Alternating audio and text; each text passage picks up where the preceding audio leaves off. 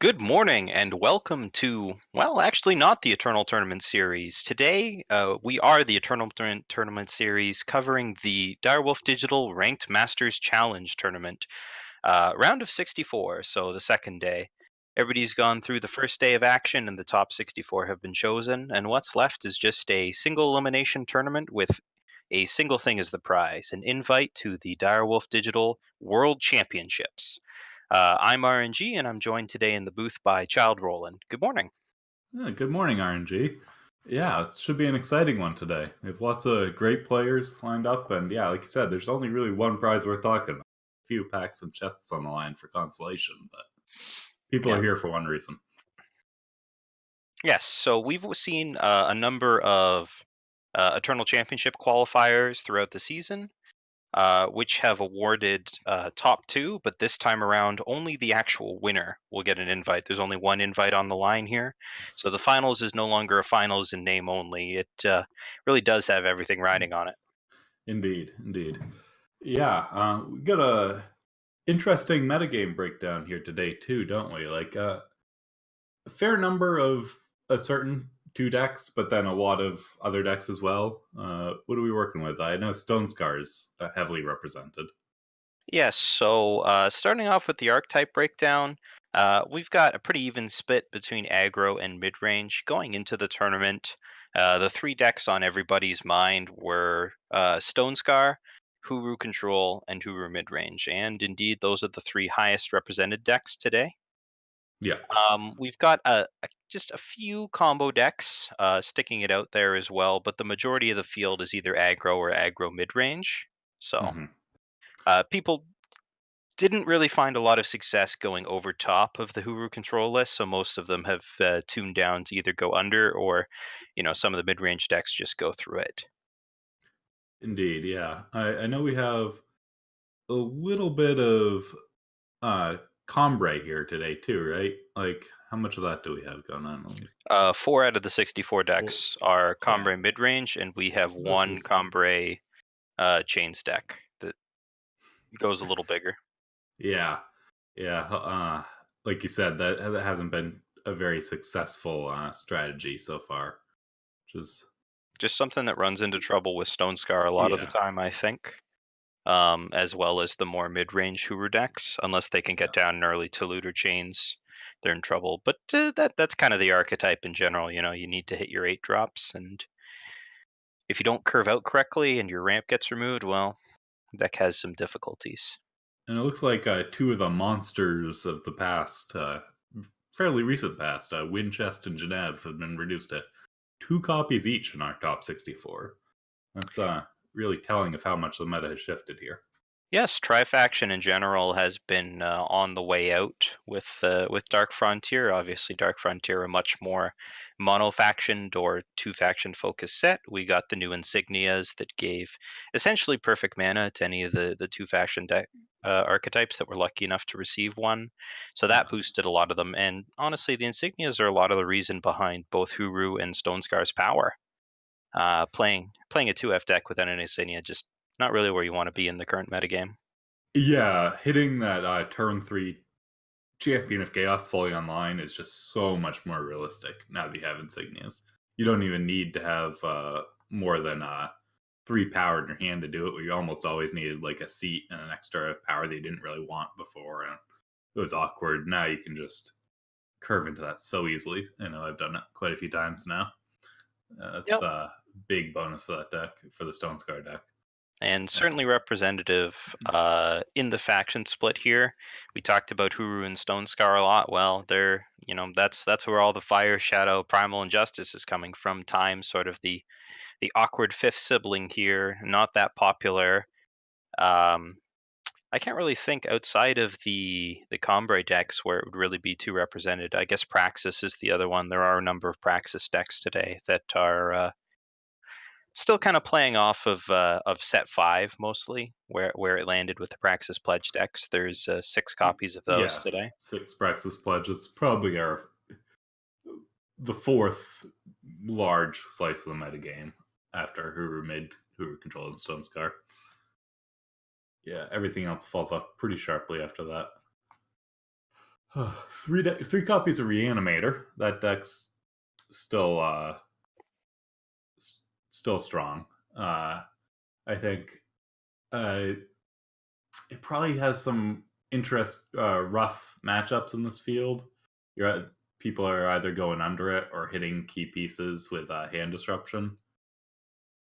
Yeah, so one of the other decks that does that really well that we didn't talk about and haven't seen in quite some time is that there are 4 copies of Skycrag aggro in the top 64, and these are like all in Skycrag aggro. Like we're talking like 16 one drops and just get in there, Yeah, which a lot of people wouldn't have expected, given that Huru Control was expected to be such a large percentage of the field, with snowballs to kill all your one drops, and then hailstorm just scoop up the deck, right?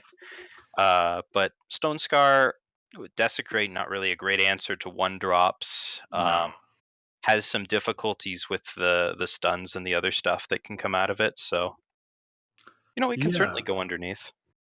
yeah. I wouldn't be surprised to see those decks continue doing well today. I know Skycrag has surprised people in the past and done better than people thought it should plenty of times. Let's see. What other interesting decks do we have? Like you mentioned, we have one Katra combo deck in the field today. That's a interesting one. Not I played around a little, not exactly focused on the combo, but more just a good value engine deck that can combo off if you Hmm. can let it do its thing too long.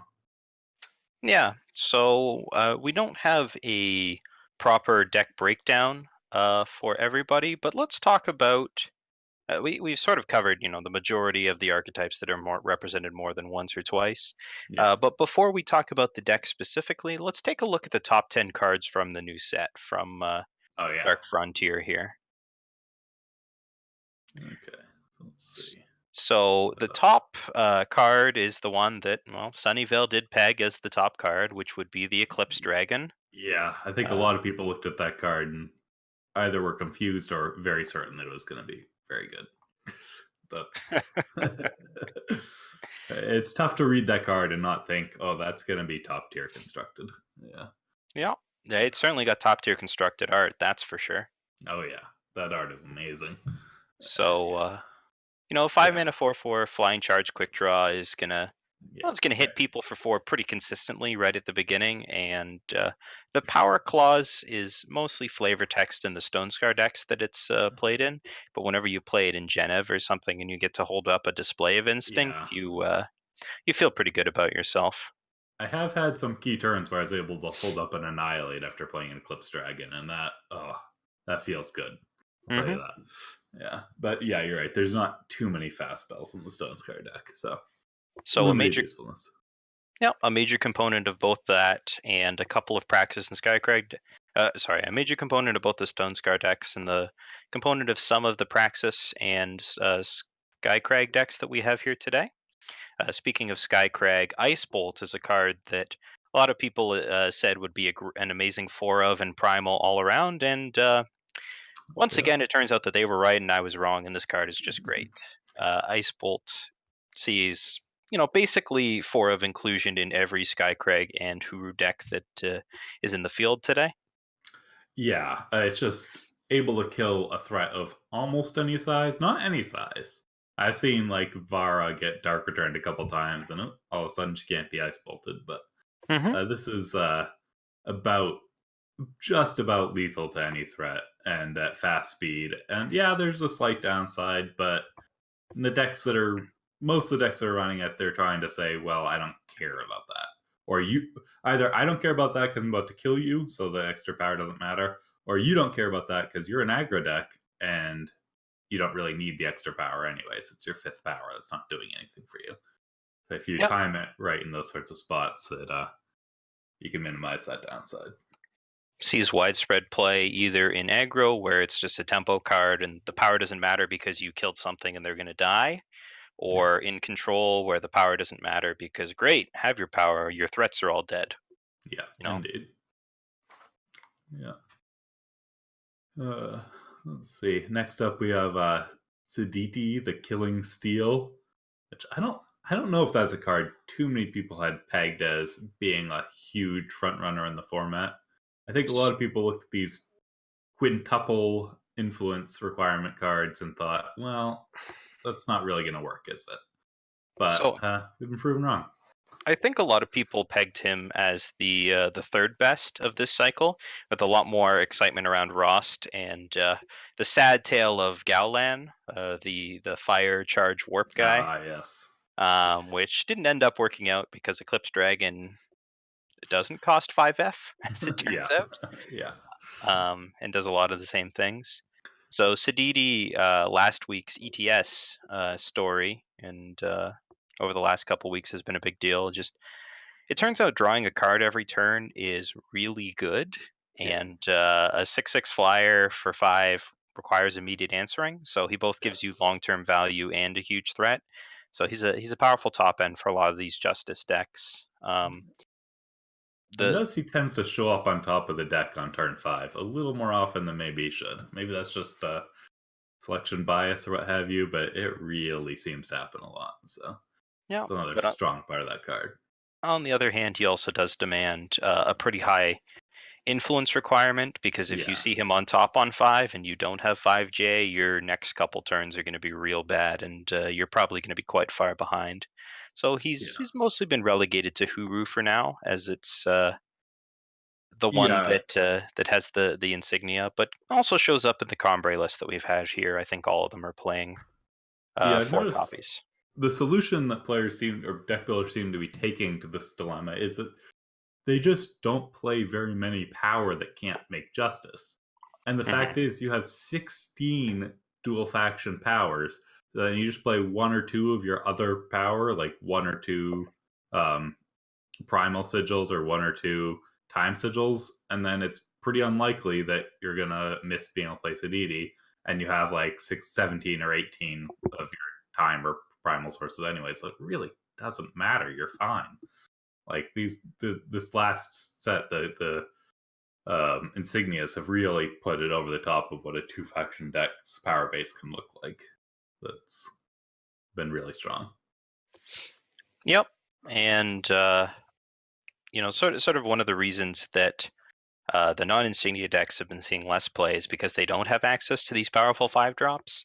And Siditi is definitely one that, for example, Rakano would love to play, but it's just without those 16 duels, it's hard to make the power work. But is seeing Indeed. play in Combre. And speaking of Combre, we've got a time card here that a lot of people looked at and said, yeah, okay, that's a construct card with Tokus, Waystone Harvester. Yeah, Tokus has been, I think, performed a little bit better than people expected. Once again, that first line of text really matters, especially if your opponent's playing stuff like Hojin or other things that you want to buff up. You can't. The fact that you can't play combat tricks on your units really matters, and just the fact that it doesn't die to torch unless you twist it in a matchup where your opponent has torch, which was probably a mistake. So don't do that. It just gives you extra power, and it's a 3 minute or 3 power 3/4.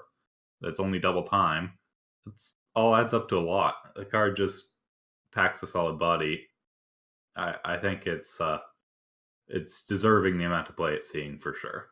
Yep, playing spells on your units mostly matters against Huru, which again is the most popular deck, where it hoses not only Finest Hour and Levitate, but also the key card in the matchup, which is the Palace, which wants to play Yes. Withstand on something and make an enormous Aegis unit. But unfortunately, with Toge's out, they can't do that. So if they pick Withstand, they have to play it on one of your units. No, Uh, that is funny.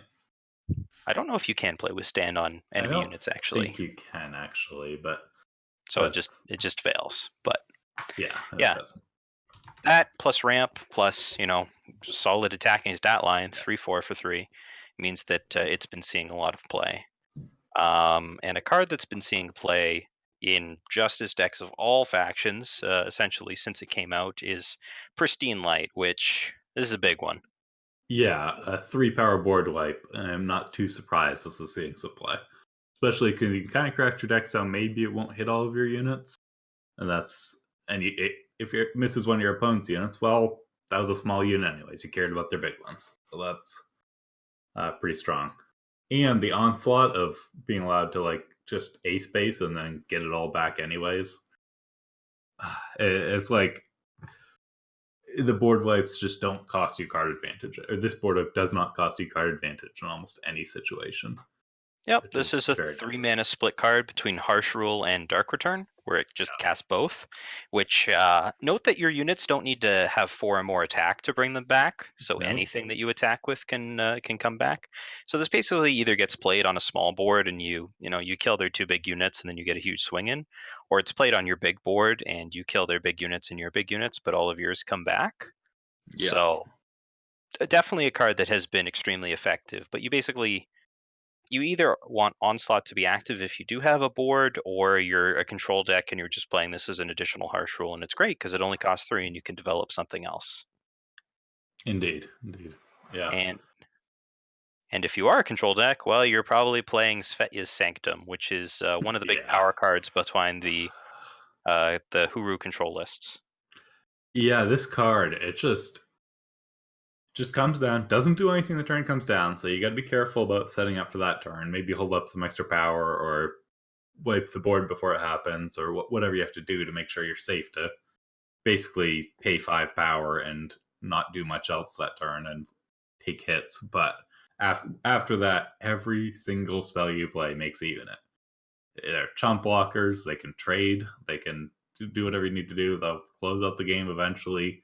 It's just you're getting value off playing Wisdom Elders. Why not get a 3/3 along with it? It's just so strong. And Withstand and Sack the City both make 5/5s. It's a lot of value from Sack the City makes a 5/5 Berserk, notably, it as does. Yeah, it comes out before the sack goes off.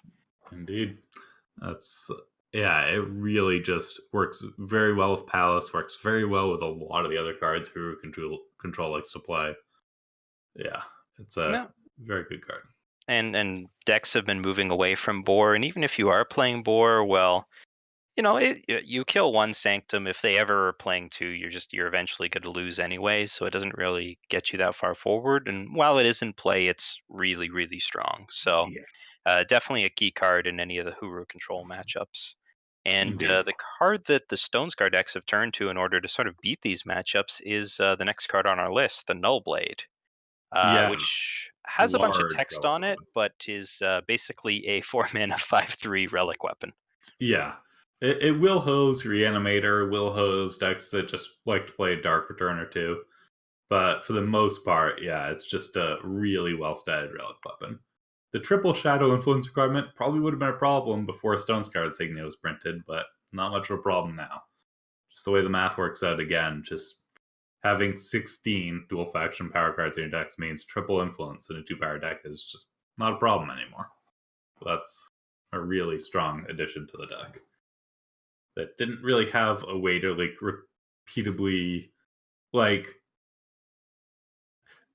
to combat Harsh Rule so effectively, I think is what Nullblade really adds to the equation for Stonescar. So you had Greatsword before, Yeah, but this has 3 health, which, yeah. 3 is more than 2, and also has some good splash damage as, so many of these Stonescar decks are playing cards like Dark Return or the odd, I forget the name, the 0 cost return. Oh, Last Chance. Last Chance, yes. So there is some, recursion going on there, and just, it's a little bit stronger of a relic weapon. You didn't really get the tribute anyhow, so Yeah, also that stops your that opponent's tribute spell did not work. blades for those armory decks, which we don't see. But No, but yeah, Nullblade's been strong.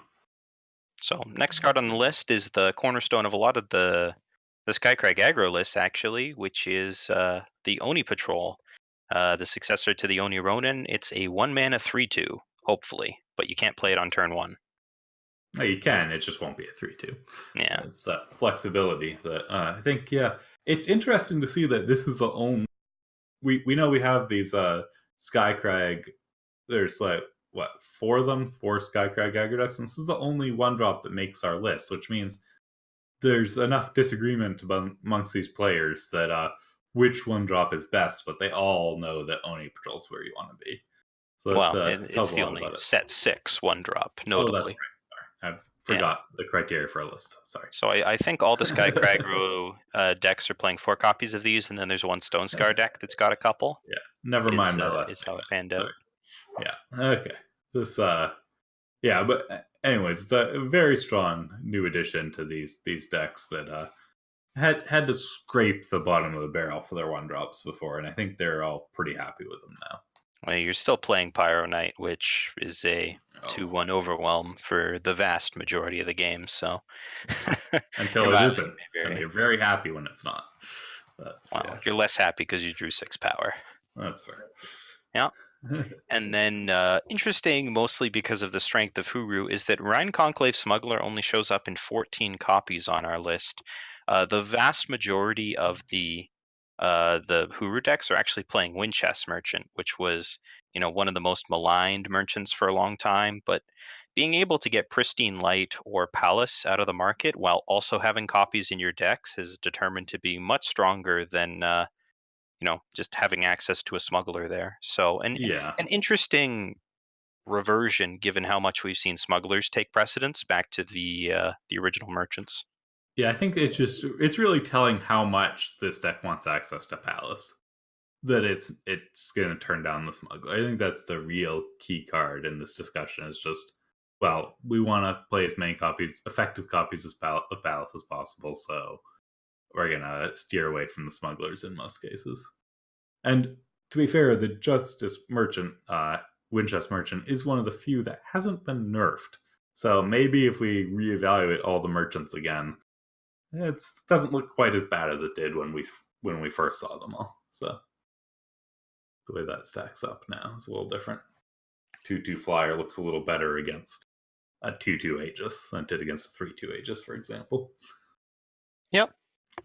And the final card is kind of a throw-in once you get down to the 12 level. Yeah. Just a couple of people are playing it. But the Sensari Dervish, which is a kind of an interesting card. It's a 3/2 charge for 3, which not very good at all. No. But you can pay 2 and twist it to make it a 4/1 and exhaust something. So at 5 power, it sort of comes in as hits for 4 and presumably clears the way. A lot of the lower to the Yeah. ground markets are including this as like the one of.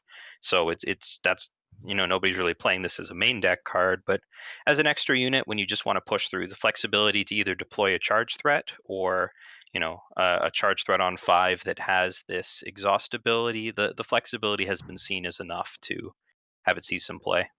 Yeah, it's a card that's not really strong on face value, but just fills a role that I guess is needed in these decks, and that's more what we're working with here.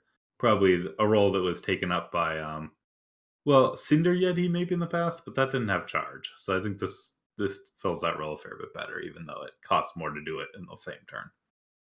Cinder Yeti was always pretty medium if you weren't warping it in. Yeah. But yeah, good to see that certainly among, I'd say, the top 6 cards are making huge splashes in Constructed right now. Mostly tied to the Huru and Stone Scar factions, of course, but good to see that Tokus is showing up enough that he's able to break in, even though time isn't really that dominant. Only 16 copies. Yeah, it is good to see that, even though we have a lot of Stone Scar, it's not dominating the meta by any stretch of the imagination, which is very nice. That's something you're worried about when you're looking at a meta, and I don't think we have to worry about that here. Yep.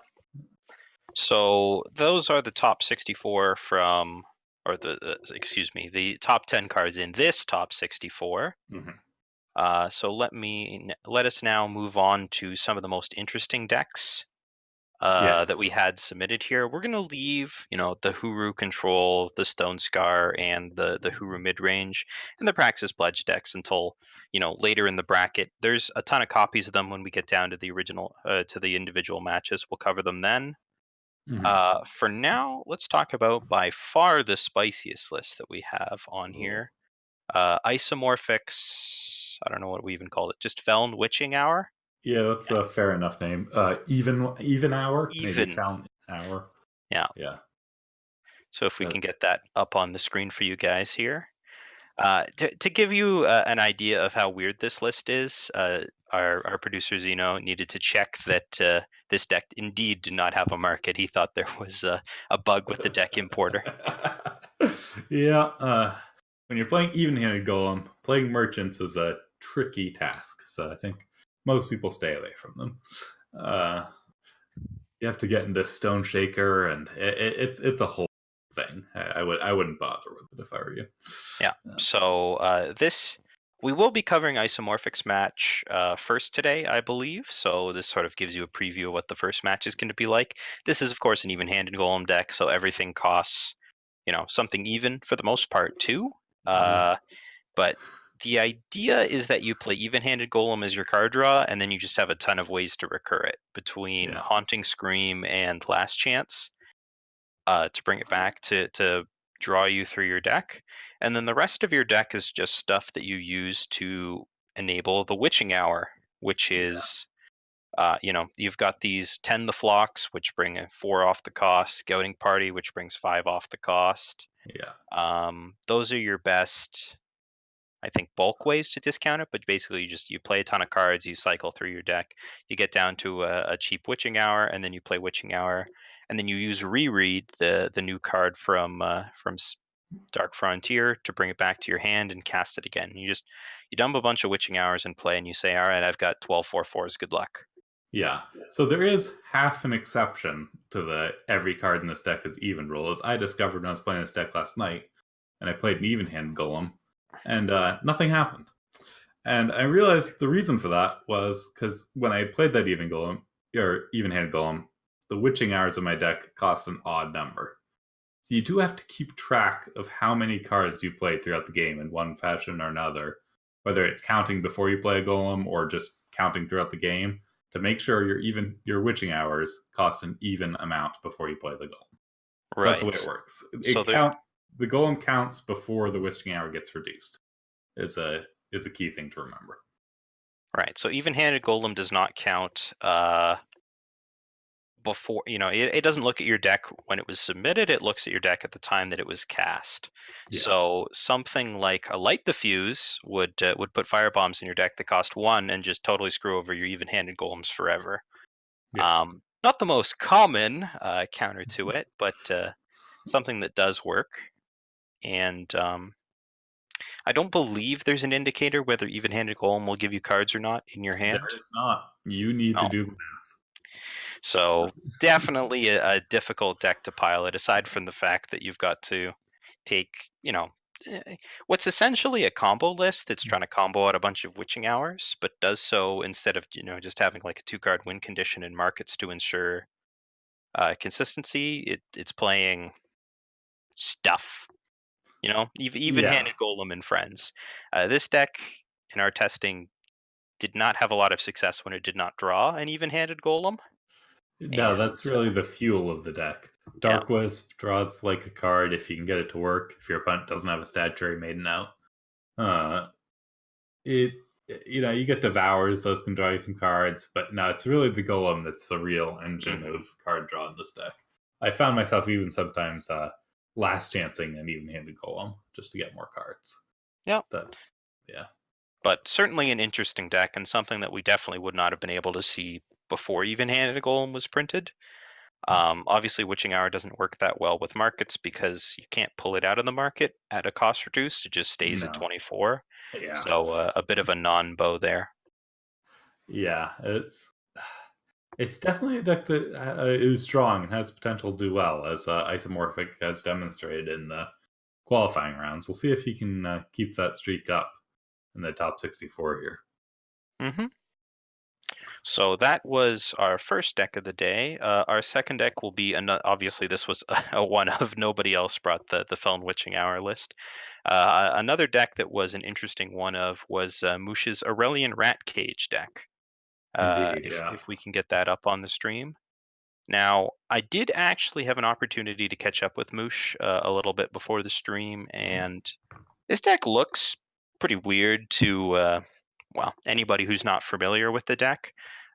People who have played Rat Cage in the past have played a lot more of a grindy list. You're more used to seeing Rat Cage into 2/1 spear or whatever into 3-drop relic. And this plays a lot more units. We've got Lucky Prospector, we've got Teacher of Humility, we've got Seasoned Spelunker to go inside the Severin, the Mad Mage that a lot of these lists play. Has a lot more of an aggressive focus. Lucky Prospector, a 1 mana 1/1 that gets +2/+2 and endurance if you have a relic. Yeah, which you often have a relic in this deck. Yes, and Seasoned Spelunker is a 3/3 that turns into a 5/5 if you have a relic. So if you thought a 5/5 Champion of Chaos was good, well, you're absolutely right. That card is nuts, but just a vanilla 5/5 is pretty good as well. Yeah, it is. I believe. Yeah, it's and it can also get you a Power Stone. I don't think it's going to do it too often in this deck unless you really need a relic for some reason.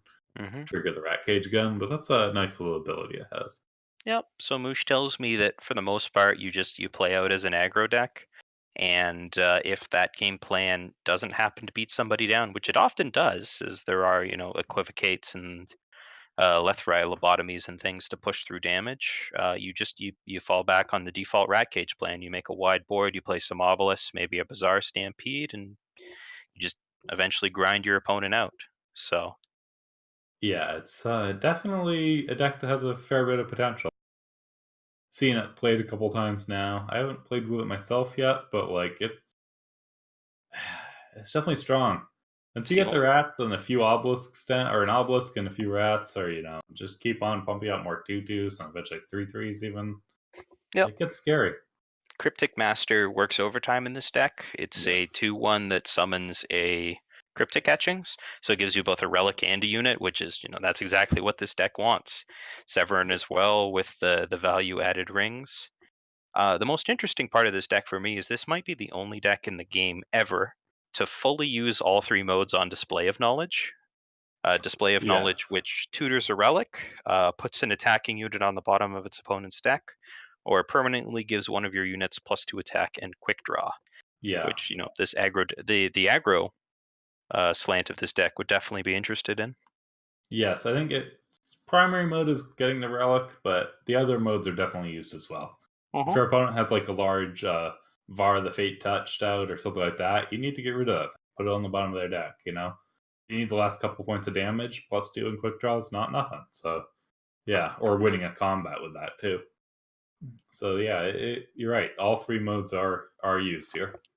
So these are two of the one of decks that I have my eye on the most because both of their pilots are just tremendous players that can play, basically anything. So if they're bringing something this far out of left field, it's probably quite effective. So I'm looking forward to seeing how that goes. Yeah, I agree. It's one thing to see someone like brew up a deck and get a little lucky and make the top 64 or what have you of a tournament.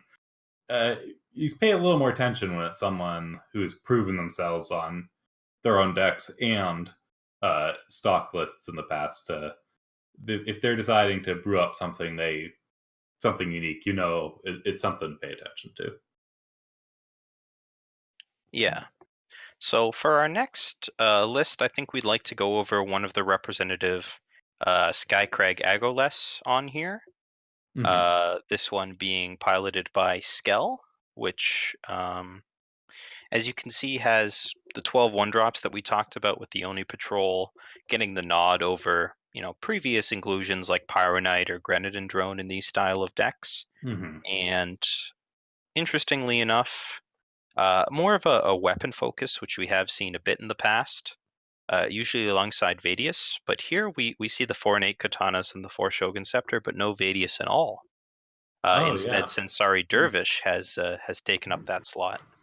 Yeah, it's often these decks will play like around 2 of each of those weapons, like katanas and scepters. The 4 of each really does jump out here. There's a lot of weapons, but you do have the units to wear them. If this deck doesn't have a unit to put a weapon on, well, you've got bigger problems than that Yeah, little issue. And yeah, the lack of Vadius is surprising, but it might just be that like the Dervish does what the deck needs a little bit better than the infinitely chumpable Vadius does. yeah. Vadius sort of an awkward card. in the modern metagame. You play Vadius, your opponent plays Vara, and you're kind of like, oh, Yeah. there goes my Aegis, so I don't have that, and I can't attack through. And Yeah. just a 3/2 doesn't attack as well as it used to. A lot No, of the two it does drops, not. Awakened Student can grow outside of it. The Black Hall War Leader can grow into a 3/4, and then you're in Mhm. trouble. All of the 3 drops essentially block it, so you're not uh, you're not in great Yeah. shape there. Yeah, so I'm not too surprised to see Dervish step up and take that spot.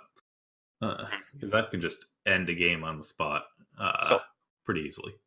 a couple, I think there's 1 or 2 Skycrag lists that are still playing Vadius. A Mhm. couple of others are playing the, I believe, Sensari Brigand, which is the Okay. 2/2 charge that does double damage to players. So sort of in the same Yeah. spot. Dervish a little bit more of a middle of the line pick there. And then the other interesting card is that there's 4 copies of Chunk Chunk, a card that I've always enjoyed in Yetis. It helps you play with your lower land count because you can, or excuse me, lower power count, because you can pledge it in, and then when you get up to 4, you stun a unit and you deploy. Well, a 4/3 isn't all that exciting compared to a lot of things, but stunning and getting in your attacks is definitely what this deck wants. Yeah, and then you play an Raikatan on it, and you get an ice for it. Who's turned down that value? Like, so, Snow Fort, I believe. Snow Forts. Yep.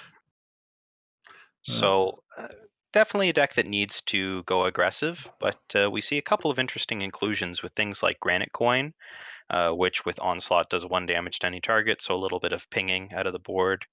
And then in the market, a card that I needed to look up, which is Combustion Brawler, yeah.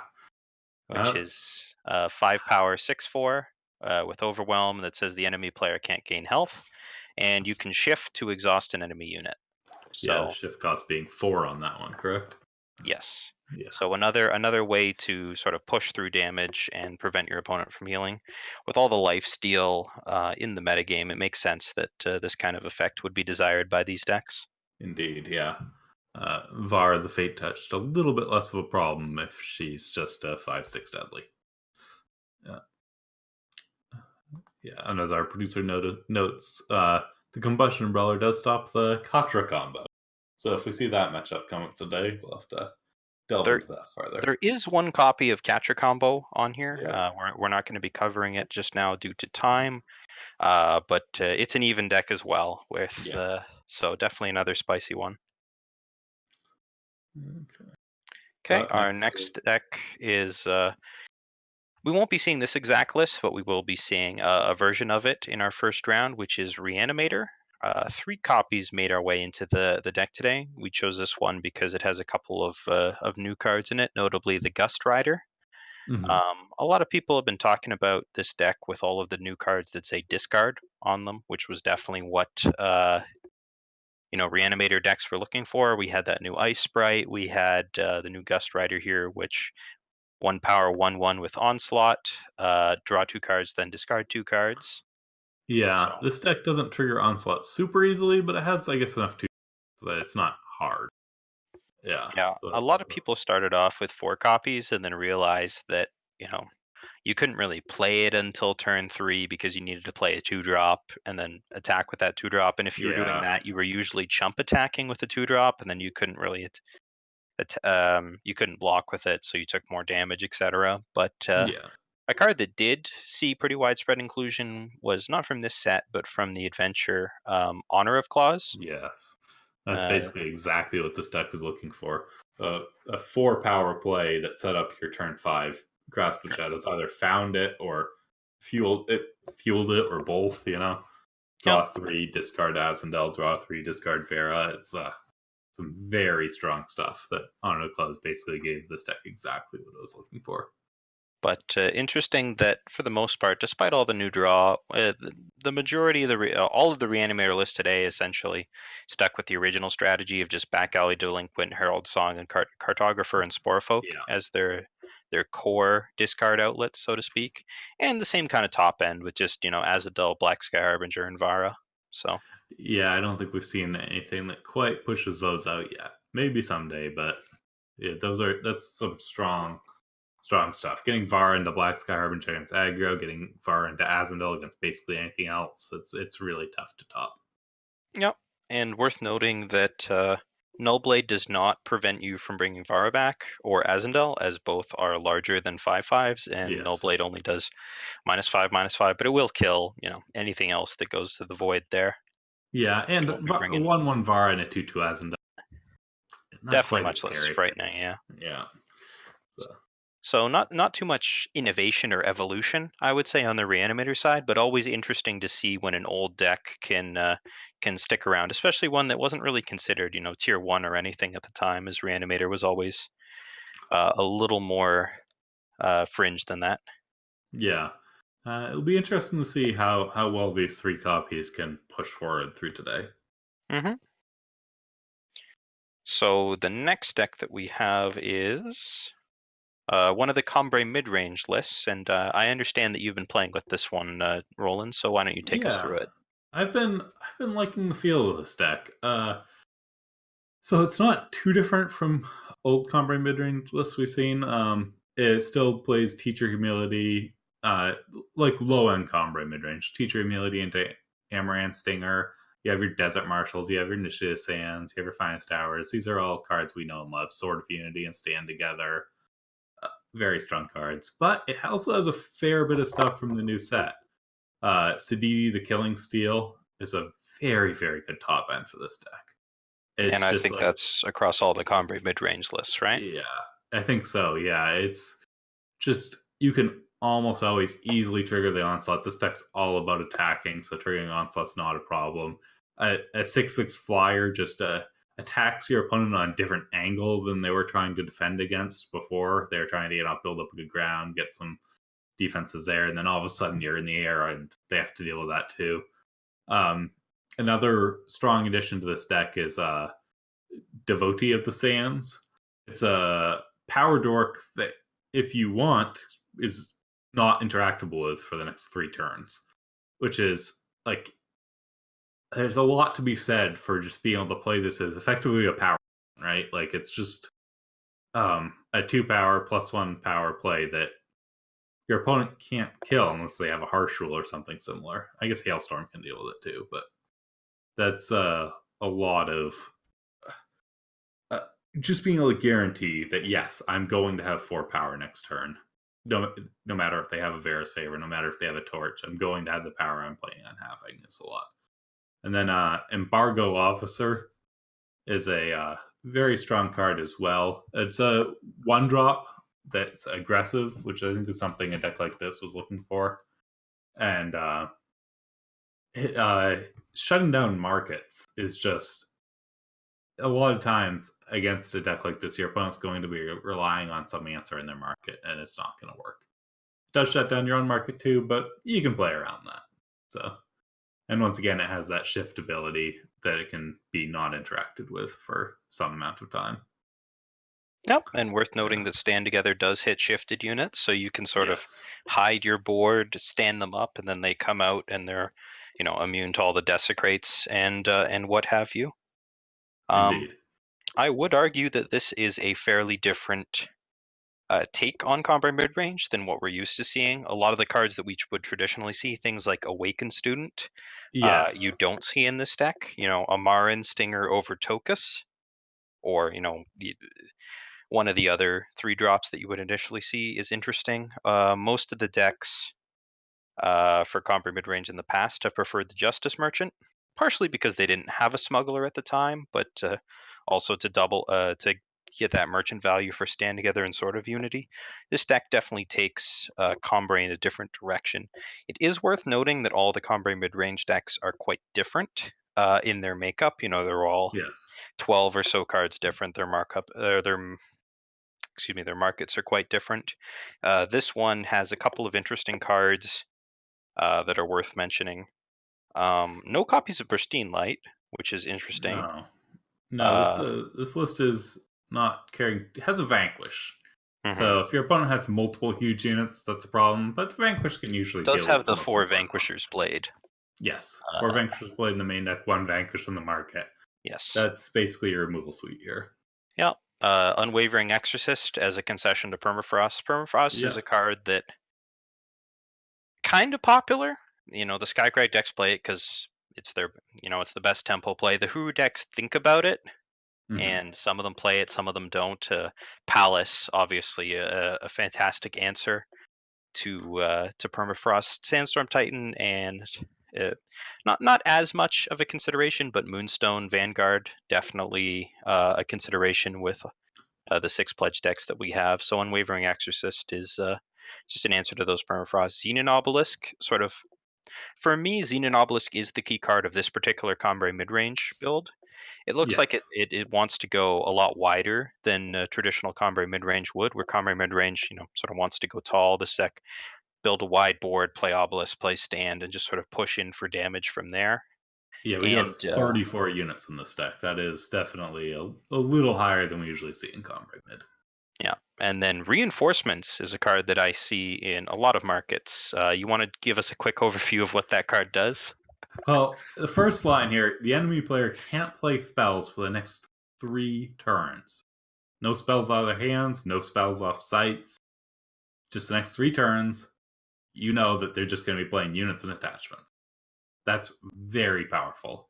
And then for each attack you've made this turn, give that much attack and health to that many units on the top of your deck. So it's just like if you attack with 4 units, the top 4 units in your deck get +4/+4. It's just Warcry on steroids, basically. It's just so much. Like the game's going to last till either the game's going to end very soon because you're going to kill them, or the game's going to last a while because they're not allowed to play spells, so they're not allowed to interfere with the strategy. And over those few turns they can't play spells, you're likely to draw some very big units. So it all works out very well for you. Yeah, definitely a card that's great if you're ahead, and a little Yeah. less great if you're behind. But obviously, you have a little more flexibility there. And then the final interesting card is a Token of Vision in the market, Yeah. which obviously, because it's the final justice and time power that is available, Yeah. considering that you are playing the full 4 copies each of your banners and insignias, etc. Yeah, I might have considered just the Justice, the one that gives you an armor, so you can have an undepleted The power in the market. Waystone, yeah. Yeah, the Waystone. I don't think you're going to need to get a time influence very often if you already have the time influence for your smuggler. Like basically, it's a Sword of Unity and Teacher of Humility. That's it as far as double time cards. But it's definitely an interesting idea to have the Token of Vision there. Yep. So one last thought that I'll Okay. talk about. The major difficulty of these Combray decks is the tension between Teacher of Humility on 2 and Siditi on 5. And without a good insignia draw, it's not really possible to do both. You really need to draw the duels if you're going to make that happen. And I guess Token of Vision is kind of a concession to that. Indeed. Yeah. Okay, so that's all the time that we have for the pre-show. As expected, we didn't have quite time to get to Catcher Combo. It was the next deck that we were going to cover.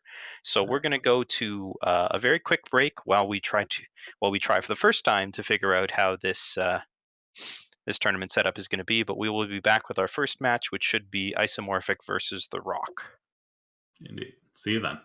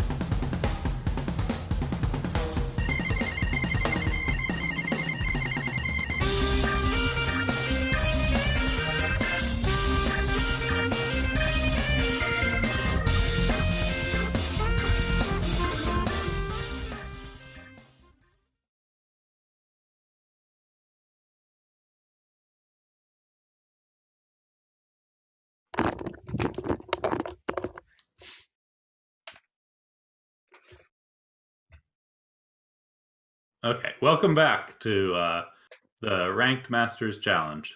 I'm here with RNG, and I'm Child Roland. Are you here, RNG? Yes, Okay. fortunately. We moved a little more swiftly than the ETS is used to, but we are here in the first round of the top 64 with Isomorphic on the even Feln Witching Hour list that we covered earlier against The Rock, who is playing a version of Reanimator fairly similar to the one that we saw once Yeah. again in the pre-show. Yeah, I don't think there's any really huge differences. So we see Isomorphic. Luckily, well, unluckily, he's drawn a Witching Hour, which probably doesn't want in his hand quite yet. But luckily, it's going to help him know when he can play his even-handed golems. So there's a little bit of balance there on drawing that very high cost spell early in the game. Yes, so more importantly, just at the moment, he's fired off, or ISO has fired off a Royal Decree here. Royal Decree, Yes. one of the new cards from Set 6 that turns a card in the opponent's hand into a Seek power. And if you've attacked, which Isomorphic has, it turns every copy of it in their deck into a Seek power. So So, Isomorphic was looking to hit a Grasping at Shadows, settled for the Merchant was going to get the Rock to Grasping at Shadows, and then the Rock promptly do a Grasping at Shadows off the top of the deck. yes, So, but probably not what Isomorphic had in mind for that play, but at least the Rock is going to be without Merchants for the rest of the game. yeah, taking out a Merchant's still valuable. And here the Rock hits a double privilege of rank, so we'll never Ooh. be without power for the rest of the game. But Isomorphic also knew about the sabotage that's going to come down on this turn, so probably just wanted to get the Royal Decree out before it could be I think sabotaged so, yeah. away.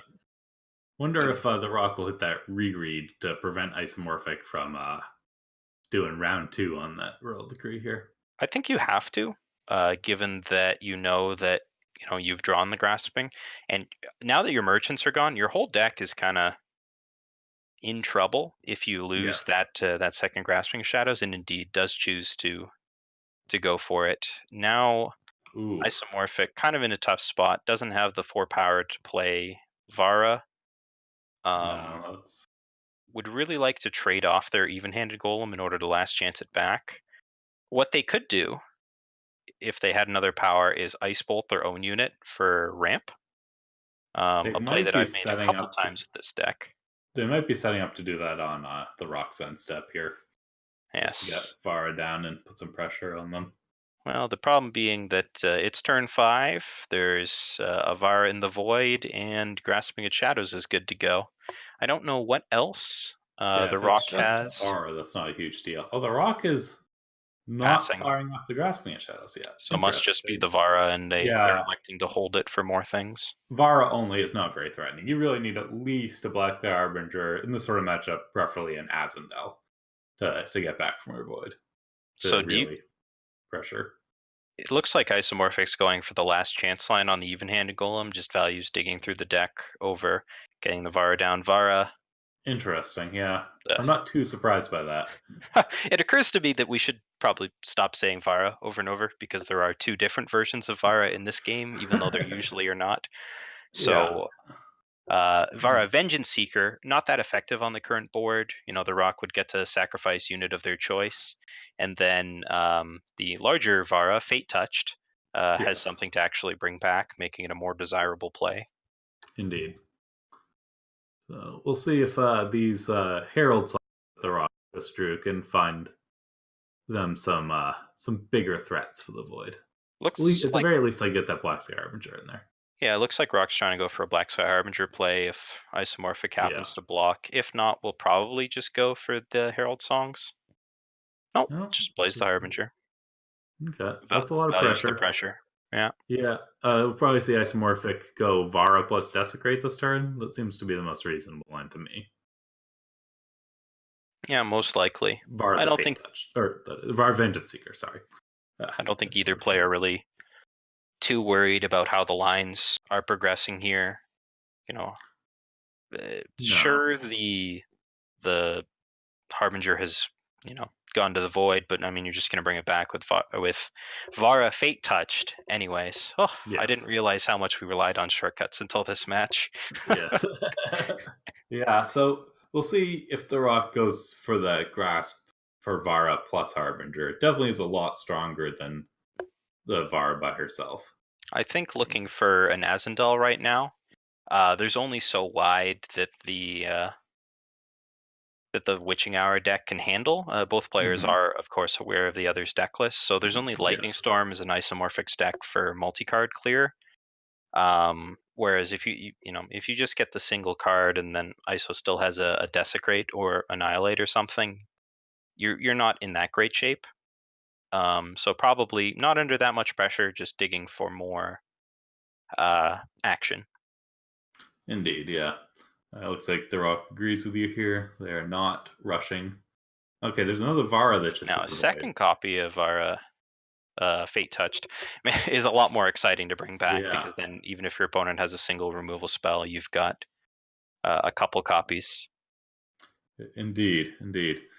We'll see what Isomorphic wants to do this turn. Probably just push an attack in here, the very least, and then maybe just play another Vara. I don't really see a better line for them. No, they've hit that awkward portion of their deck where they're drawing, their cards that are nice if they have other things in the void, but Yeah, without drawing a second even-handed golem, it's going to be difficult for those last chances or haunting scream to do too much because it's not like the reanimator deck is going to be aggressively removing your Varas and then you bring them back. yeah, So and the Rock has the resources to keep those Vara Fate touched at 3/4, which is a lot uh, different. Vengeance Sorry, Seeker. Vengeance Seeker. I do not know the Yeah. difference. And Okay. and Isomorphic really wants to draw, Scouting Party would be a fantastic draw here, just to bring down that Witching Hour cost, although obviously would have been answered by the Black Sky Harbinger that the Rock Mm, has. I would anticipate that now is the time to fire off that Grasping at Shadows, get back yeah. 2 big Varas, Fate Touched, and off we go. Okay. See what else the Rock has in the void that we might have missed. Maybe something interesting. I know there's the Black Sky Harbinger. May just go for. Oh, a merchant. Oh, I okay. didn't know that. I guess they must have gotten that out of their hand pretty early. So Royal Decree does not hit cards in Void or Markets, No. uh, which is probably Yeah. good because that would be a little annoying. It would. I didn't realize that Rock had managed to mill a merchant before Isomorphic got that Royal Decree Probably off. I with think that that might have first been Spore before we Folk. joined them. Yeah. Hmm. Yeah. So we'll see how this all plays out here. Yeah, this is looking pretty Rock favored. Isomorphics has to choose between casting Desecrate or Scouting Party, and neither of which is really going to work out. Scouting Party going to be cleanly answered by the Black Sky Harbinger, and that will Yeah. probably do it, to be honest. Yeah, I think so. There's a decent chance that if Isomorphic really, curved their game plan completely towards it, they could get a Witching Hour down, but it's not going to be enough by the time it comes down, I don't think. No, I think that you can do Black Sky Harbinger bringing back Black Sky Harbinger. That's Yes. basically a board clear. Yeah. Um, Leaves the Vara Vengeance Seekers. I figured it out this time. But nothing else on Isomorphic's board. yeah, you're not going to punch for lethal this turn, but given how many cards you're going to be bringing back, I don't think that the single Desecrate is not going to answer this board No, of it will not. And of Spore many Folk might units. even find something else interesting. There is an Azendel. Okay, so we're gonna punch in here, and critically, the Rock has an Ice Bolt up, so the double block will not work for Yeah, Isomorphic here. Isomorphic's best line is the double block, but the Ice Bolt will answer it, and then Isomorphic probably going to scoop them up. Yeah. And this just showcases some of the problems with the Witching Hour deck compared to the Reanimator deck. The Reanimator deck with you know, it's got a ton of draw and discard effects, obviously, since that's what the deck's trying to do, and that gives it the consistency to find, additional options. Even though that Royal Decree did find the first merchant, well, drew into the Grasping at Shadows and then was able to negotiate it out from there. And even Yeah. without the Grasping at Shadows, with Isomorphic not being able to put on enough pressure, they could have just naturally drawn up to another Vara Fate Touched and gone off from Hmm. there. So good resiliency and threat density there. Isomorphic really needs to make some bigger, even-handed golem combos early in the game to get their card draw Yes, going. indeed. See here, it shouldn't be too long before Isomorphic decides to pack it in. Well, it looks like they're trying something. So you bring back Vara, you desecrate Ice Bolt, I guess, and then next turn you can play Witching Hour, and you've killed both of your opponent's Vara Fate Touched. Yep, that works. But And you should have a little bit of health after, because you can block on the ground. But yeah, I really don't see how this works out. You'll So be able to play Witching Hour next turn as well. Desecrate sets you to 10, Yeah. and then the Rock wins with either of the cards in their hand because they can desecrate the one remaining Vara, or they can just Yeah. they have their choice of what card Yeah. they want to play to win the game here. It's like the keystone card of the deck. Grasp at Shadows will be the choice here. Into Azendel, into probably Desecrate anyways. She didn't need to do any of this other stuff, but I guess it's fun. Well, maybe Sabotage to make sure discards to Desecrate. Sure, that's sending a message, I suppose. Just shows off your your lethal setup, and nothing you can go for it. Okay, so that no real worries there. That was a lost game anyway for Isomorphic. They'll need to bounce back and get an early start, and I think the deck can do it. But it will be interesting to see how they manage to slow down Reanimator's game plan. Those Royal Decrees may be the answer, and if the Rock draws a little bit less well and doesn't pull another Grasping at Shadows the turn after you Royal Decree their Merchant, might be able to get a little more work done. Mm-hmm. Yeah, it definitely could go Isomorphic's way here fairly easily. They are going to be on the play with an even-handed golem or two, and just like you said, the Royal Decree. We'll see how it lines up. Here we do have a Royal Decree, but no unit that can attack. An Isomorphic's hand that we're looking at here, so I wouldn't be too surprised to see them ship that one back. Yeah, there we go. Yeah, keeping any hand without a even-handed golem is always difficult for that deck. On the other side, we see a relatively slow start with double banner, meaning that never mind. There's a Diplo Seal. The Diplo Seal helps. Yeah, the big problem with this hand is it doesn't have a threat. Like, it has the Grasping of Shadows, but it doesn't have any fatty to toss into the void. So the Rock's gonna have to, I guess, Honor Claws will help with that. Honor the Claws, and the Cartographer will dig usually, and they can just Spore Folk on turn 2. Yeah, that's the thing. Like we've said, the Reanimator deck has the consistency to, find what it's looking for given enough time. And Witching Hour currently at 23 is looking like it's going to be given some time here. Yeah, that's Spore Folk. That's quite the top deck. As you said, there were other options, but I think that one really fueled them out. Or what we hit in the void. I think the cards flew past a little too quickly for me to see. Yes. No Privilege of Rank, and I didn't see anything that looked like it had a legendary border. I didn't see that either. Perhaps our producer can confirm.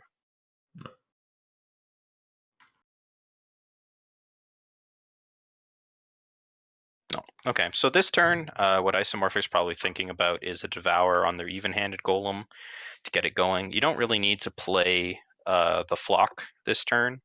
Even though it does reduce your Witching Hour by 4, you're more interested in churning through your deck at this point. It's not like your opponent's going to be attacking you for any meaningful amount of damage. So yeah, you can play that Flock at any turn before the turn you want to play the Witching Hour. That's the same effect on this game. Yep. An amusing interaction that I will note at this time is that a lot of the time when things are going well for me, I would use the Lightning Storm that's in the hand there to clear out the Flock tokens in order to actually play the Witching Hour, because you ran out of board space after a while. That's true. Witching Hour will do nothing if you play it on a board full of 12 units. So be careful. Summoning units, unlike playing units, does not allow you to sacrifice units on board, so you do need to naturally clear them out. And that may be one of the reasons that those Lightning Storms are included. Mm-hmm. So Ooh, Isomorphic cannot play the Even-Hand Golem right now because that Witching Hour costs 21. So they're going to Lightning Storm first. sure. Yeah. You'd like to be able to save that Lightning Storm to clear out Azendel tokens, but at that point the game's going pretty far badly for you, so I think it's a reasonable play to do it here. I think the idea is just that the card's not very valuable in the matchup. Yeah. It's a fine time to play it, and really it ticks your Witching Hour down by 1. That's what you're really interested in. It Yeah. also clears the way for a clean even-handed golem attack, which you're very interested in to get this this Royal Decree down. That And Royal Decree found not much. It's probably going to discard that Privilege rank. that Honor There's of Claws. another Royal, or yeah, Honor of Claws. So we're going to probably see another Honor of Claws next turn. Yes, unless And that first Spore Folk hits something, there are no threats to bring back with Grasp. And if ISO fires off this decree here, there will be no grasps yes. for the And Rock I'd to be use. honestly pretty shocked if ISO didn't fire off this Decree on this turn. Yeah, this is not the kind of deck where you play a 5/6 fire and you go, haha, pressure. Yeah. So So there's the one grasp left in the market, and that's all the Rock has. we'll snap take that grasp, I imagine. Yes. Leaving, the Rock with not much. They can get a sabotage and they can play Honor of the Claws again, but The one thing the Rock does have is a lot of power. So they can kind of switch to the mode of, well, I'm going to play Var for 8. I don't need to play for 5. yep. It's And not a great mode, Isomorphic but it works, I guess. may give enough time for that. The Desecrate will answer the Vara. But with this 10 the flock, Witching Hour is coming down to castable levels pretty quickly. So Yeah. another copy of Down to those or 14 Witching as it is. Hour, and off we go. We might see Back Alley Delinquent plus Cartographer or plus the Sabotage, just because the power lines up the cleanest for this turn. Otherwise, definitely another Honor of the possible. Claws for deeper digging. It looks like the Rock is going with that line. Yes, they're going to start with a Cartographer, and then probably play this Chairman's Contract, and then Delinquent out a Sabotage here. Probably hit that Witching Hour, which is a setback, but Isomorphic has more of them, along with the rereads to get that specific one. Yeah, but it does cut off a lot of the timing from Isomorphic right now. Without that Witching Hour ticking down, the Rock has a lot more, time to do what they're trying to do. Yes. This first fire will be answered cleanly by the Desecrate, and then Isomorphic can annihilate a 2/1. It's not Indeed. exactly the aggressive start, and these Haunting Screams are kind of stranded, unless that even-handed Golem can die. I think Yeah, that that's one the is hope. not void bound, I think it is now. but just when's that going to happen, right? Yeah, not anytime soon. I don't think the Rock wants it to happen, though. So Isomorphic really looking for like a Devour or something. Yeah, indeed. To get their game plan ticking again. That Devour would be very, very good here. Let's see, Vara. No real reason to sacrifice anything. You're planning to Desecrate it. I think the Rock. Oh no, sacrifice something. Okay. Yeah. Maybe they're saving Desecrate for bigger threats. I'm not sure what. Yeah, maybe they're not interested in Desecrating at all. But Vara is the largest single unit in the deck, so. Or they know that Isomorphic has last chances and they don't want to have Vara get huge all of a sudden. I don't know. Yeah, you've only got the single Desecrate. You can take 3 for a while. Yeah. And there's a merchant to unlock your final grasp, but still no real action going on.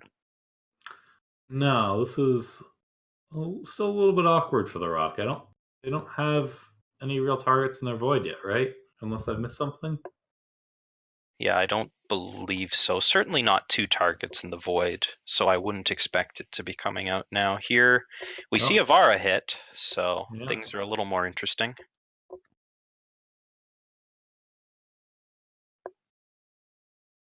Yeah, so we see the Herald Song to deciding what to discard here. I think it's a pretty easy, probably just I guess they're trying to decide whether they want to get the card selection off both of those crests, or they want to. Yeah, they decide they do. They have one undepleted power in their hand. The sigil. That's enough. Okay, so Yeah. here we might see the alluded to Lightning Storm to clear your own board I in think order to dig deeper in the deck. I'd be pretty surprised if we don't see that. It's Yeah. effectively drawing isomorphic 3 cards. One off the Wisp, 2 more off the Golem. They can scream right now if they want to, if they don't care about the damage, which I wouldn't be too surprised if they didn't. No, it's looking like that Golem is voidbound. Oh, it is Voidbound. Okay. Okay, so it was the one brought back by the last chance early in the game. So okay. that's a little more awkward. You're So, gonna yeah, scream Hunting probably a Scream Wisp now. Oof. Yeah. That's not a lot of value, but Cards weren't doing much for you anyways, so. that's fair. And Ooh, Scouting Party Yeah. could do a lot for you here. It looks like we're just going to see Merchant for Grass plus Back Alley Delinquent from the Rock. Unless they want to dig a little bit deeper for more threats, as they can play Merchant plus Grasp all in one turn. Yeah. One turn from now? Yes. Yeah, I think that's probably a wise plan. Okay. Crest is going to look at an Azendel. I'd imagine that's a keep. You need a way to get rid of it, but you have the Back Alley Delinquent, so that's fine. Yeah. But then, do you hold the Back Alley Delinquent till next turn? Maybe. That kind of slows you down here, because it might just be a play for later on. Then you don't want to play Merchant, you know, to get. It might just be a down the road sort of thing. Well, yeah, you can get Merchant and then play Back Alley Delinquent and the Grass next turn, but True. that falls into Royal Decree really badly. So it does. Depends on what you think your opponent has. It is, we know that it's currently going to work out for them, but the Rock does not necessarily know that. Okay, they got the Grasp in hand. They're taking that risk. Okay. I would imagine this is an easy trade-off for the Rock. Isomorph Certainly, they can get back the Merchant again with their VAR return. Yeah, I don't think the Isomorph wants to make this attack, and I think they just realized that. Well, their options are a little limited here. Scouting Party is nice, but well, we're going to see a little bit more than 4 Yeti Spies get put into play on the other side. We are.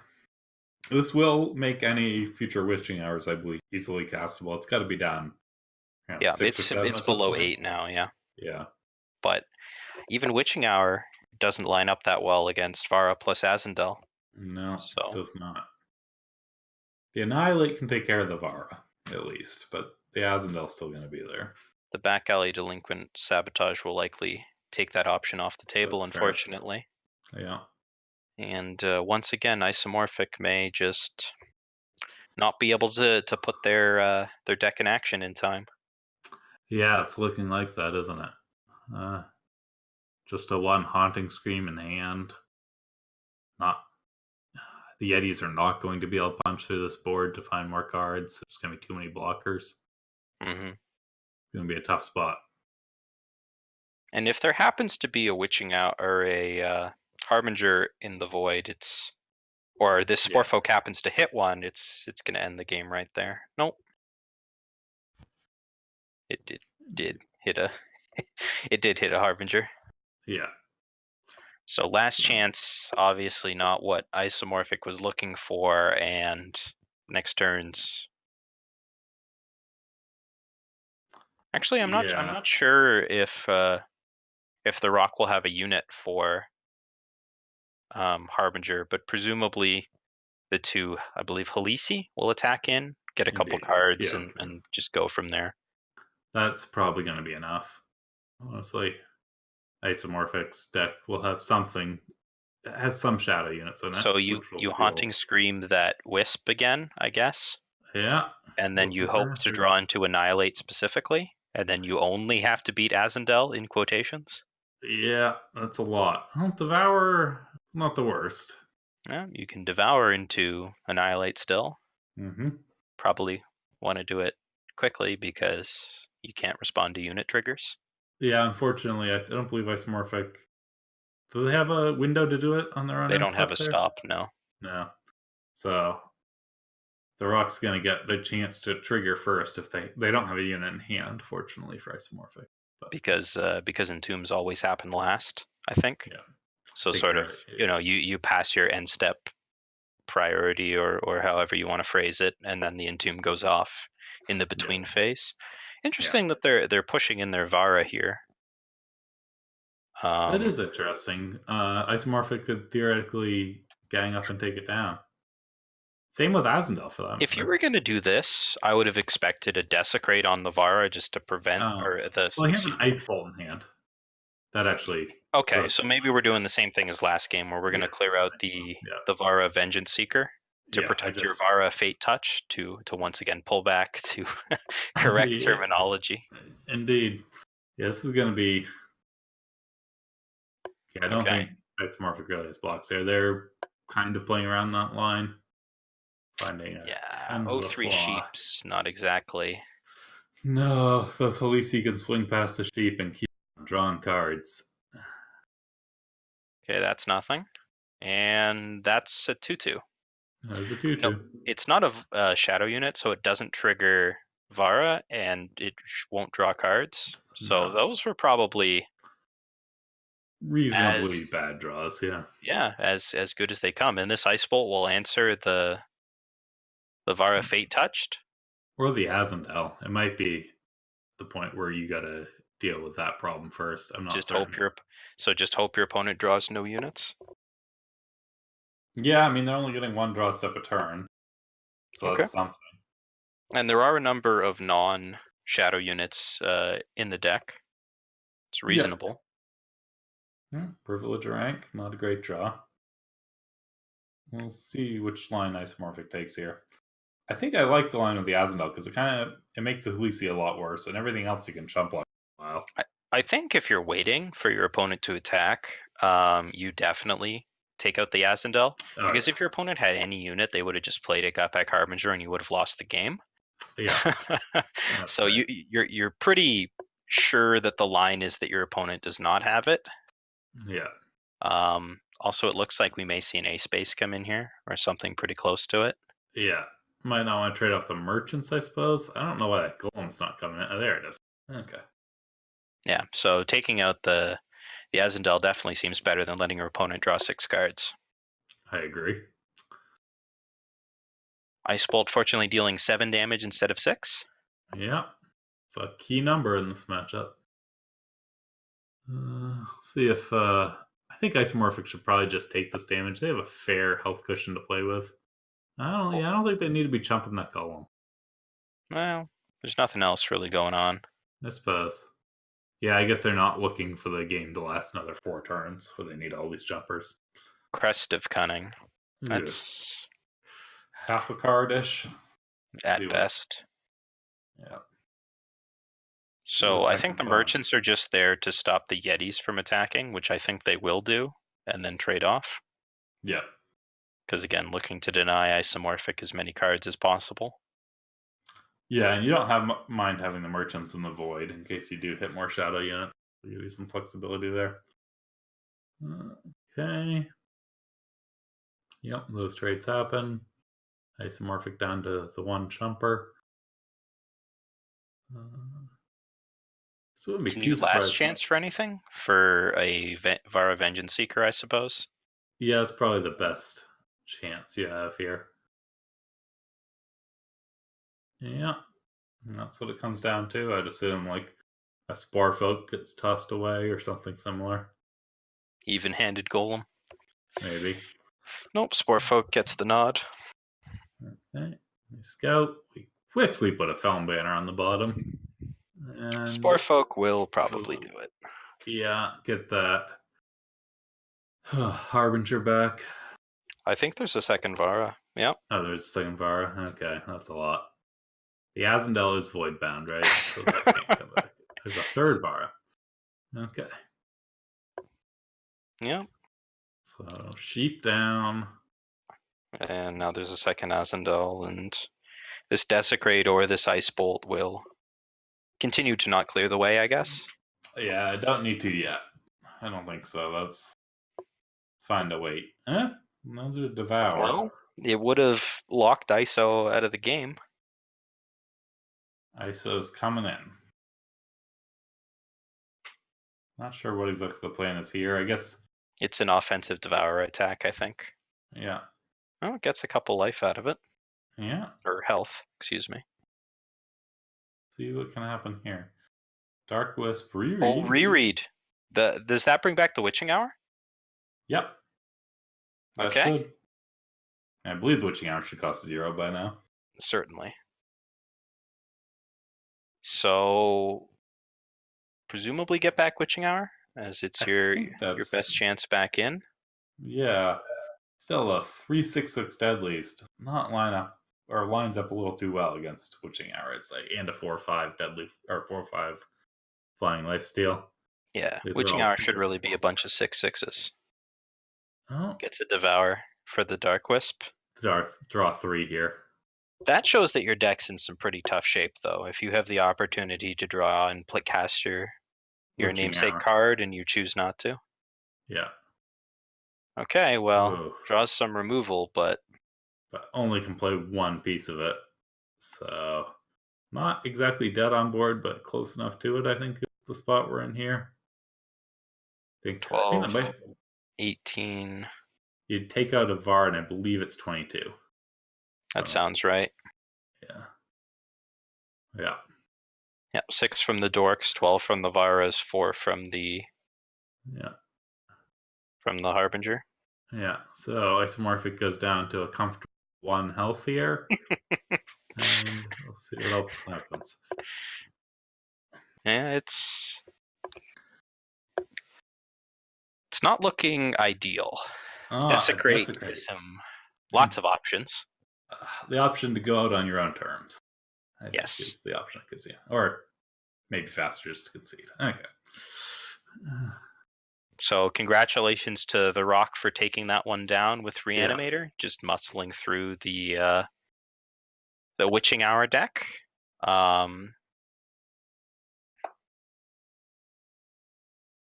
We will be pulling up our next match on here, as I'm sure many are in progress. So let's just take a little break here and talk about how the match went down. I know we talked a bunch before the show about how we thought that was going to play out. We personally predicted that the Reanimator deck was probably going to have the upper hand. And we're getting word from our producers that may have been the last match in the round, actually. Ooh. That's not too surprising. Those games, there's only 2 games there, but they did take a while. They were long games. Yep, and there is a lot of aggro and aggressive mid-range in the bracket. Yes. A number of Stonescar mirrors and what have you that would end pretty quickly. But it is interesting that was the slowest match, given that we have 8-9 Huru control decks. Mushin Dark Revenger, I don't think are shown in the bracket yet, but maybe they finished and haven't. It hasn't populated to the bracket yet. Not certain. I think you need to exit and re-enter. So with that in mind, I'm just going to read out some of the interesting results from today. I know a lot of you were cheering for Sunnyvale going into the match. A lot of Sunnyvale fans out there. They were defeated in the first round by Glozu. So Glozu moved on. Chi City Shogun, another player that did not make it through the first round. Hammer Time defeated them. Knife Bloom, always a ladder favorite for many, made it through their first round. Who else do we have here? In the Aether Llama Tin Man battle, Aether Llama proved superior. Dr. Pringles moved on to the next round. Yeah. Finkel, one of the top seeds, fell down in their first match, silenced one, moved on. I don't have a result for Moosh versus Dark Avenger. I think they're still playing. Yeah. Okay, so maybe we can move on to that. Bruce by God, many of the Seek Power Gaming fans out there will have been cheering for them, did win their first match. Yeah. Let's see. As did Paradox. Sorry, jumping around a little here. Their Seek Power Gaming favorite. Yeah. My pick for losing in the finals, Kamado, didn't make it through the first round, lost to M. Gallup. So another top 64 with nothing to show for it for them, unfortunately. Kamado is qualified for the showdown next Yes. weekend. So teammate Tabu, Kamado's teammate Tabu did make it through the first round, as did Bike Spokes. And Yu would be the final one that defeated. We're not sure if this is a buckwheat alt. It's a string of numbers. It's not actual numbers, so we're not sure who that is. We're not sure who those numbers belong. They're not in the tournament anymore. So while we were looking at that, our producer thankfully pulled up the final match for us, that aforementioned Moosh versus Dark Revenger. And this is one of the decks that we covered in the pre-show, the Aurelian Rat Cage deck. And it's playing up against one of the two Genev lists that we have here, which, if you've been watching a bunch of Eternal over the last set or two, you should be fairly familiar with, playing Heart of the Vaults, Howling Peak, Zalchis, all that good stuff. I believe we just jumped in on a Heart of the Vault coming off the top. A old favorite play. Yep. So we'll see what Moosh can do here, huh? They have a Smuggler. I don't know exactly what they've left on their market. I suppose we're about to see the best card they have come out. They're deciding here. They have 3 relics for the Heart of the Vault, I guess. It looks like they probably have a Rat Cage because we see rats. They have a Cryptic Etchings as their top relic, and they have one other relic as well. So we'll find out what that is at some point, I'm sure.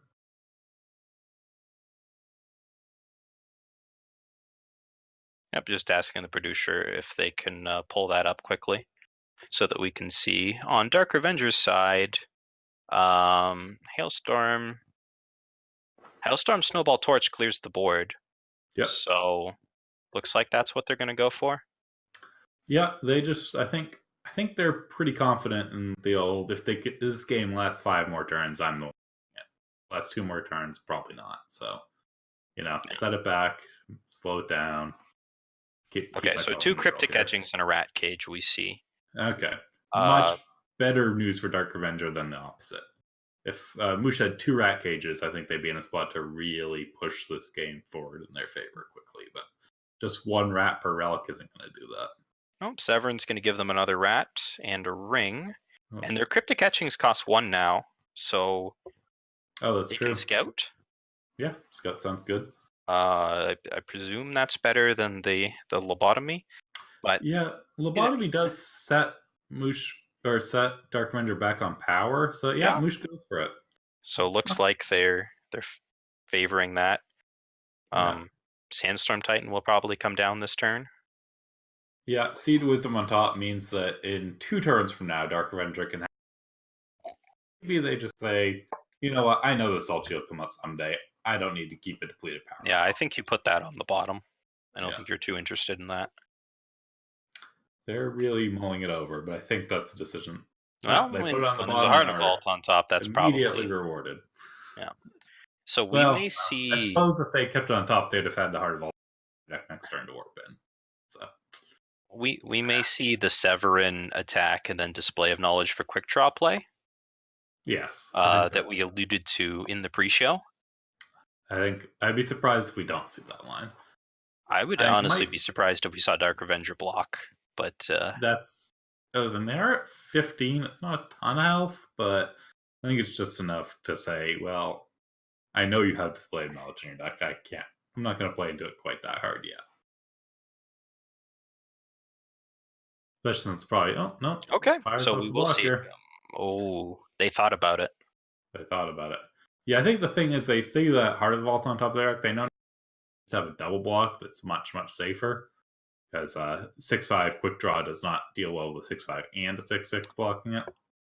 The rat deck just doesn't have any reach, I guess. Even if your life total drops low, you're not in too much danger. Left-right Courtier, probably not what you're looking for here. It's a little late for that guy. I think you want to put that on the bottom. But then what do you do? Display of Knowledge for Rat Rat Cage? Cage? Maybe. I guess you just hold it up. Yeah, probably just hold it up. That's fair. Try again next turn. Although you're going to be disappointed to see his Heart of the Vault come down. I think, yeah, I don't know what ring they have, but that could really matter too.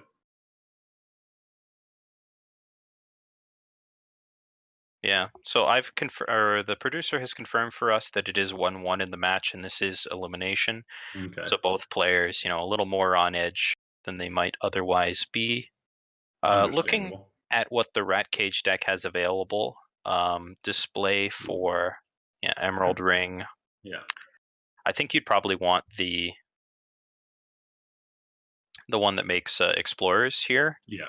As Amber Ring. display, putting Sandstorm Titan on the bottom does not line up all that well against No. Heart of the Vault coming in. But this second Severin means that your scouts are going to be free and your ring's going to cost 1. So that's fair. That's fair. An Amethyst Ring. okay. Gonna affect that 11 there's points some of health. reach, right? Yeah. Means Dark Avenger probably can't just take the line. Maybe they couldn't take, but like of just bashing it as hard as You possible. probably want the Emerald Ring so that you can grow out of range of the Heart of the Vault being able to attack at least this turn. Yeah. But, I wonder if we see that Zalchi come down here. If Dark Avenger thinks they don't quite have the time here. We'll see. A Swift Reversal drawn off the top would have been nice a couple turns ago to play a Swift Reversal does not prevent fast spells. Oh, it's the okay. I got it mixed up. I think. I was thinking, yeah, this is one that only hits slow spells. Okay, yeah. Okay. Yeah, so second Rat Cage. Cost one hits fast spells, right? That's how it works. This non-attack is very interesting, but makes more sense when I considered that he would have died on the backswing. Yeah, that's what I was realizing too. Yeah, it's like they could attack with just as Zalchi, but it's like kind of. But then you lose to Lethrai Lobotomy. Yeah, and that's not really or your Permafrost. I guess Permafrost is already expended. Equivocate is a card that is a 4 of in the deck. Yeah, a lot of ways that could have gone pretty poorly for Dark Avenger. Interesting that he made another 5/6 instead of boosting up to a 5/7. Is interesting. Yeah, I wonder if maybe they're scared of their one big threat getting taken down. Does Dark Avenger run a Permafrost on the market? Maybe is that a consideration? I'm not sure. I don't think so. Also interesting that they held the Rat Cage. But yeah, that is very interesting. Actually, I think you really want to. They could be trying to bluff a fast spell here, as there are a number of fast spells in the deck that you would hold up in these situations. Well, Dark Avenger will probably know there was no fast spell the instant they played that strategize and saw a no response window. Well, so yeah, sometimes your space bar's real fast. Sometimes. Yeah. So Scout, do you want a third Rat Cage in these scenario? This is kind of awkward because you kind of do. Actually, you might. I think it's better than average, yeah. Than a random card. It lets you put 3 more 1/1s. Yeah. And you're very slowly setting up for, just killing your opponent essentially. Yeah, he chooses not to. On the bottom. Yeah, I think that what that Rat Cage would have done would have said, I can basically come close to filling my board with rats. The next relic will fill it with rats, and then I'll swing with everything, play another relic. It'll take a few turns, but just. I think without a Xenon Obelisk, it's a lot less desirable because these Severins just aren't going to get through. That's fair. And then you're going to have like 6 damage? Moosh continues to spread out the value across their units rather than not interested in making a 5/6 or a 6/7. Yeah. Maybe not interested in blocking with the Severins at all. And that's his main game plan, but does put them out of this gun down range. Mirror Image on Heart of the Vault. Some value right there. Yeah, but this Amethyst Ring is just sort of slowly, It will. It is. But Aurelian Merchant off the Heart of the Vault, that's more power. Do people still play Passage of Ages? Oof. Apparently not, because it's not in Dark Avenger's hand. Dark Avenger actually, I think, declined to get a market card. Yeah. I don't know what their options were at this point, but probably not anything too amazing. It has been a long game, it seems. Okay, so Musha's taking the slow line here of, draining a health every turn. Just trying to set up for the grinding Dark Avenger out here. Yep, See more 4/4s. if Dark Avenger wants to deploy this Zoe of the Endless Horde here, that could be a good card advantage engine. Oh, actually, the only card in Dark Avenger's market that he could have gotten with that Aurelian Merchant was the banner. Wow. So definitely not too surprising to see them to decline to grab that one. Yep, there's your answer. Lots of good cards in the market, but just nothing that they could get. Yeah. Now we saw Snowball and Gundown combined to take out one of those 5/6 Severins. Yeah, which does slow down Moosh's development. Yeah. 7/5 bashing in here. Looks like he'll just take it.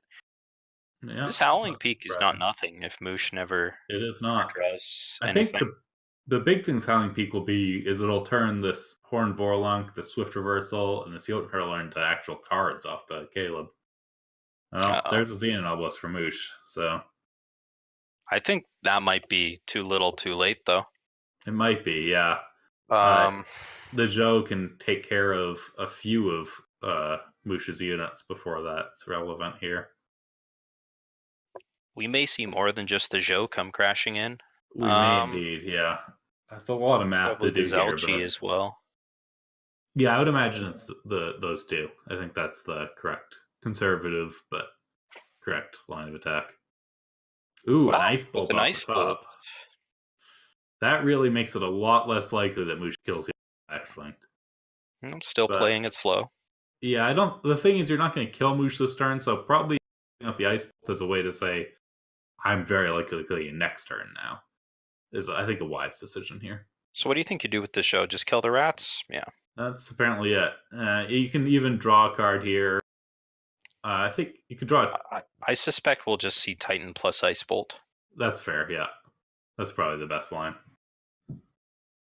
Holding up now in case of a double block with the Lucky Prospectors on the Zelchi, I think. Yeah. Definitely going to blow that out if it happens. Although I suppose you don't really hate getting the two Ruin Stalkers, although then you'd probably want to play the Horn Vorlunk instead of the Titan, right? If you have 14 power in the air. Yeah, that's just lethal next turn. It depends on how much you value killing the Severin, I guess. Yeah. That's not what you want to see. Moosh not even willing to offer the double block. Really trying to live to let Xenon Obelisk can come down. I think they are really relying on that. Well, actually, the Ice Bolt will put Moosh up to a point where the Xenon Obelisk will be at 8 power. Oh, does Moosh have sigils? I think he... I don't know. Because that would have been the 7th. Could just be considering which one to get. Possible. Let me see if I can pull up Moosh's deck. Moosh plays no basic sigils, no. Okay, so the Ice Bolt is just super free. Yep. Even then, 2 6/6s against this board wouldn't be enough. Probably would not be enough, no. No overwhelm or evasion of any sort, so you could just, trade off of them or block them any way you want. It looks like Genev stabilized and then had enough turns going that enough big things going that Moosh was just not able to capitalize. Yeah. Unfortunate for Moosh. I know they're definitely a very strong player who would have been a force to reckon with at Worlds, but it's like their run might be ending here.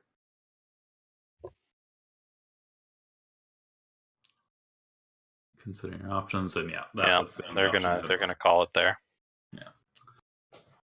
So unfortunate for Moosh, but congratulations to Dark Avenger for navigating through that double Severin match. Indeed. That was a very complicated game that they played. Both players played very well. Okay, so that was for real the last match of the round, and Yeah. we will be going to a short break before we return with round 2. See you then.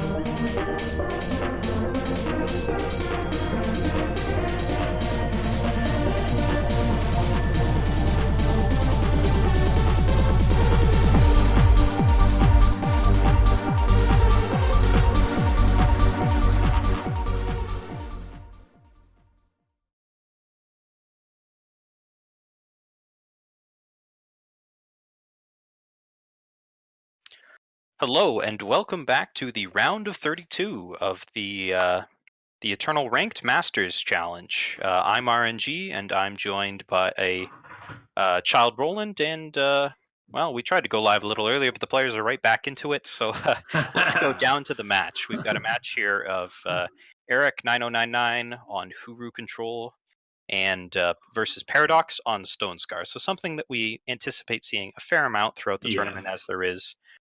These are the two most common decks there. A large number of copies of each. Variations on who control drain. Different decks, you could argue different ones, but yeah, this is definitely one of the more controlling ones we see in Eric's hand. 2 Ice Bolts and a Defiance, and then 3 power. Pretty standard control stuff. 3 removal spells, 3 power. Yep. On the other hand, Paradox is choosing between playing Black Hole War Leader and Instigator here.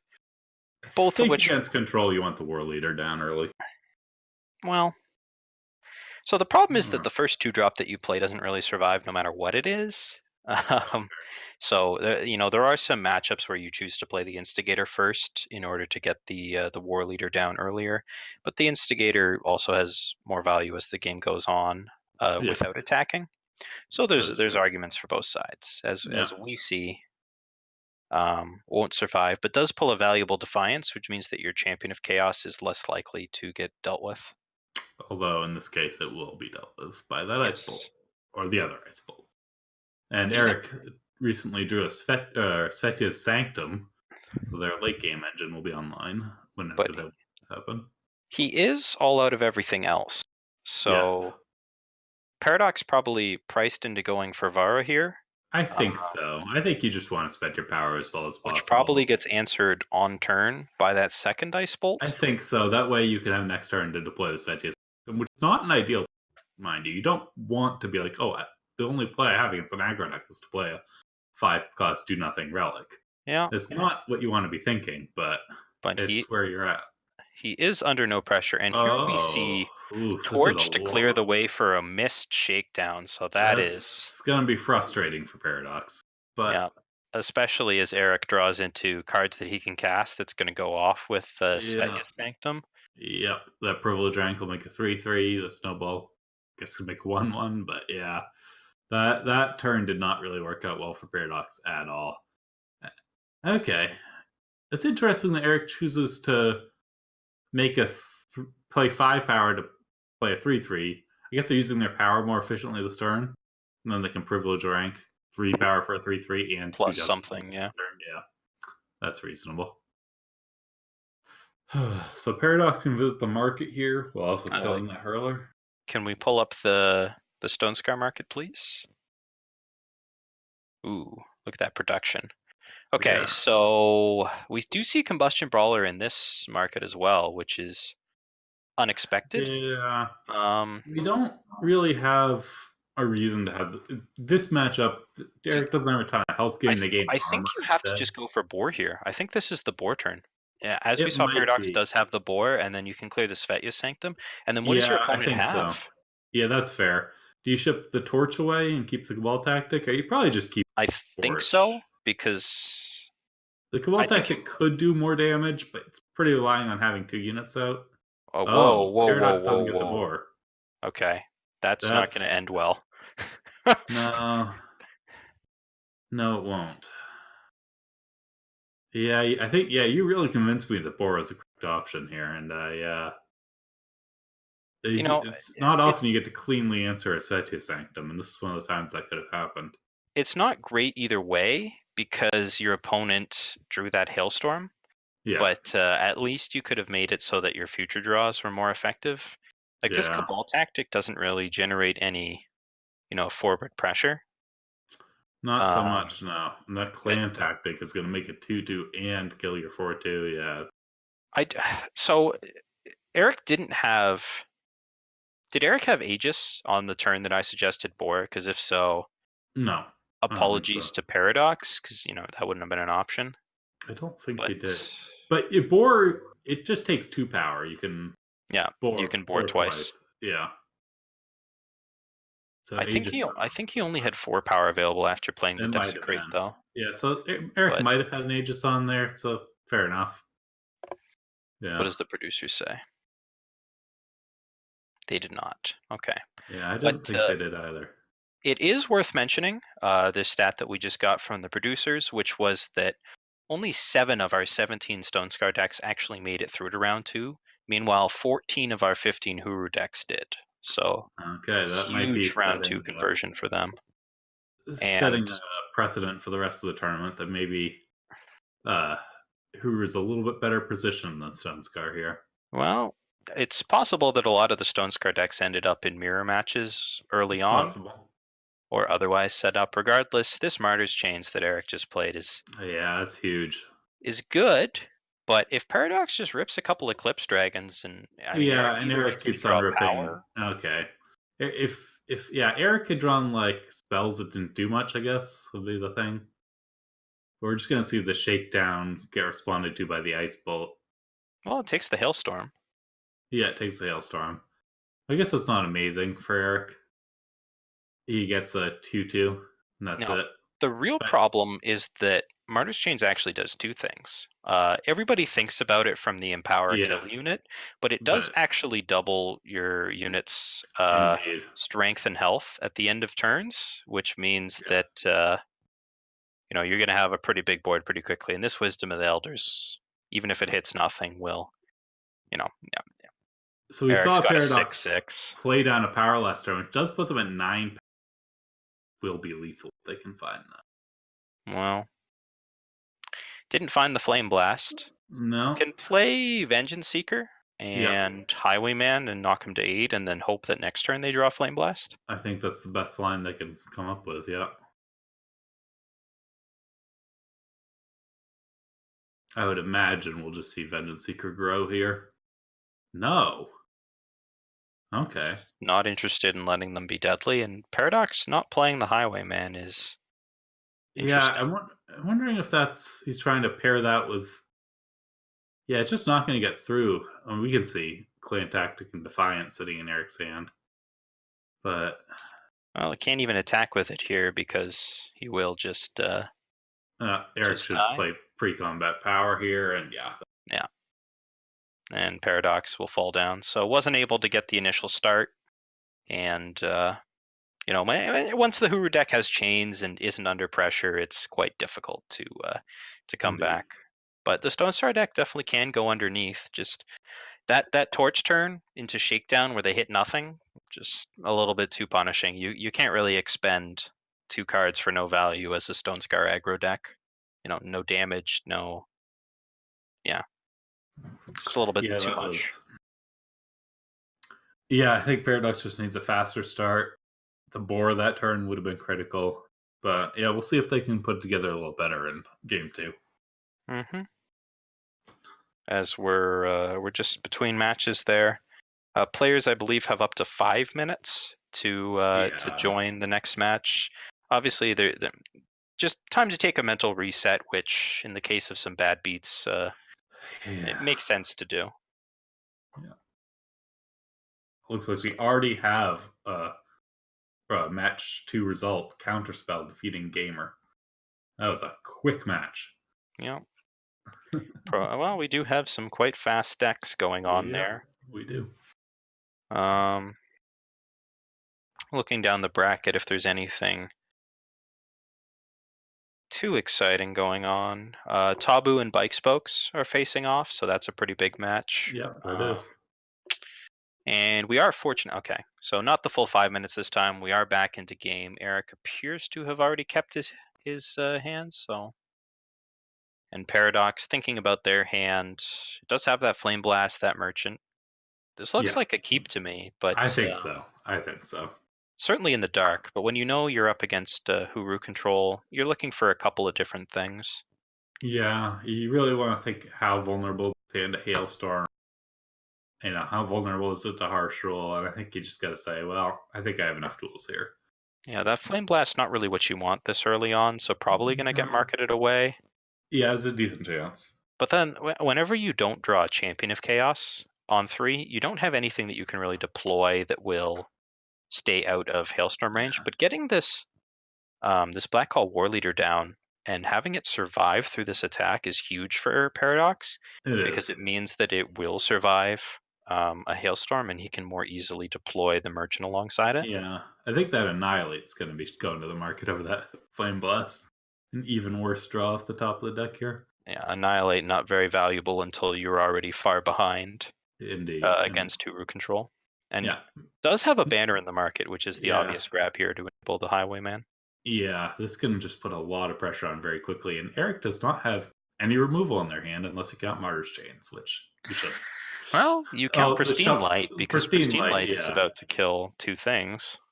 Yeah, that's true. Yeah, I missed the Pristine Light. Yeah, that's 2 usually copies, not a thing actually. not a thing against Stone Scar, but these ones are getting a little bigger here. That's a lot of damage, though. Eric is down to 13, and so they can Pristine Light here, which is a 2-for-1, and then they have Defiance for the 3-2. Yeah. But Paradox has double Eclipse Dragon? Okay. Yeah. I think that might just be enough.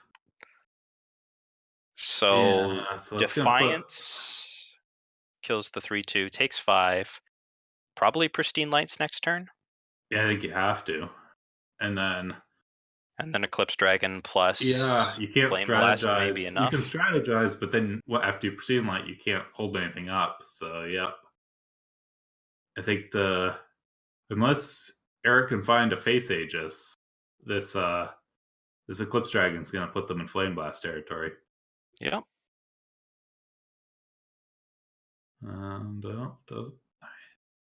Yeah, and you need to spend power killing the dragon, so you can't Honor of Claws here.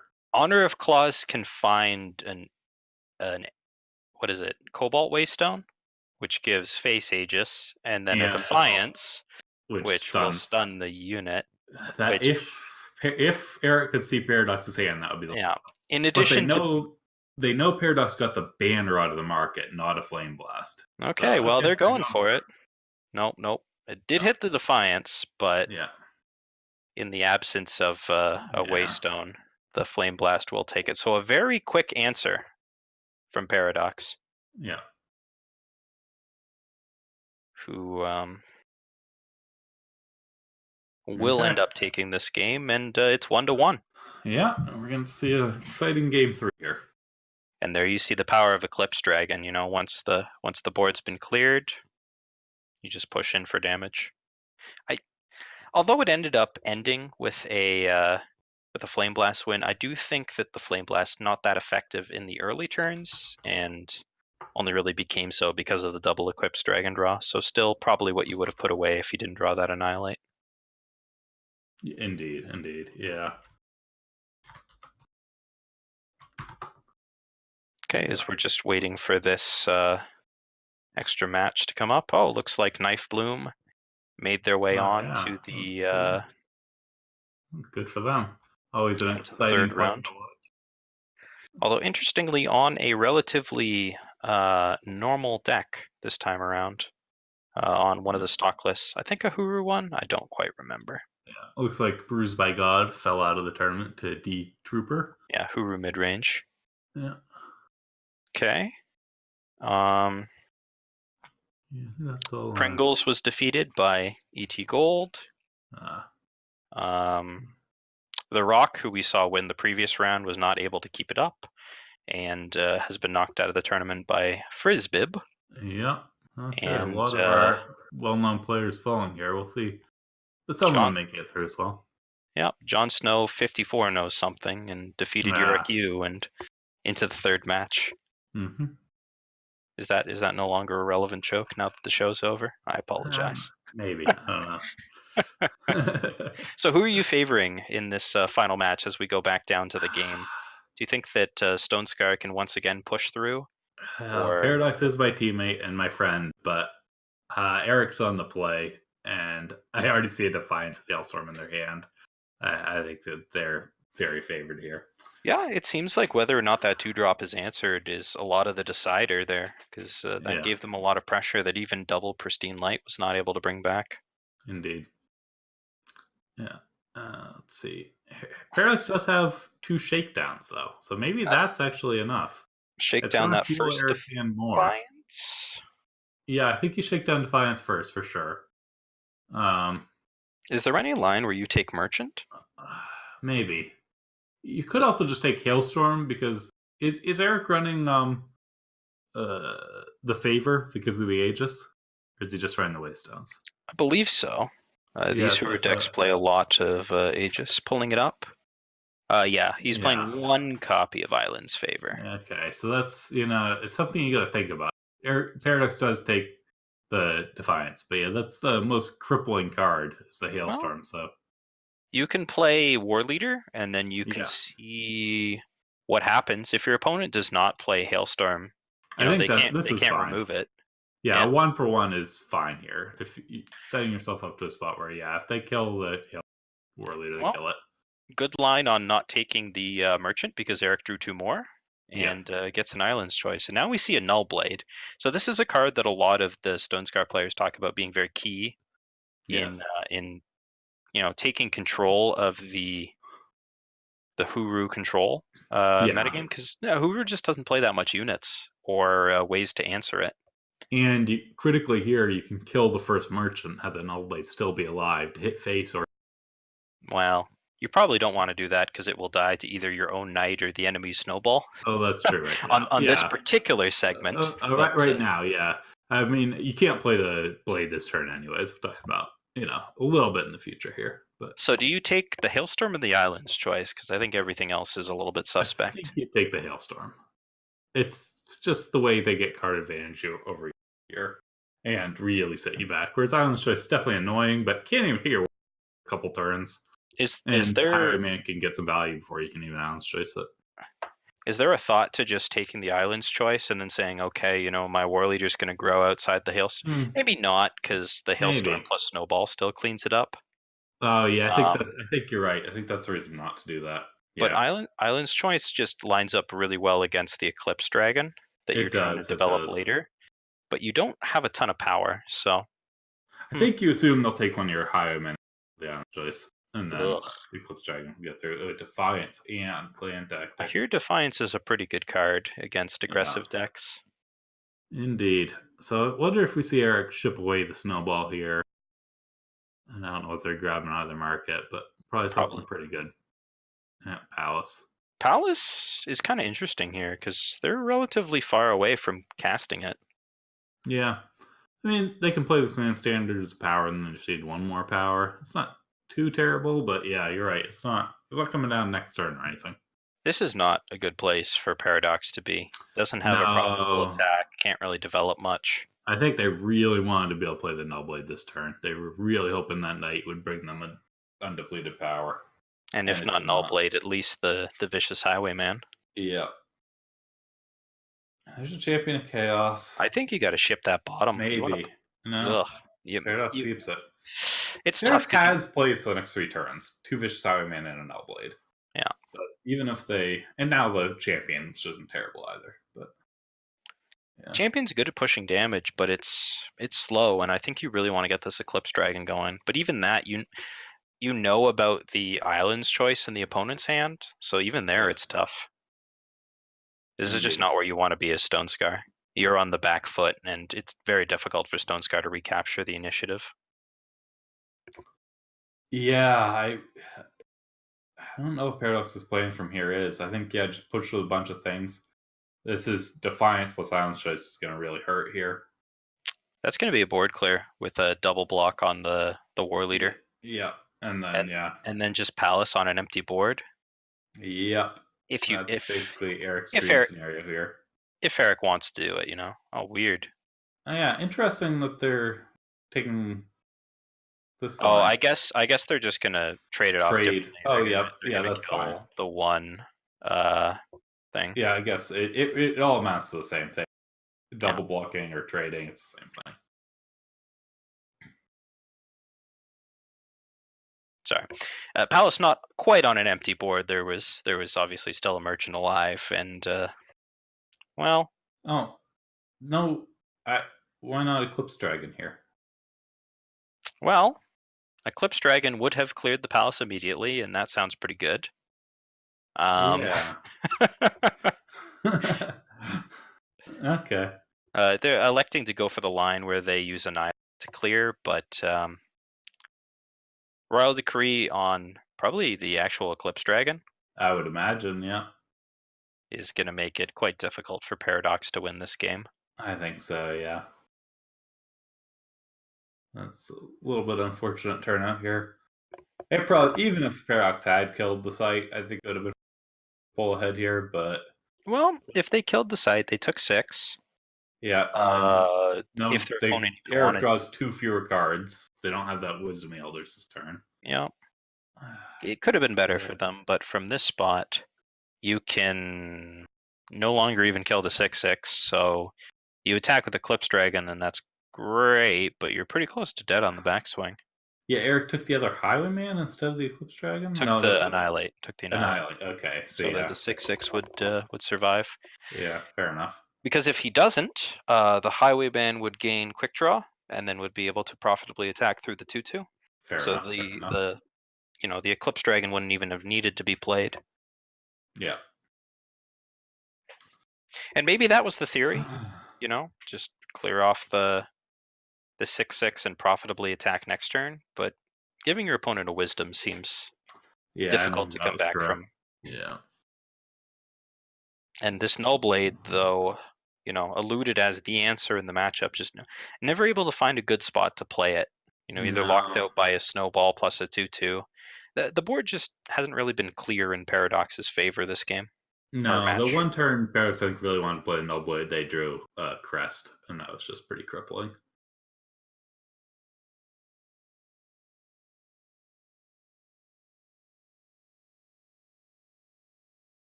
Yeah, so Honor of Claws is the pick. And puts it on top. Because they can draw into it this turn. Yeah. So no answer to the champion. No. You have a unit that can trade off with it, I suppose, but do you Berserk attack with the 6/6 and just force the issue? I think so. That basically forces Paradox either takes 6 and chumps with the 4/2 or just trades with the champion. I think you just trade with the champion here. Yeah, I don't think there's another play. Maybe you do the other one. Maybe you do just say champion's my way out. I don't know. Is champion your way out though? You don't really have any other cards. No, Eric's so 20. No, if you trade with this, you can finally make use of that Nullblade to then clear off the 2/2 and then get in with the Highwayman, and then maybe you have some outs. Yeah, we can see the chains plus power in Eric's hand. And you might as well play the Shakedown as well, because your opponent has a snowball. So it's not like your Nullblade's going to live anyways. Yeah, that's fair. I would not like to see Eclipse Dragon this turn. I know we've talked about it previous turns. I think you just got to get that Nullblade value while you can. I think you do, yeah. And the clean attack with the Highwayman. There's the dragon. Okay. Presumably Shakedown will accompany it. We'll see. Paradox has to make the decision soon. Yep, there it is. Clan Tactic goes. Yep. Ice pulls off stop for Eric. It's the cards that Paradox can't see that are the problem. As this Martyr's Chains. Yeah, and the Honor of Claws to refuel. make it almost certain that they'll have as much power or as much action of other sorts as they want for the rest of the game. Yeah. Yeah, it's just basically up to Eric to close this one out here. They even get the Aegis, which I guess the Vara clears, but that's not really a problem. Okay. Here's the chains. There's that. Almost certainly kills the dragon. And I suppose Paradox does get to Null Blade the 2/2. Now it's a 4/4, but still can be Null Bladed. And getting for some damage here. And some health. Unfortunately, can't play either of the Varas alongside it.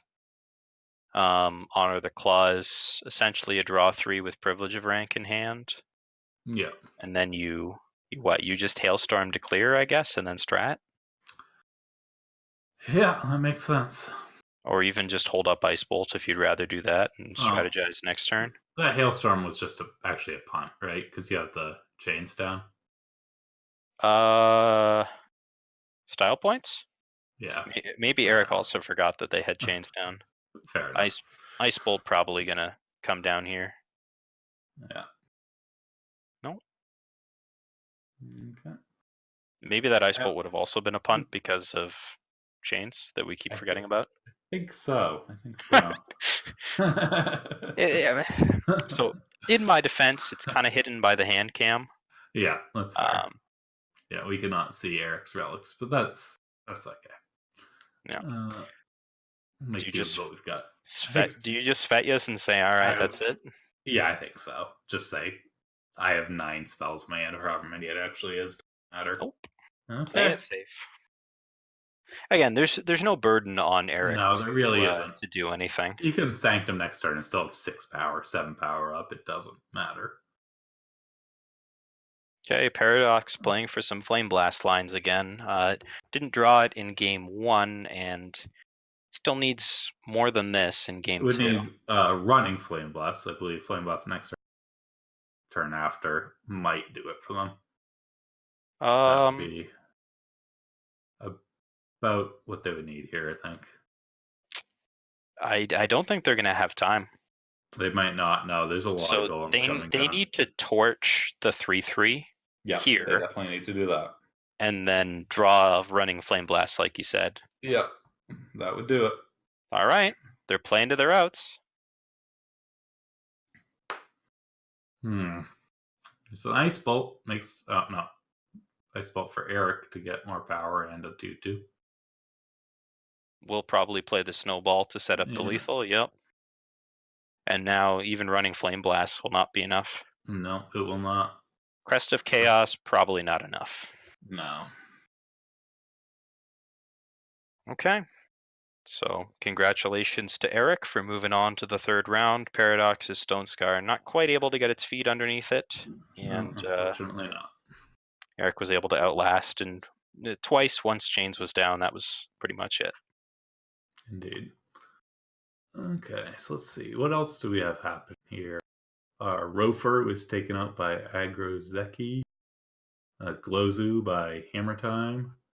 Yeah, a lot of names I'm recognizing falling to the wayside here. Well, single elimination is quite the brutal thing. It really is. Let's see. Tabu made it through. Oh, I think we already talked about that. Let's see. What's our backup match here? We should be hopping into Dark Revenger versus the Boxer. Dark Revenger we saw a little bit earlier on that Genev deck beating Moosh, I believe, on Aurelia and Rat Cage. As we hop in now to game 3, and we are well underway here. Both players with very full hands. Boxer apparently on Huru control from the looks of that. And I mean, both players sort of have what they want. Indeed. Notably, Huru not very good at dealing with sights. No. Doesn't have a lot of ways to do so. Needs a lot of snowballs or something like that, I guess. That's about it. These Ice Bolts also not very good in Dark Revenger's deck, as the Boxer has very limited targets for them. Yeah. Interesting that Dark Avenger opted to go with another rather than slamming in with us. Gee, I actually Uh, would have gone Ice Bolted, I suppose, but then two more 4/4s to deal with. I don't know. so they may just be playing. I'm not sure. It feels like they want to hold up the two counterspells, the Display of Instinct and the Caleb's Choice for harsh rules Yeah, on key turns. So may but be looking. They're going to get a Caleb's Favor off of oh yeah, this, or as Fire okay, Sigil off of this Caleb's Favor, and then they can play Zelchi with Caleb's Choice backup for harsh that's rule. fair. That's And it fair. looks like that's the line that they're looking for. Okay, that's looking to work out for them. The only problem is this Ice Bolt and this sheltering or the pristine light are also gonna be options for the So boxers. So you're I gonna have a think lot of work to I cut think through you here. take the Ice Bolt here Yeah, I because think you're so much too. more concerned about harsh rule. Yeah, Um, yeah. Let your because you do get two Salty 4/4s, right? become big guys. Yeah, Mhm. and some power. So I think that you're correct. That is the line, and then you can hold up if they go for the harsh rule. Then you can hold up. Then you have The two counter spells with display and yeah, whatnot. yeah. Nice guy, Yeah. Caleb's choice here. So gets the damage in now. That is something. I don't dislike it because even if your opponent does follow up with harsh rule, you do get two 4/4s and you've And then constrained their board, and then you can do the same thing with display of instinct next turn. yeah, protect those, and you can even play heart of the and hold up display of instinct next Yeah, turn. so I don't disagree with that line. I felt as though the way that they were playing, they Oh were more interested in holding their resources a no, little but you more. can't do that because you lost 2 power with the here. So yeah. Well, that's probably okay. You can play Sandstorm Titan. Yeah, if you draw well, it doesn't matter. Man, why didn't I think of that when I Alright. was doing my runs? Yeah. Okay. So Dark Avenger doesn't know, but we know that the Boxer doesn't even have another harsh rule, and they would need to draw power to like reread into it. No, I can pristine light here, but that's going to get answered Well, by the display. I suppose that's true. Pristine Light is effectively a harsh rule here. A nice 3 power, kill everything. Yeah, but they don't have another one in hand, so I think they are dead. Double Pristine Light would be pretty sick, but It would. not quite. And Yeah. yeah, Dark Revenger's double counterspell plan just worked out. And they move on to round 3 here. So And that's the twice we've boxer seen falls to the them wayside. negotiate like a kind of tricky board state and then just punch through. So they're Yeah. playing well. It looks like we have one match still going. Strathorn versus Silenced One. That's it in our match 3 here.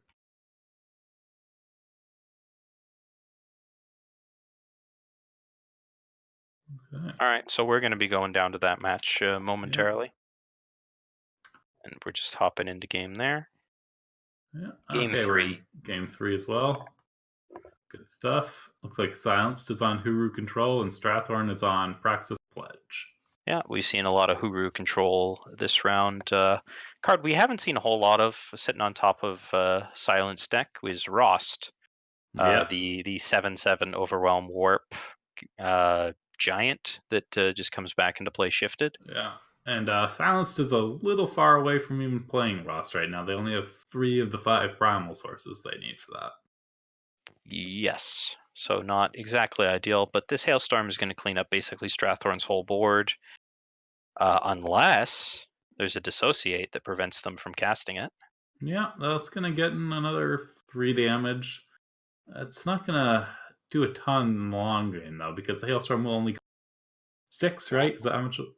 I think Dissociate only boost costs by 2, so I think Okay, it so then costs they'll just be 5. able to play it right away the next turn after. So it's like, yeah, you're getting in 3 more damage, I guess, with that. I guess I'd like to know what other market Oh, options it just Strathorn costs has. 3 because there was an Aegis. Oh, okay. That's a little awkward. It is, but I guess it didn't matter anyways. It cost 3, cost 5. Like, They were doesn't really really looking for matter. Obelisk here. Yeah, Obelisk could have been big. Ice Bolt, even though they can Hailstorm, they're gonna give their opponent a power and Yeah, to take 2 less damage. Playing this Initiate into Hailstorm does not seem ideal, No, I but I really don't do think not that know what Initiate Strathoran was doing there. is a deciding card either way. And No, Crest of could have been Order market plus power, but Rost is yeah. Ooh, probably gonna. Silence got that 5 primal pretty quickly there, didn't they? Heart of the Yes. Vault on top. Okay. Game's There's your not out over back yet. in. Hit face. Glasshopper. Grasshopper. Okay, we don't know Did what we was pledge? pledged, obviously. We don't know if pledge happened. Even Pledge scandals. usually happens with It this deck. usually does. Moonstone Vanguard, not nothing. But I think Okay. you hold that back until Pristine Light. Well, you can't even play it start anyways, but Did yeah. he put Gunrunner on top? I think he did, yeah. It's not ideal, is it? But we'll see how it No. plays out here.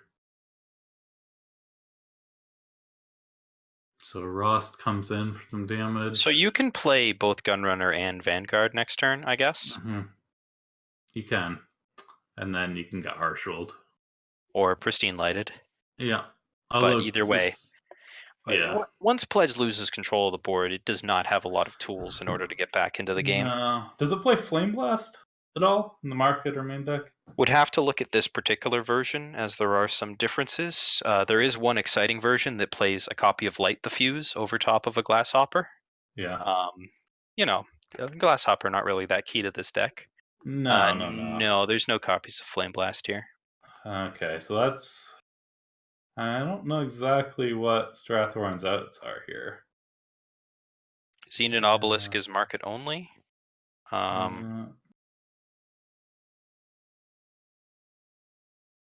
I guess incentivizing a Rost attack is the best bet. Yeah, I think so. But even then. So if you're silenced, do you just attack with Rost and then, I don't know, Yeah. Pristine Light?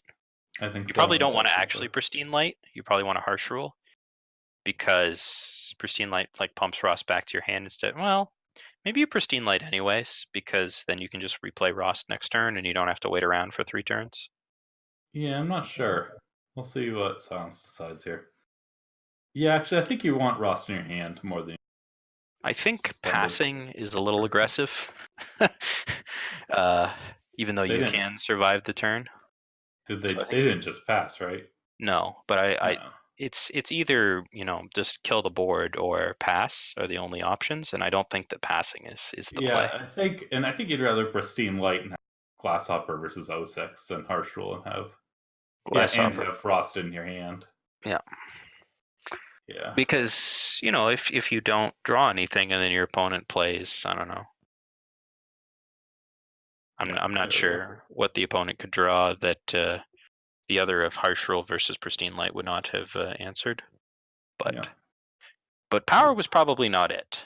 No, power was definitely low on Strathoran's list of things I want to draw this turn. Yeah. Another Harsh Rule and another win. They're just gonna keep on drawing gas here. Okay. So you torch face, and then torch face, and then they're at 1, and you lose.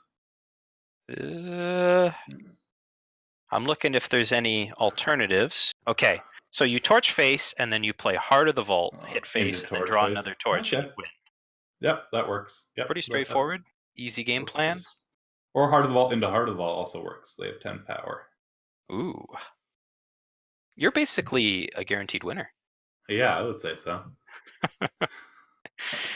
I think that's your only play here. It really is, yeah. And Heart of the Vault's not your next card, so it needs to be your next card. So you need to double warp Heart of the Vaults into Torch. Or just double warp Heart of the Vaults, I guess. Yeah, double warp Heart of the Vaults. You need to play a Torch on the end step, though, to be able to play Heart of the Vault and then the 4-cost Heart of the Vault, though. Opponent's going to warp in Siditi. This Hooru deck plays both Siditi and Rost, which... greed is good, I suppose. It's working out here. Yeah. It's moving them on to the 3rd round if we don't see the world's best Heart of the Vault draw. And the moment of truth. Yeah. See the turn get past here. No Heart of the Vault. Deck remains. Yeah, card back. Okay. Well, it was a long shot, but It was. it was It was. something to play for. I think that's the last game of the round here. All right, so We have our top 8 now? No, top no, 16. no, no, Top, no. top This is 16. this started with 64. We are, Yeah, a lot of players still left, yeah. yeah, Well, they're getting down there. We'll have a top 8 after them and really focus on yeah. see which decks are Although doing well. not so many, I would say, names that are familiar to the ETS with Tabu. Knife Bloom, Aether Llama, Knife or Tabu, and Eric being the main ones. Yeah, I mean, 4 out of 16 ain't bad. We'll take it, right? Our Yeah. community's still represented. So hopefully the next match that we can cover is Agrozeki versus Hammer Time, as Agrozeki has, true to his name, I believe, an Aggro Felm list, Ooh. which would be extremely cool to see on stream. Yeah, Yeah. I would like to see that too. So hopefully we'll come back to that, but we will be going to a short break between rounds. When we come back, it will be with match 3, which is the round of 16 of this Rank Masters Challenge. Until then.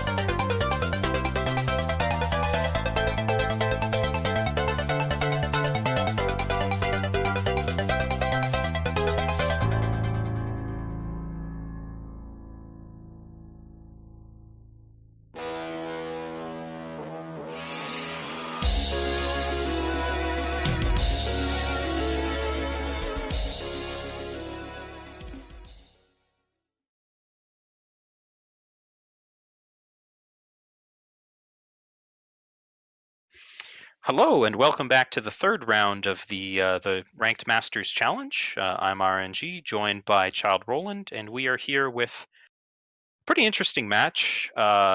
Two players playing singleton decks. There's only one copy of each of these left in the round of 16. We Indeed. have Aggro Felm versus Praxis Pledge, and actually there was only one Aggro Felm deck in the whole tournament. Aggro And Zeke we was are in playing it. game, by the way. Yes. Yeah. I didn't see what was pledged on turn one, but Glasshopper is going to give Hammer Time a Moonstone Vanguard. Okay. Good card to see. And Groziki is going to come down with the Acquisitive Crow, which time to have an torch, no Purify, nothing sitting in that hand. We're going to try to go up and around it, I think, with Tokas and just play big things quickly here. Do you just, is there a line where you double Desecrate here to pull your opponent off of class? Probably not. You probably just play Twilight Raptor to follow it up. I think so. Yeah, I would just rather do that. Ooh, Islands of Intervention's not nothing Ooh, here. never mind. They're just pushing damage. Here's 12. Yeah, that's a lot of damage. Winchester Cargo. Not really what you want. Get your Shadow Sigil.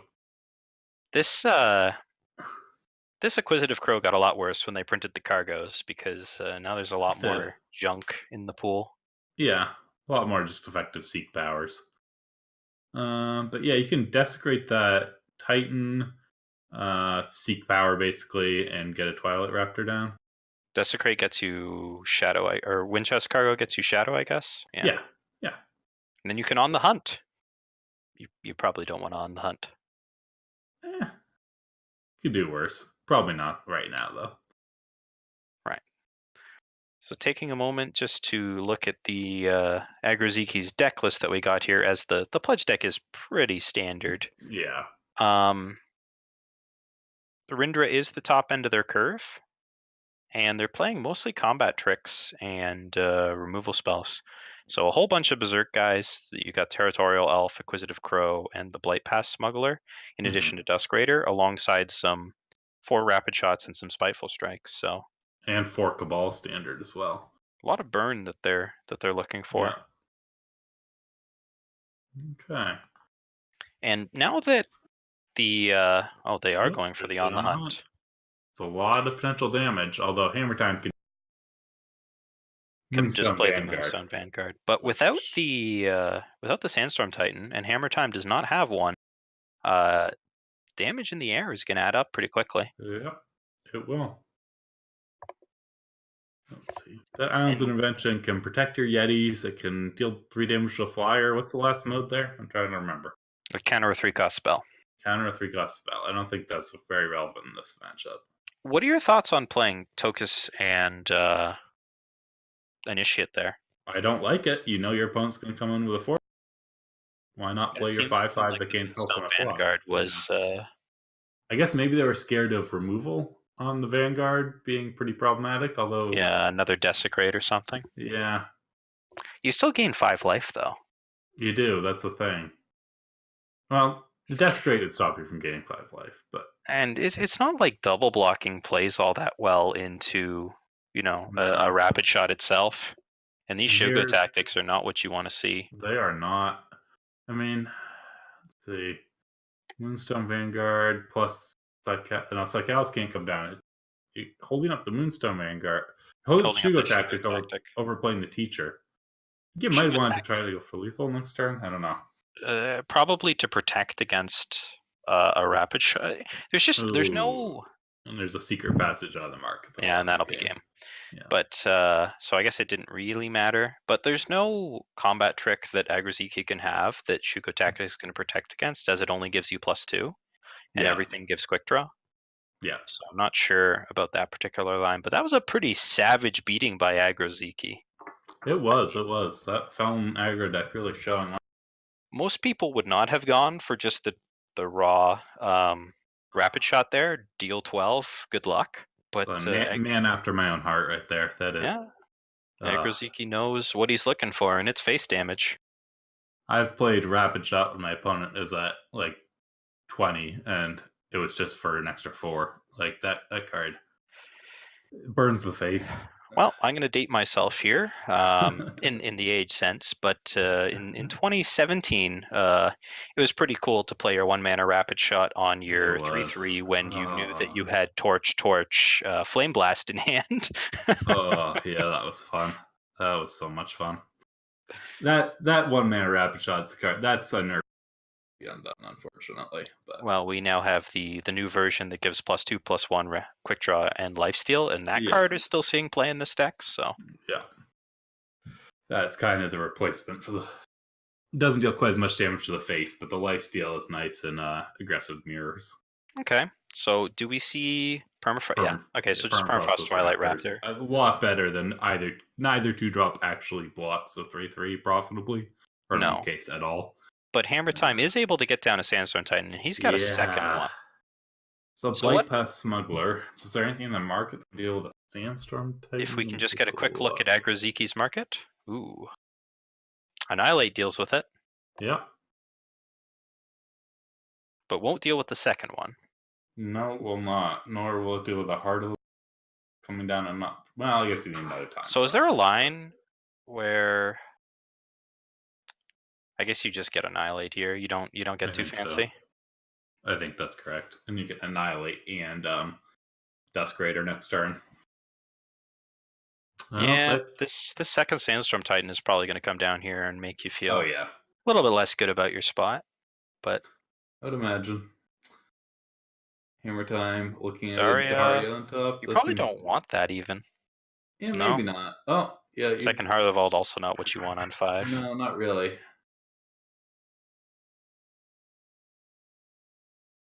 But you should have enough time. Permafrost not lining up all that well into Sandstorm Titan. And the fact that Annihilate is in a black market obviously implies that there is no additional Annihilates. For Agroziki to draw, would need to draw Desecrate in order to punch through, and he's going to take some damage here. Indeed. He will. 10 to be specific. Yeah, that is a lot. So, yeah, I think this one's going to go to Hammer Time. So you can Permafrost and then play the Darkstalker? Yeah, that's probably your best bet. And that, yeah, Agroziki agrees. But yeah, you just don't have another answer to that Titan. And Titan's just going to punch in, and then Shugo Tactics plus Torch is probably some combination of those two cards probably in this game. It's possible Agroziki blocks it enough, so that's not true. But even if it, pretty unlikely. Even if he does, like, it's just like then Agroziki doesn't have units anymore. So what block makes the most sense? Darkstalker plus 2/2? Yeah, blocks with 8. Wow. Blocking around Torch. It doesn't work because he has he has 2 coffees, but it's good that was playing around the first. You may, so you probably just Torch anyways because you Torch here to saves the Titan. Yeah, and gets in a little extra damage. So yeah, Agroziki does survive for the turn. But they have Desecrate not even a real out anymore with a Psychalis on the way. Okay, and that's one of your better draws there. The Rindra. Yeah, but I don't think it's gonna be enough. I don't think that even does it. Let's see. So you can. Okay, maybe it does. You can Blight Pest Smuggler on the Psychalis because you can't block Rindra with Psychalis. You can just take the Psychalis and double block the Titan. Yeah, that's fair. You gain 5. Yeah, that's fair. Probably your best line. So I guess play Rindra Pass and see what happens. Yeah. Or if you want to get real fancy, you can shake down the cost-reduced Psychalis. Good. Then your opponent's very likely to draw power and play those Heart of the Vaults, but you know. Yeah. Yeah, I'm not seeing a very high percentage for Agroziki here. There's the fact that Hammer Time still 23 health is just so much to work through. Yeah. And the Rapid Shot, not a very good card when you're on the back foot. Well, and there's that extra power and another Heart of the Vault. I guess you just warp in Heart of the Vault. Yeah. At this point, you can really do whatever you want. But yeah, warping Heart of the Vault is usually the correct answer in any situation. It's quite difficult to find a play that gives you more value than a Warped Heart of the Vault. Yeah, that's so much value. So we go to the face here. Free Nika the Freescaler. Don't see a ton of that one, but it's definitely not a terrible card. Well, it makes sense. A free scaler. Yeah, indeed. Um, So Agraziki can shake down the Psychalis. Yeah. here. Yeah, that's. Is there not anything much. in the? No, he's pulled his removal out of the market. Yeah. I think we're basically headed to the end here. Agraziki clinging on to life. Yeah. I don't know what you would play. I mean, Darkstalker can't combine for a double block with anything. Second Psychalis is, yeah. I don't know about this Gunrunner, as it doesn't clear anything, but I guess you force your opponent to block anyways. Yeah. And then then and okay. then you finish off. He'll but the problem is that because he blocked that way, you don't have lethal anymore.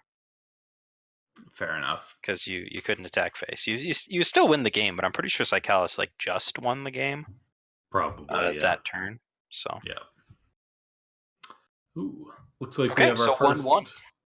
We also have our first top 8 competitor. Relwyn took down Knife Bloom. That is a big advancement for. I know Knife Bloom's a popular player. There's a lot of fans there. So that's sad for them, but good for Relwyn. I'm not sure what exactly they're playing, but probably something pretty good. Reanimator. So Reanimator's in top 8. Cool. And it was the one deck we didn't talk about of the 3. Because we saw the rocks and we talked about the other one. Yeah. Well, maybe they'll keep on winning. We'll get to see it on camera. Yep. So just we're waiting a minute to get into the next round, or the final game of the match. Yeah.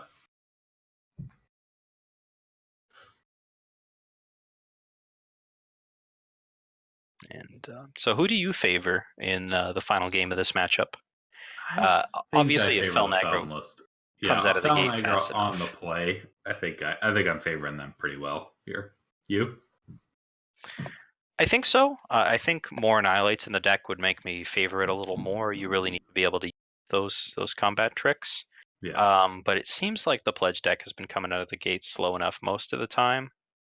It's been able to get it done. In that first hand. Okay, this is a hand for the aggro player. They just need to hit a little power off their Nightfall, the Tusk Raider, and then they should be in business here pretty well. Mm-hmm.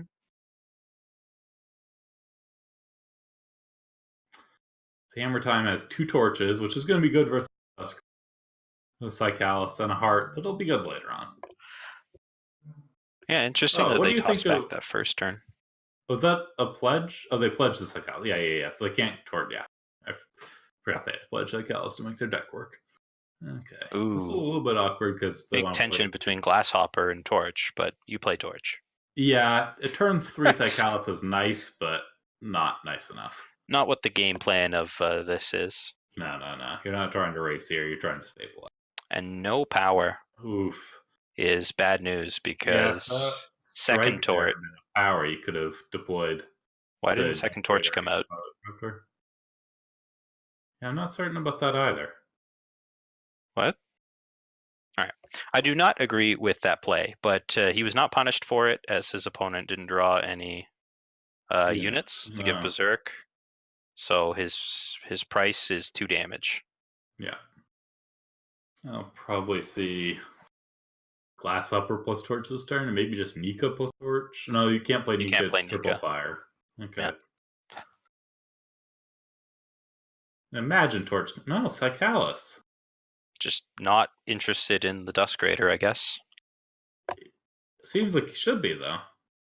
Okay. Well, can Blightpath Smuggler grab a unit here? I don't think so. It's a little unfortunate. If we could get a market for Agraziki. Yeah, I can the mouse leaps into action. You can get Avara. All right. Vara with, yeah, that's something. That's something. So you can play, if I'm understanding Hammer Time's game plan, you can play Glasshopper into Second Sight Callus and just get in there. I would imagine so, yeah. Torches for face. Yeah. People who are trying to put it on a unit are incorrect. Yeah. See if the Vara doesn't have to stabilize Agraziki here, So actually. it is a Berserk Vara. It is a Berserk Vara, yep. But you are at 5. Yeah. And you're dead to double torch. All right, Hammer Time is a prophet. Indeed. What else can we say here? Why did you save that second torch on the second turn? Well, because you knew you'd have lethal on turn 6 with it. Exactly. Seems pretty straightforward. So congratulations to them for taking, most people probably in that match would have sat back and let Felnagro take the driver's seat, but just by getting in there, didn't give them any time to use their rapid shots or anything like that, and just punched them down. Yeah, and we have 2 other results here. Wentro takes down Aether Llama, another well-known player in our top 16 here. He moves on to the top 8. And Eric takes down Jon Snow and moves to the top 8 themselves. Okay, I think we're going to go look at Tabu versus Frizbib. We appear to be transitioning into that now. Yes, game 2. We have a Huru mirror match, unfortunately, with quite the board going on here. If this is unfortunate, we might be looking forward to some unfortunate top 8 because Huru's doing well so far. Yes. So this is Silence Siditi. Silence everything. And then Silence 4/3 and Punch, I guess. I think that's the line, yeah. Or Transform. Maybe Silence with 3/3 because then you force them to trade with it. Yeah. Or either way, yeah. Well, this just puts a larger unit in play. Yeah, that was wrong. I was thinking if you're going to silence, it's correct to silence 4/3. If you can't transform, it's correct to... Yeah, it doesn't really matter because they're going to trade this turn anyways, but... Okay. So, hoping we can get word from production who is up. Because if Frizbib is up, this match is not going to last very long, as this is game 2. Frizbib is up 1. Okay. This is... Tabu's going to have to really start pulling some answers out here. So, you can transform a 3/3. And permafrost another 3/3, but not the 4/3 because of Palace. And then you have 1 blocker to a couple aerial attackers. So you can alt Kothon to get another flying attacker with Berserk. And that's good enough, actually. That'll just do it. So that'll probably be what we see here. I think so, yep. No, we will not see that here. Okay. Siditi then? Yeah. Just push your advantage a little further. Has a line out of it anyway. They're probably fine with this, but yeah. Well, they drew a spell that is locked out by Svetya, and that will be the end for Tabu. So congratulations to Frizbib for navigating the mirror. And we also... That was a strong match. And we have a Dark Revenger also the top 8 here. So this top 16 is wrapping up quickly.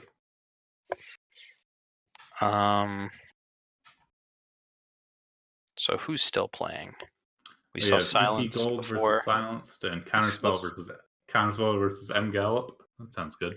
Let's get Counterspell if we can, as we have seen Silenced before. I think twice. Only 2 matches remaining. Yeah.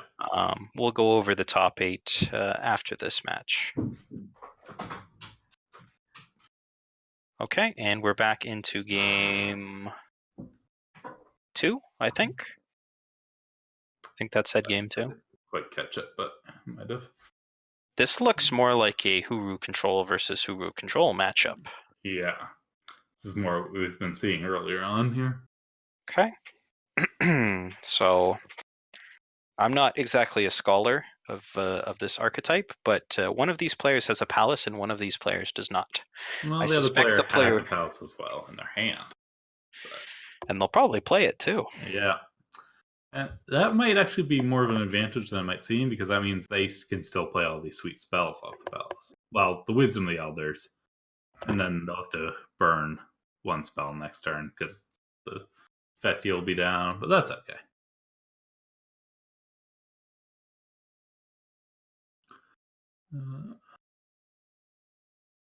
Probably burn sack the city here, I'd imagine. That's usually how it goes. Yeah. And then you have the Ice Bolt up to kill the Svetya during their next turn. Okay, double Ice Bolt takes care of the Sheltering Rider.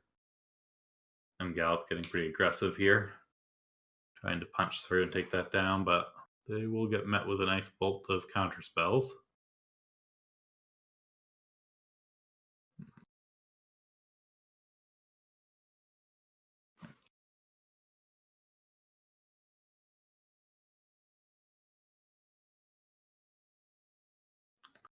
What does that do here? Okay, sorry about that. I hope you can't hear it, but somebody is using a drill outside. Oh, okay. I was wondering what's going on there, but that's okay. I was wondering if I had muted you or something.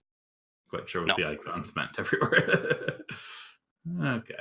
Okay, so we see Counterspell's Palace get dealt with, and Gallop used the Pristine Light to get their Svetya back. Okay, I missed that. That's a clutch play right there to keep pressure on the Palace, yeah. And that's probably gonna think of Gallop enough of an advantage here with that Merchant off the top to see this one through, I'd imagine. They have the Scourge of Frosttomb. They do. Yeah, that'll close it out. I would. I guess Counterspell have anything like a Valkyrie Enforcer?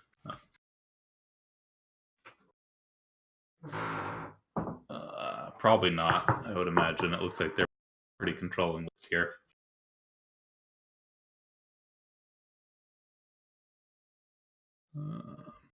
Okay. All right. There is a Valkyrie Enforcer. But, yeah, and they're going to play it out, and it's not going to do enough. No, not at this point. Not down to 1 health only.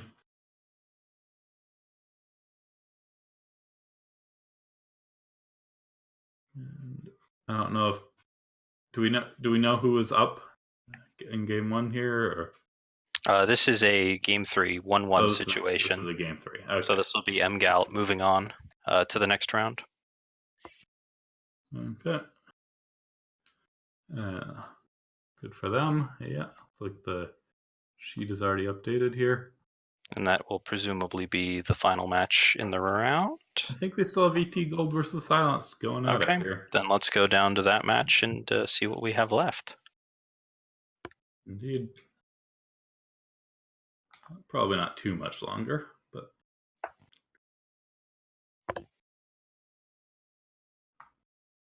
Okay. So, yeah. Got a top 8 lining up here. Hammer Time, Winteros, Dark Avenger, Gallop, Frisbib, and Eric. And either ET Gold or Silence will join them. Both of which are Huru players, so... Huru mid-range versus Huru control. ET Gold is up 1 game over Silence. This is still game 2. And ET Gold looks to be leading in this one. Yeah, I would say their opponent is at 2, and they have no flying blockers. This is some masterful casting right here. I think ET Gold will probably take this set. And they did, yeah. And we have our top 8. Okay. Still a lot of Huru in, I would assume. I don't have the exact count, but seems like that's been the story of the day, is Huru is doing well. Yep. So our top 8 players are Hammer Time, Relwyn, Wentros, E.T. Gold, Dark Revenger, M. Gallop, Frisbib, and Eric 9099. Eric being the only ETS familiar name, although I've been liking what I've been seeing from Dark Revenger, I have to say. And I recognize M. Gallop from the ladder. I've played against them a few times. The other names I think are a little less familiar to me, so might be newer players. Yeah. So just hoping to get a deck breakdown of what the archetypes are going to be. Yeah. Without me control-Fing through the sheet. Yeah, it takes a while. Yeah, the strategy is to let someone else control-F through the sheet.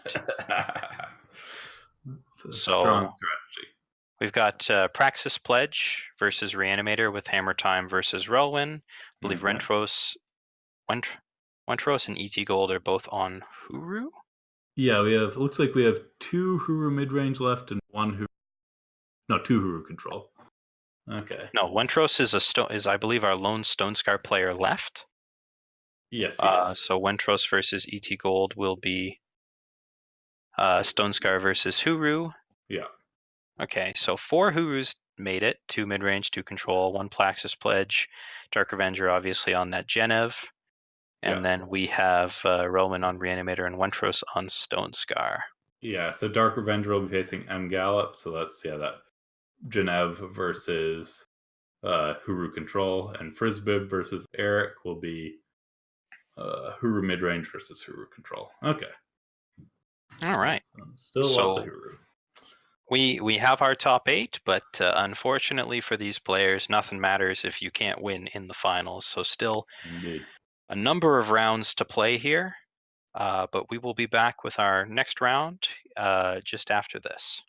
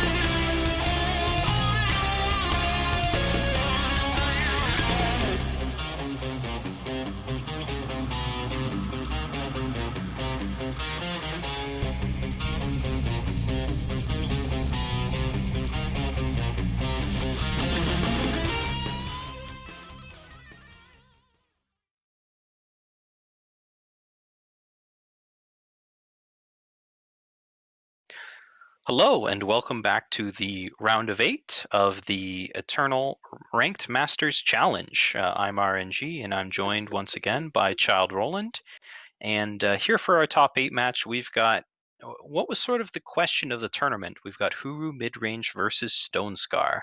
Yeah. Now, there is only a single Stonescar deck remaining, despite starting with 17, while there are 4 Huru decks in the top 8 out of a similar number. So the question has somewhat been answered, but we have not yet seen their head-to-head on stage yet. Yeah, this should be exciting to see. Let's see if our one remaining Stone Scar player can hang in maybe a lot longer.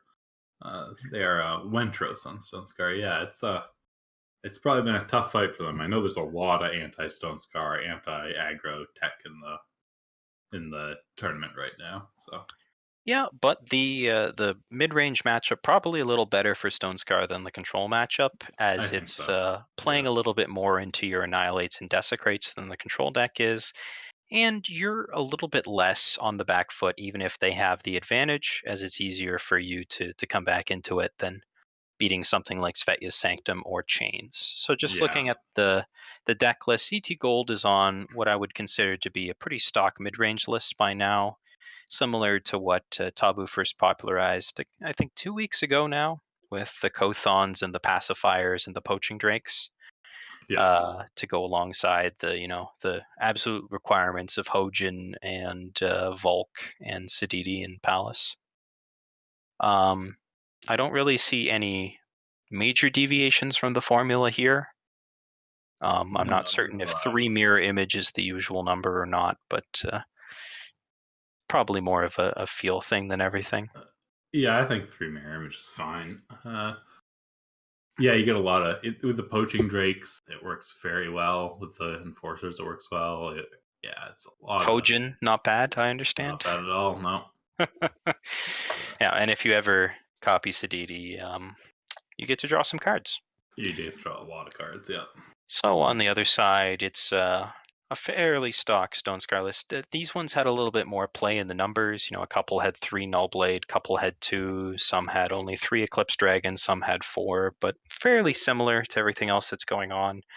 Mostly interesting here is that this one has 3 main deck copies of Annihilate, which should serve them pretty well in this matchup, as there's a lot of stuff that you can get value off of. indeed. Yeah, this is Annihilate, Desecrate, Torch are all very live in this matchup, as well as Flame Blast for removal. So yeah, Winter shouldn't have too much trouble keeping some of ET Gold's threats at bay. Yeah. Yep. So let's see. Interesting that I know this has kind of been a thing in the Stonescar decks in general, but these Stonescar lists are pretty light on the 3 slot and a lot heavier on the 4s and 5s than Stonescar decks of yore have been. Now, Stonescar doesn't really have great 3-drops. A lot of them that have been playing an additional 3-drop have played the elf, whose name I can never remember. It's Acantha or Rista? something. Rista, Is it? sure. I Is it? wasn't I'm even not close. certain. It might be Acantha. I don't remember. It might be Rista Acantha's Herald. Is that a thing? I don't Rista. I promise I'm a professional caster. know. Yes. Acantha's Herald. All right, so we both got a piece of the name. The 2/3 that can't block that has the empower to turn into a 4/3 Warcry. But yeah. ooh, And grab Zeo Shadow Sigil. It looks like we're just dealing with a couple technical issues here, but we should be getting into the match game. shortly. Yeah. Yeah, exactly. But to extend the point, most of them have been playing that, but people haven't found the extra sigils to be. It makes sense in a deck that's going as high on 4 and 5. I found in testing, but people have valued having access to the Shakedowns. I think is the card that takes up that slot, because you generally want the removal suite anyways. So the Shakedowns and the Null Blades over having access to the additional 3s. Yeah, I agree. That's I think this deck has a little bit more power than you might be used to in a Stone Scar deck, and it just plays a longer game a little more solidly, which I think gives it that edge against mid range that you're talking about earlier. Additionally means that it doesn't need to do things like punch through a pacifier on turn 3 with a 2-drop. you can just say okay and then play your 4-drop and go from there. Yeah. Although your strategy against mid-range, I find, is generally most effectively be to kill everything they play, because if you ever don't, that's when things like mirror image on Hojins and stuff can really, or can really become a problem. And Sididi is not a factor if your opponent has no units in play, because Yeah. it's just a 6/6 that you kill. And if you're constantly hitting your opponent, they don't draw cards. So you really want to be putting them on the back foot to have the best advantage as Stone Scar. You do, and I think the Stone Scar deck is well balanced to be able to put them on the back, just barely be able to put them on the back foot, and also have enough powerful threats so if they do claw out, you can still be in the game.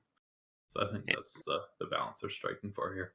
Yep. On the Huru side, you're unless you come out real fast out of the gates with Hojin mirror image draw, you're usually playing a lot more on the defensive end, where you're trying to get your pacifiers and then your poaching drakes to sort of slow the opponent, and then you'll figure out a win once you get up to Sididi and Palace. And the players are unfortunately well underway in their first Yeah, match of the game, sufficiently underway such that the first Winteros, game is over. Yeah.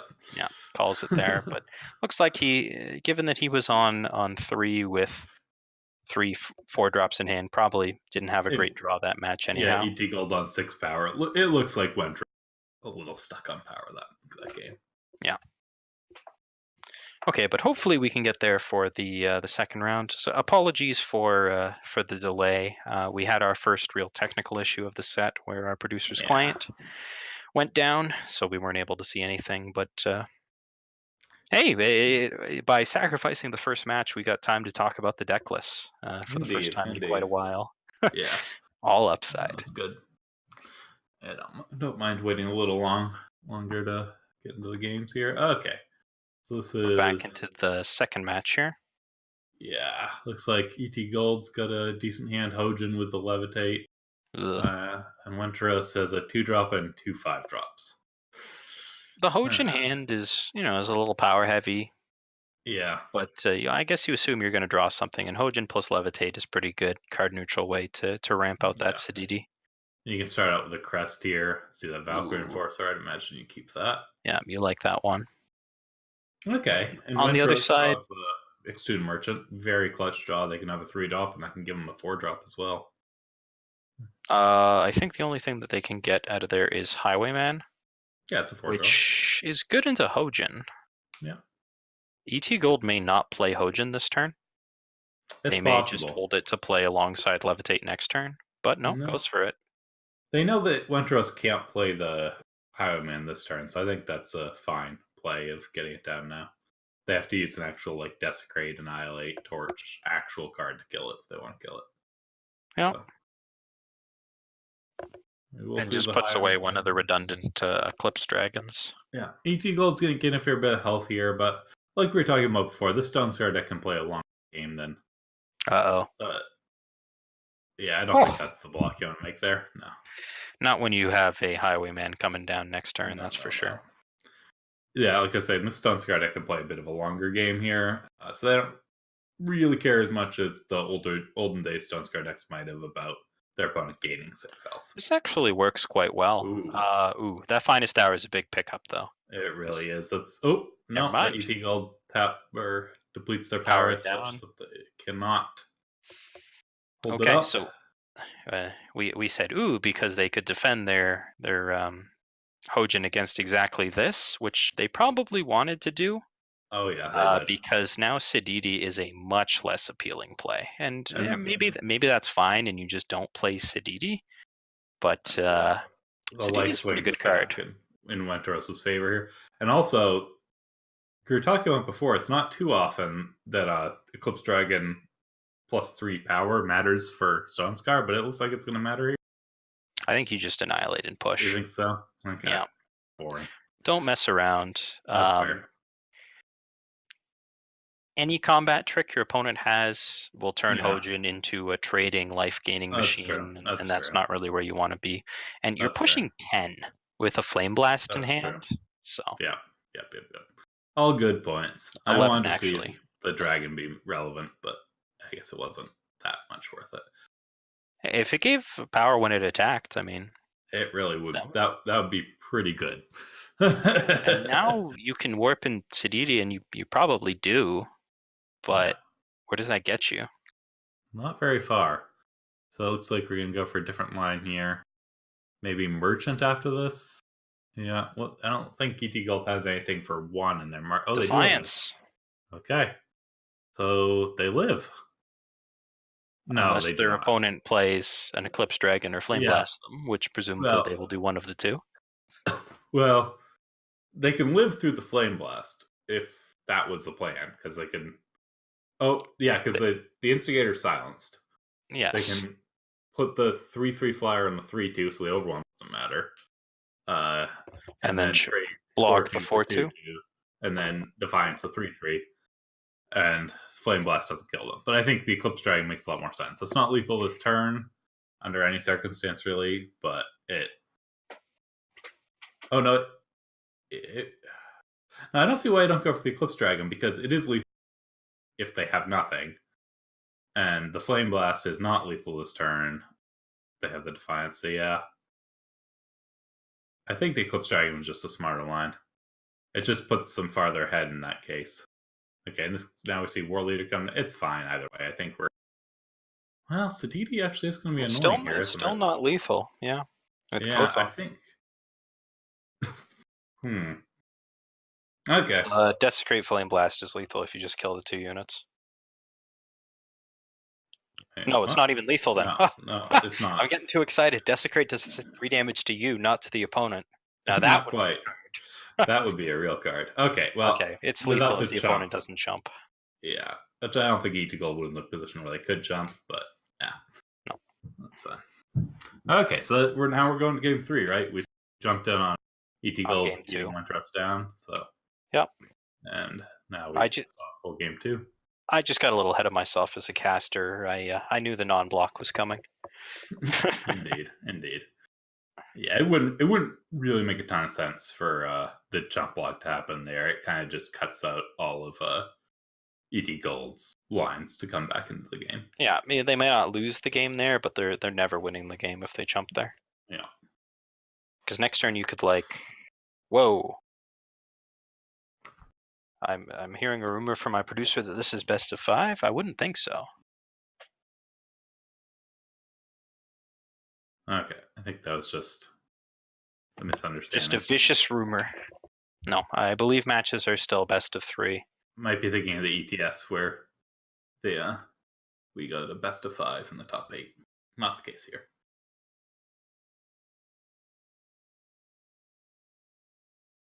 Okay, so this hand for ET Gold is a lot less appealing, but has to keep because it's a redrawn hand. It does have 2/2 drops, but no, we could go to 6. Is going to 6 is allowed. I don't think people really realize that at all, but people value the card a lot, and it really depends on the deck. It does. It does depends on the matchup, but if the hand can't win the game, then don't keep it. It doesn't really matter if you're going to 6 or 7. I'm not saying that about this hand. This hand looks like it has a chance, but I think honestly, I do think that too many players in this game just think of going to 6 as basically conceding, and it's not. Well, a little soapboxy, but it's kind of rough in the control versus control matchup because you're down a card. It is. And here we see a very early Desecrate usage, and Sididi on top with Palace drawn. Not really where you want to be on 3 power. No. So yeah, 3 Sididi and a Palace. Clearly not cards. He's in good shape if he draws power, unless it's primal power.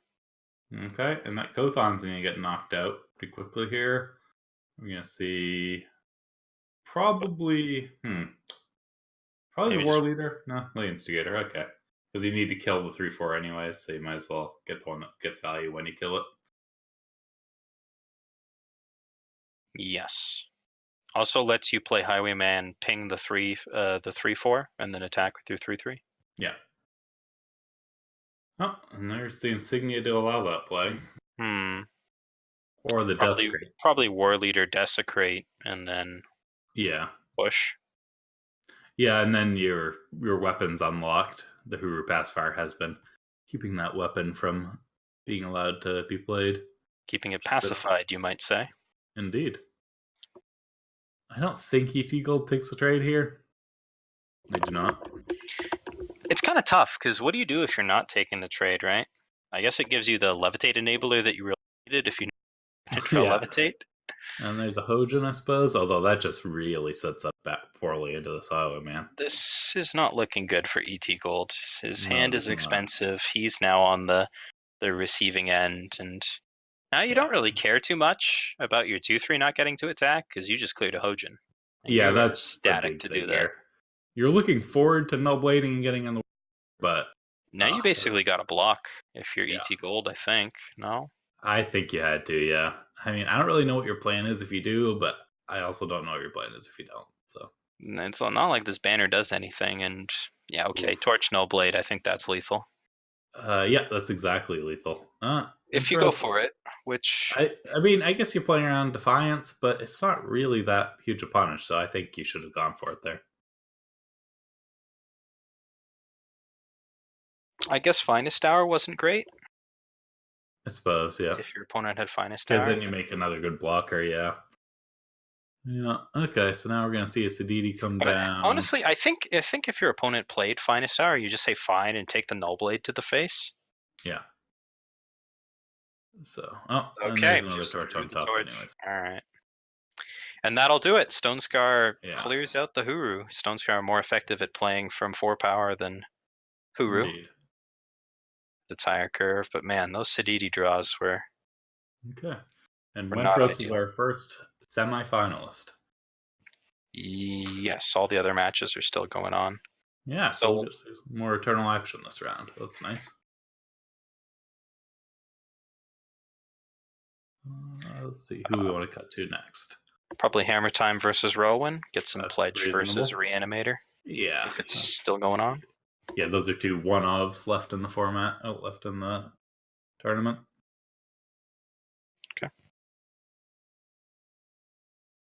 Okay, Relwyn is up 1 game, and this is in game 2. Okay. So Hammer Time getting in there with Scorpions. Interesting. So that means the Reanimator actually won the first game, which I did not anticipate. I thought that Pledge was quite favored in this matchup. I think they are. I mean, Reanimator's still dangerous. If they just have the perfect curve out, it can be pretty tough to deal with. Turn 5, Azendel plus Harbinger or whatever, They just beat whatever. Yeah, we're going to see probably... No, Sabotage gets held. Interesting. Oh, what am I talking about? They already they played a power for turn 2. Oh, okay, yeah. So we're going to see the Torch come down. Is that better than just playing Titan? I think so, because if you have any chance of getting that teacher through, I think you try to take it. Oh, I guess your opponent did just play or just pull a Sabotage into hand that you know about. Yeah, that's another good point. Yeah. Oops. Drew a Scorpion Trap. Yeah. Wait, they could have discarded that Scorpion Trap, I think. But Scorpion Trap triggers when it goes to the void, not when it's void. Yeah. Something that Reanimator players have found out unhappily for a while now, I imagine. Indeed. Okay, coming in with everyone. Yeah, chump blocking that teacher. So Relwyn is missing the second shadow that they would need to. Never mind, they drew the second shadow that they need. But they can't do it this turn. No. I think that's a turn too long. So there is actually a Black Sky Harbinger in the. There's a couple Black Sky Harbingers. Sporefolk, a non-bow with with those traps. So you didn't block Sandstorm Titan. Goes to 3. Okay. Prevents those. Okay, well, weights from hitting them. Let's see what's in the void. Is there a large Vara? No, there is no Vara, just a Black Sky Harbinger. All right, so that's a game 9. Enough. So you definitely attack with those. Hammer Time can't attack with anything. No, they can attack with those too. Deadly attack with everything. Okay. And can't play anything. Can't play anything. That is true. So Suffocate, not great. These Azendels are not castable, by the way. They're not. There is no There's time no influence in the time deck, influence. None at all. and Uh, there were no Justice Sigils left in the deck either. yeah. Okay, Shugo Tactic lets Titan come down next turn. Back alley Delinquent jump blocks. Okay, the Azendel's out of hand. Yeah. And Sabotage will whiff. Okay. So It's down to one if top you deck draw from a Rowan here. Merchant or a Grasp, you can't cast Vara because you don't have Triple Shadow. No, you do not. Scorpion Trap. Sporefolk probably not going to do it. I don't see the line where that does it. No.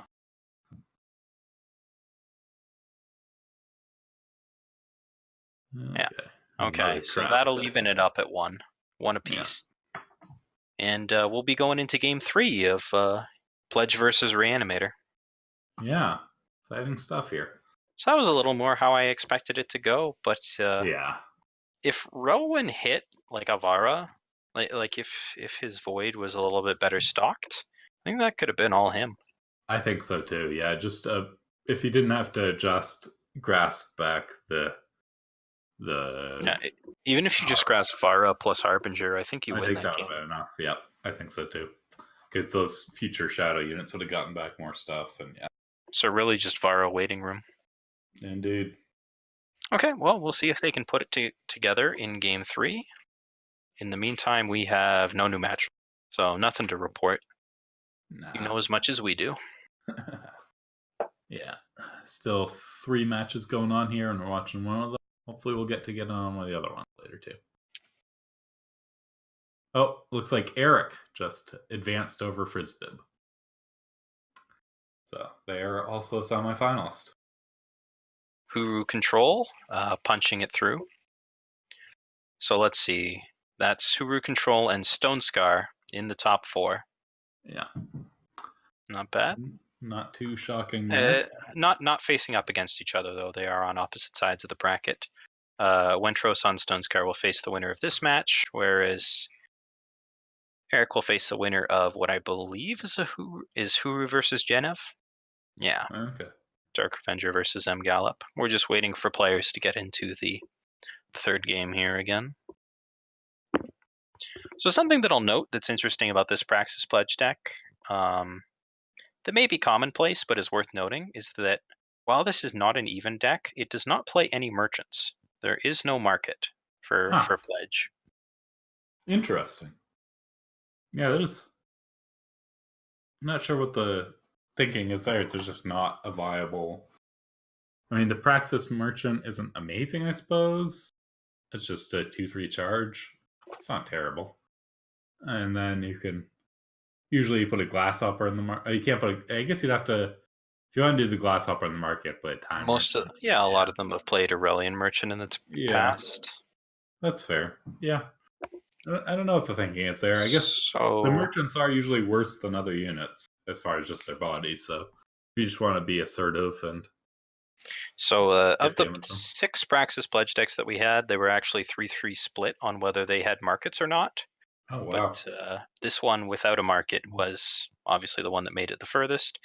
We see the redraw here into a very pledge-heavy hand. Yeah. Probably pledge one of these Darias, I would imagine. Get the second fire source to be able to play the other one. Yeah, makes sense. On the other side, Relwyn has, well, not much.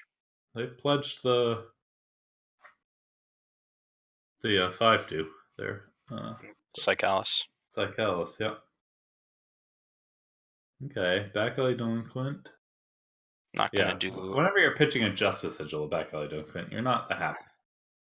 You're like, no, this is not my game plan. But Suffocate probably deals with this 3/3. I would imagine pretty cleanly, and that's something you want to see with the Vara. But unfortunately, you don't have any more discard outlets, as your Chairman's Contract can't come down this turn. No.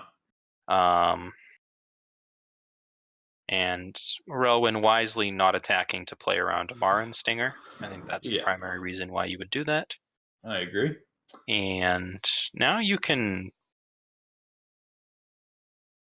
You can mark it for Grasp, I'd grasp, but assume, yeah. doesn't get Whoa. you that far without another discard outlet. So he shipped the seat rather than one of the justices. So that's so he can get it back later? Now he can't play the Vara hardcast if the game goes long. I mean, I guess it's not too likely for that to matter, but seems like kind of sloppy play. Maybe. Maybe just doesn't. Maybe values hardcasting this privilege of rank that he drew. Yeah, do you have a And so seat and a sigil? I'm aware. Ah, I'm aware.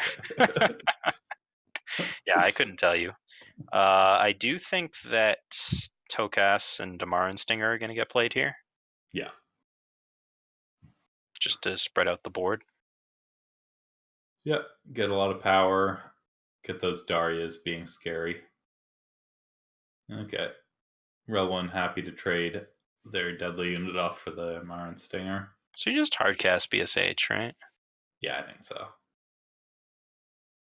And that's gonna make this double Berserk Tokus line much less scary. So they'll probably just come in with a Psychalis and play Daria. And then you can Berserk whatever's left over. You can't attack with Tokus, though. No, you can't. Like, there's no line here where maybe you get just to double Berserk anyways. Oh yeah, double Berserk is again. Yeah, it gives a deadly. Yeah. Just double Berserk anyway. See, I forgot about that deadly for there. I think your line about hardcasting Var is going to come up, given what Relwyn's dealing with. Whoa, double twist. Double twist gets a lot of power for now, but it probably gets does traded let with. you attack. Yeah, I think I'd rather just get a Daria down, but I think they're pretty comparable. Yeah, the Daria line definitely dealt more damage, but and left you, I guess. Yeah, I don't know, or similar amount of damage at least. Yeah, it's actually because of 5 damage other than 6. Yeah, it's not that different.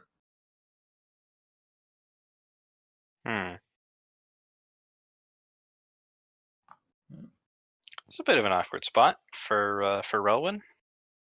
It is. Sort of. Well, not really. The power for Vara doesn't end up mattering because they can just Herald Song, discard the Vara, and then bring it back. But they're going to take a bunch of damage here. They are. Although not as much damage as last turn because they can no longer double. No double. And now you just casually double block here and take 3. And the Berserk doesn't matter. Yeah, that. And now you didn't play seem as good. I think what you do, what Relwan's plan is now is they're gonna just post combat refresh that Darius Berserk and give Tokus Berserk. But okay, Relwan's got the grasp for the Vara. I think with this Vara Fate Touched, Relwan has really brought himself back into the game. Yeah, and is now in like a pretty solid position here. Because you can play Daria and double Berserk your guys and attack. That's great. Like I said, I think now you just Berserk attack with Daria. Huh? Maybe not. Okay, we're twisting. That doesn't even work unless you triple twist. You can just block with Vara. Yeah, I think they're getting a little too cute here. Yeah, they're twisting and shouting. Yeah, and I think they realize triple twist left them vulnerable to another Harbinger. Producer, can you tell us what is in Relwyn's market, please? Or show us, I guess. Okay. Nothing, and Annihilate. I guess Rindra's Choice is kind of a card. Can kill Daria, yeah. Yeah. I think you'd rather kill Daria than Annihilate Tokus right now. Tokus is pretty vulnerable. I think you'd like to play Cartographer to discard a second Vara and then play Merchant. Fair enough.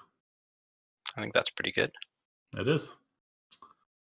And that Cartographer just trades with a Tokus. Like everything trades with a Tokus. Yeah. A little bit too much twisting and not enough shouting. Yeah, indeed. I will note that Relwyn can still not hardcast Daria or not hardcast Vara. Jeez. Yeah, they just shipped away that seat without thinking about it, I think. I don't think that it's going to be game deciding for them, but it is funny. It is funny. It is indeed. Yeah, it looks like they just have a board here that's not going to get overpowered by anything Praxis can muster. So have you considered the value in twisting Tokas twice more to get that Considerable. 7-0? And once again, it's not going to matter that they are not able to hardcast Vara as they just draw the grass naturally. Yeah. Rel winning the game. Indeed. Okay. Although not that rapidly. No. Taking But it slow. I think that's reasonable. I think you just want to make sure. Is there no Yeah, Azendel or Berserk something to bring back? I guess not. It just Not sure passes what's on the grasp. Sandstorm Wow. Titan, I think you got to do better than that. I think you really needed to find a Heart of the Vault on top that turn. Yep. Well, there's an Azendel. Not an Azendel that's very useful, as you have no way to get it. But it's an Azendel. Okay, I think... I know this is an elimination match, and you don't want to make any mistakes, but it is a little painful to see them slowly chip away. 4 damage here, 5 damage here. I think their plan was next turn was going to be everything in, but we'll see. I just don't think they can lose the long game. Like those, as long as they don't attack with all their units, those 2 Berserk units can just easily get traded off for, and that's just a solid strategy to. What if we brought back? What if we discarded Azendel and then brought back Azendel? Seems decent. I understand that's kind of what this deck's trying to do. They're doing it after combat, or maybe they're not doing it yet. Maybe they're not doing it at all. Huh. Interesting. Yes. Okay. Are there Harbingers in the Void to bring back? Because if you hit 2 Harbingers, you've got lethal. I know there's one, but it's void bound. No, there's that fabled post-combat Harbinger, or post-combat Azendel. Yep. And there's a concession. Yeah. All right, And so we have our top 4. yeah, Relwyn did end up taking it a little slower than expected, but did get there.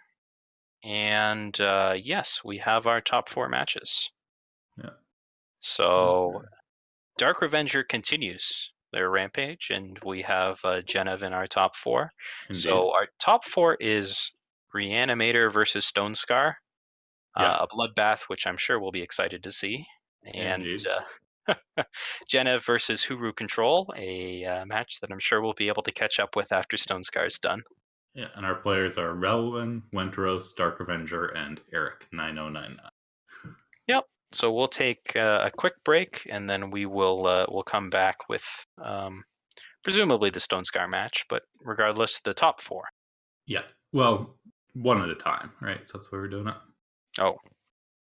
Okay. I believe that was the plan. Then one of the matches, and then the other one. Yeah. All right. Until then.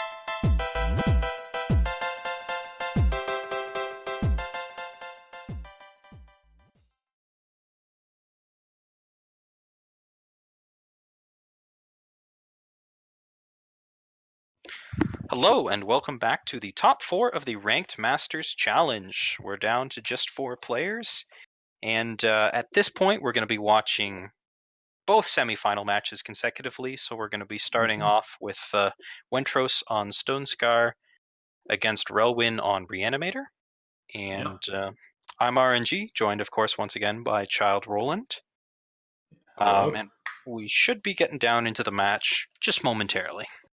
Yeah, these are, I think, all of our top four seen on camera at least a little bit so far today, so we don't need to delve too heavily into this themselves. But how do you feel about this exact matchup? Well, I said this about Praxis Pledge, and I'm going to say it again against Stone Scar. I think Reanimator gets kind of bopped by the aggro deck, especially when they get their presumably. I don't know. Merchant. Do you take the Merchant here? Probably. I take the Merchant. Makes more sense. Yeah.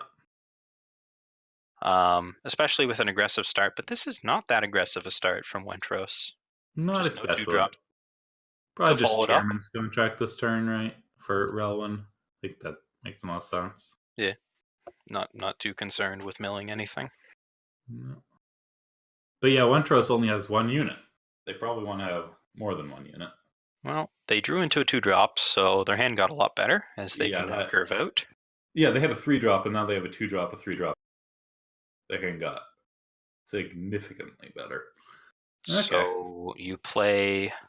Yeah, I got a little bit punished by not playing Chairman's turn, but yeah, now they play it this turn and they can't play anything. Whoa. Why wouldn't you just play Shadow Sigil into? Yeah, no, I into Spore I have no Folk. idea. No clue why that didn't just happen. Okay. Let's just carry on. Different line than we expected. Here we're probably going to see the Observer come down. Yeah. Discard at least the Vara. Start here I would have played those. the Chairman's contract into the Observer, but I guess, yeah. All the Chairman's contracts. Okay. Discard the Azendel. Do you just ignore the Observer and just try to kill the opponent here with a Highwayman? I think so. Yeah. Yeah, the Void already has an Azendel. Yeah, it's not like it's ever blocking. No. And you're just trying to kill them before they hit 5 power. Exactly. Yeah, and if they do try to block with it, you have the Torch. Which is good, because you've got Merchant for Grasp here, but I think it's too slow. Yeah, actually, Torch plus Annihilate just sets up lethal. You have 12 damage. Yep. So Stone Scar drew the 2-drop, and it turned into a very quick bopping. Mm-hmm. Now, would this be different if there was a Spore Folk in play? Yeah, I think it would be a little bit. They'd be at 1. Yeah. It'd be awkward, but they would be at 1. Mm-hmm. I guess no, Wentros would still have the Torch in hand, so I think they'd still be fine. But yeah, you'd have to have found like a Harbinger off of the the Spore Folk. Yeah. But if that Vara and anyway, it didn't happen, and the Stone Scar was able to punch the opponent down before they even hit 5. So, but now Relwyn will be on the play and will better be able to dictate the pace of the game. Indeed. And once again, if they do get that big grasp, then there's very little Stone Scar can do to get around it. Yeah, I think they just kill them. I think though that Stone Scar is heavily favored to take the match now they've taken the first game though. Like as you said, they're pretty favored going into the match probably, and with the game under their belt, it's going to be real hard for Relwyn to win 2 in a row here. I think we're about to see something that we see very infrequently. Oh, no, we're not. Which is Diplo Seal getting the second influence on turn 3 off of a turn 1 Chairman's contract. But we could see a Chairman's contract next turn into Delinquent, but we'll see. Yeah, I think we're more likely to see the Cartographer, as you're just digging for power right now. Yeah. But Wentros drew a lot of Flame Blasts and not a whole lot of things to attack with. Yeah. So they're going to play the War Leader this turn, which is going to get a little punished because they strip the Merchant here. I think I might have gone Crest plus Shakedown this turn, but we'll see how this all plays out. No, Rowan's not going to visit the market right away, so maybe Wintrust isn't going to get punished here. Oh, but Does they're that going to mean that you have Sabo. to take the shakedown now that you I see think it? absolutely you have to take the shakedown. I think you took the shakedown under any circumstance here, but maybe Okay. not. I don't know. Do we see the world's most aggressive Desecrate plus Flame Blast for 1 line? That would be very aggressive, and it might be correct. I don't know. This is. Your hand just doesn't do anything. It does I not. think you can just attack and not Flame Blast for I 1. think that's The fair. 2/1 Yeah. also doesn't do much. Yeah. But Okay, there's the ooh, suffocate. So do we see I the think you just seat put. get I think you shifted put the here? Suffocate away and you just play Seat. No, Yeah. Oh no, he put the Seat away. he Okay. did. So we'll see how this plays out. Your line's not terrible. It guarantees next turn grasp, whereas this does not. Well, it doesn't guarantee it into removal, That's obviously. true. That's true. Herald But Song probably finds you the power warrior. finds a Spore Folk, not what you're looking for. Absolutely what you're looking for. I take it back. Yep. Spore Folk can hit Privilege of Rank, which I makes it, think pretty reasonable play right there. there hit Azendel and Harbinger. Pretty strong. Well, Relwyn is pretty likely to win the game if they get to 5. You think so? Yeah, I agree. At 25 health? Yeah. Yeah, I think so. Oh, There they we got go. the 5. I suspect Wentros will scoop them up here. There's double Azendel coming out. Yeah. 2 Azendels and a Harbinger, I think. I think the whole Void's popping out, actually. Yeah. Oh, no, just triple Azendel. All right. Yeah. Yep. Stone Scar looks 25 health and says, okay, yeah, you probably got this one. Yeah. Okay. We'll see a game through Stone Scar on the play here. Yeah. Well, if they don't draw double Flame Blast, they're probably in good shape. The problem is that the removal is good because it pushes you through for damage, but the removal is bad because they don't play any units worth removing. Yeah. That's true. Yeah. I feel like if Wintros had shook down and hit that merchant, things would have gone a lot differently that game. And they knew their opponent shakedown wasn't going to sit in their hand very long. I don't know. It stops you from getting the unit down on turn 2, which is not great. But you get to scout, maybe set up a 3-drop to go after your 2-drop. It all balances. I don't know. Okay, this is another slightly awkward hand for Wentros. If it was a Shadow Sigil, I'd be a lot happier. Shake on turn 1, but can't. So I guess you just crest on turn 1 here. Yep. You want to set up your 2-drop. Shakedown really wants to hit Merchant anyways. Yeah, so you have a turn or 2. Yeah. When you're on the play. Yeah, that's fair. So right now you can play the War Leader, and next turn you can Shakedown. Yeah. Well, double Merchant is pretty good insurance against that strategy. It is. Suffocate on the War Leader. Interesting that he goes for that, because even if you get hit by it, you can still suffocate it next turn. You can, but you might want to spend your next. I think his plan is to spend the next turn merchanting anyways, spending all his power on that. So he doesn't want to commit to that line.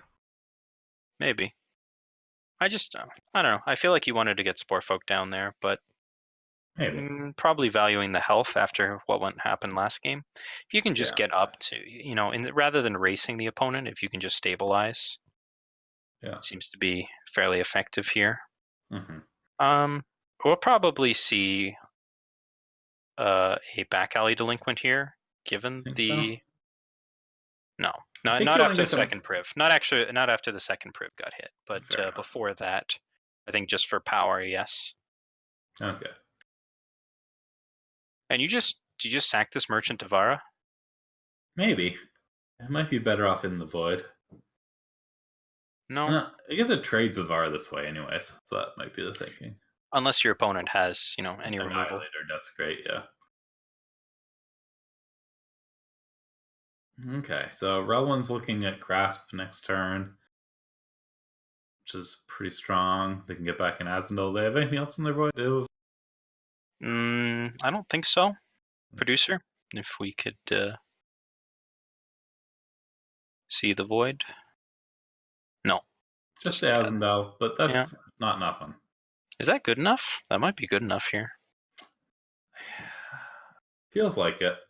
I don't think you pulled the trigger next turn. You don't think so? No. I think you might even take you have the damage. Sporefolk and the Herald Song. Yeah, that's fair. You dig for more. Yeah. Yeah, you have 19 health. You have some chump blockers. No, just fires it off. You do get in with the Delinquent here. Get a card back immediately. Oh, Eclipse Dragon. Okay, it's a good one. It is. That kills Azendel in 2 turns. Yeah, that's 1 turn longer than you really wanted to be. With a 1/1. This attack is not good. No, don't do that. Do we see the world's first Eclipse Dragon attack out of a Reanimator deck? Probably not the first, but definitely one of the earliest, or one of the few. Well, the first this tournament, anyway. Yeah. So, yeah, that's what we're seeing. Punch in for 3 cards. Yeah, and 6 damage, and Desecrate. Yeah, so it turns out Azendel reduces the cost of cards by 2 when you draw them. And Stonescar plays a lot of 2-drops, so yeah, that works out well for you. All right.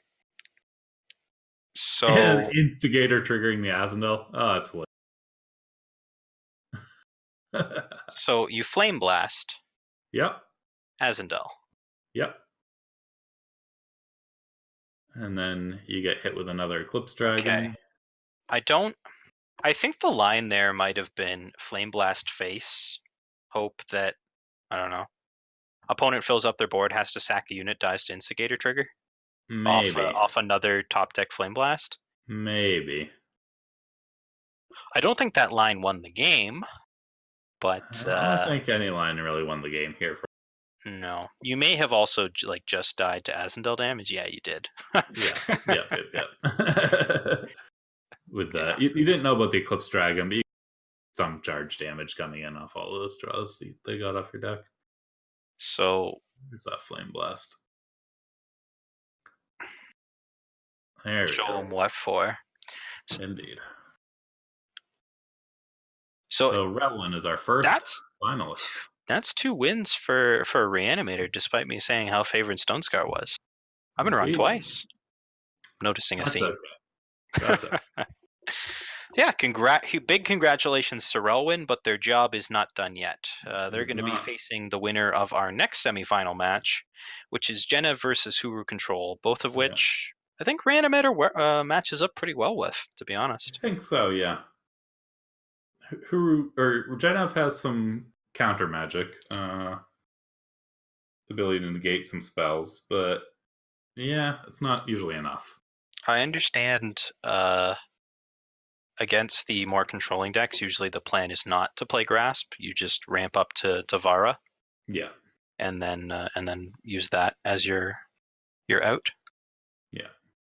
Although I'm not really all that familiar with Reanimator versus Control. I just never been much of a Reanimator player and haven't played enough Control when Reanimator's been popular to be familiar with that matchup. I played a lot of the old Sentinel Reanimator deck. The new version of Reanimator hasn't really caught my fancy.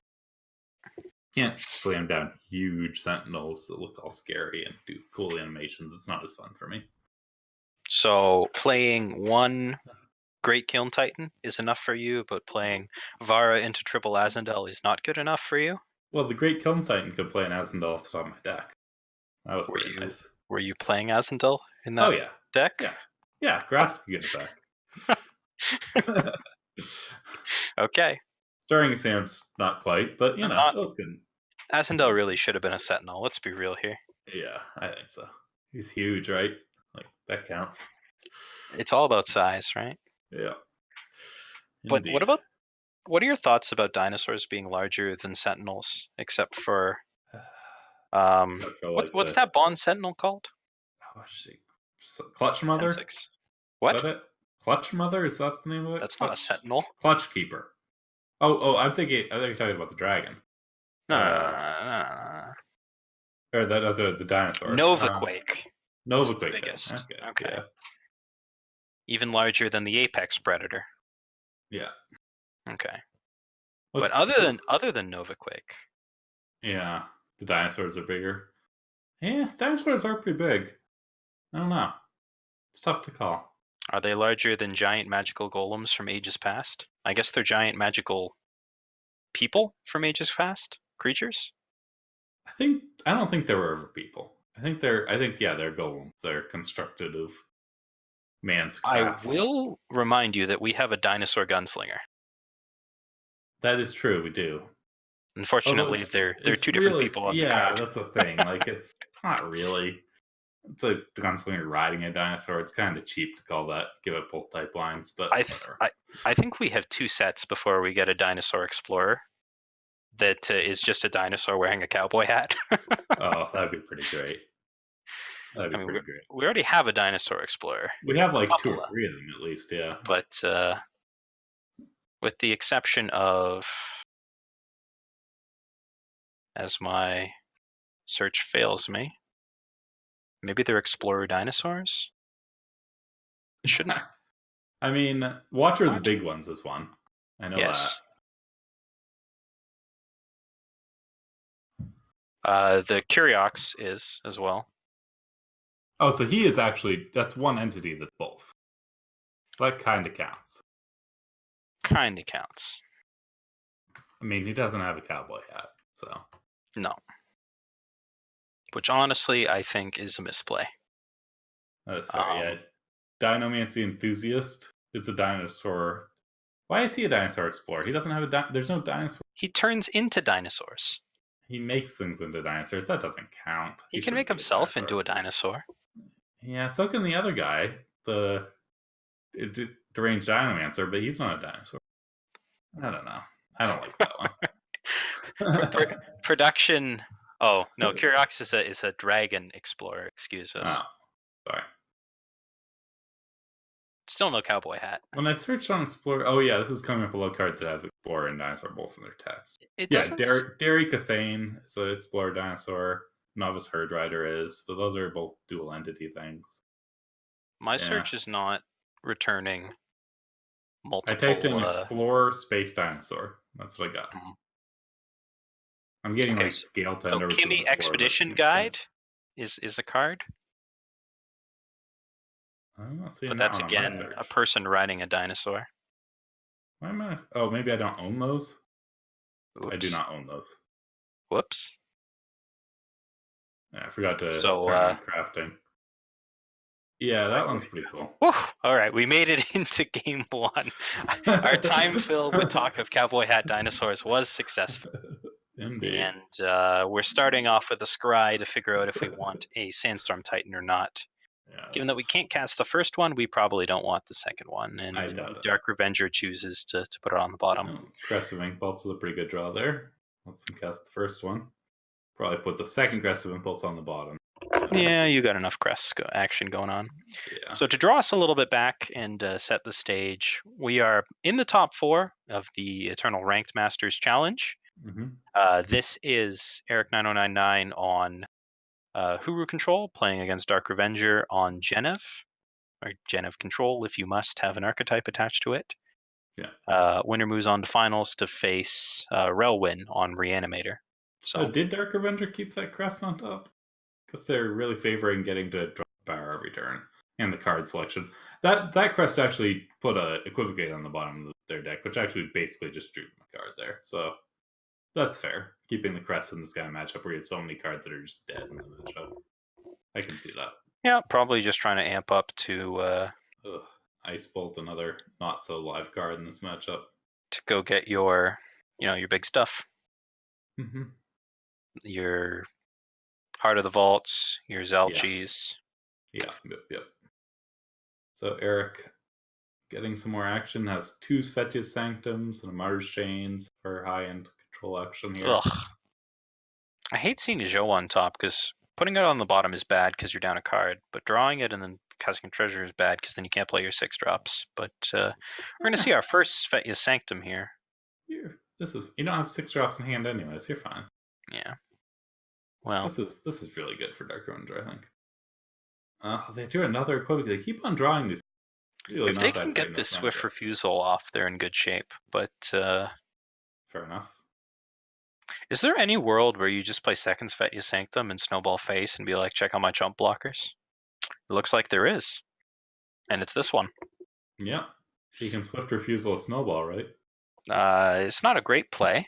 Because it But- actually doesn't counter the thing. Yeah, that's fair. Yeah, you still get the 1/1s, but you can do that. Okay, so there's a Snowball to kill one of the 1/1, or the one that doesn't chomp the Titan. And then you probably just play the Hurler as well, right? Yes. Maybe, actually, I think it's reasonable to keep Snowball in hand, expecting a board wipe here. This You is can play looking it pretty later. bad for Dark Avenger. Eric's I going to think so have too. chains with double Svetya's Sanctum. And Dark Avenger can, play Zhou and Yeah. then not have Swift Refusal up? And Eric still has an Ice Bolt and a Clan Tactic, so Chump Dark attacking Avenger's here units to aren't get doing anything. a Royal Decree, probably, Yep. which Yep, I yep, imagine will get swiftly refused. I would imagine as well. But with double Svetya's Sanctum, and you can see now why the card is in the deck. Yep. All this wheel spinning just generates 2/2s, and then with chains they turn into 4/4s, and then 8/8s, and then you've Yeah. probably died. It does. Okay, so let's see here. Yeah, I think Dark Avenger doesn't mind trading off the Titan here, because kind of a liability almost. Joe being like one of the few outs they have. I don't know. And they're not just getting through these 2/2s, so. So I think you triple block the 3/3, and you single block the Titan, and Yeah. then you just ice Ice Bolt your own 2/2 Fair enough. to get up ramp. to chains, yep. Yeah. Huh. So not the line Eric's taking here. He could still do that, just Ice Bolt whatever gets removed.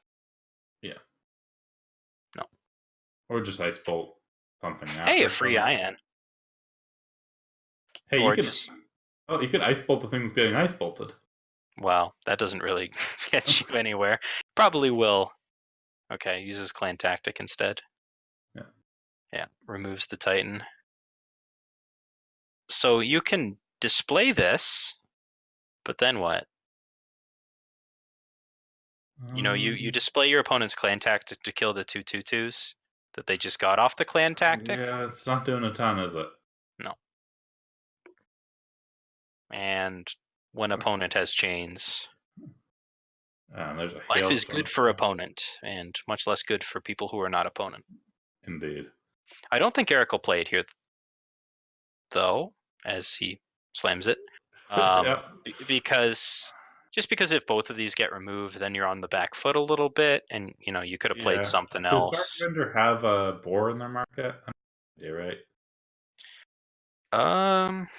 Wait, look, I don't think so. Bot fed me some images here.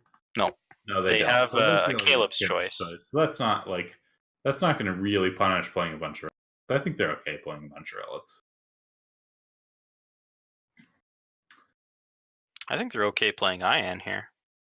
They're okay playing basically anything here, honestly, because everything just makes big things. Yes. Chains. So Aurelian Merchant has the small issue that it can't go get the Caleb's choice. And Joe has a small issue that it's getting ice bolted. Yes, Dark Avenger has the small issue that they are dead on board. But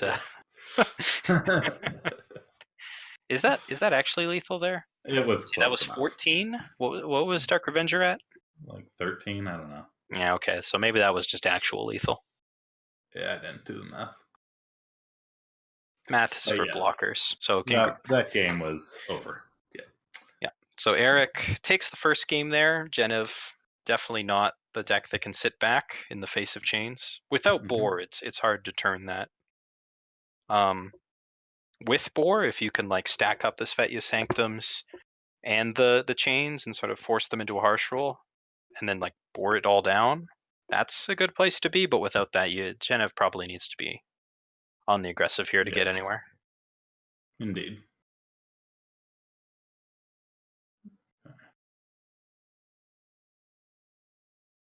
Yeah. So, okay. Got our...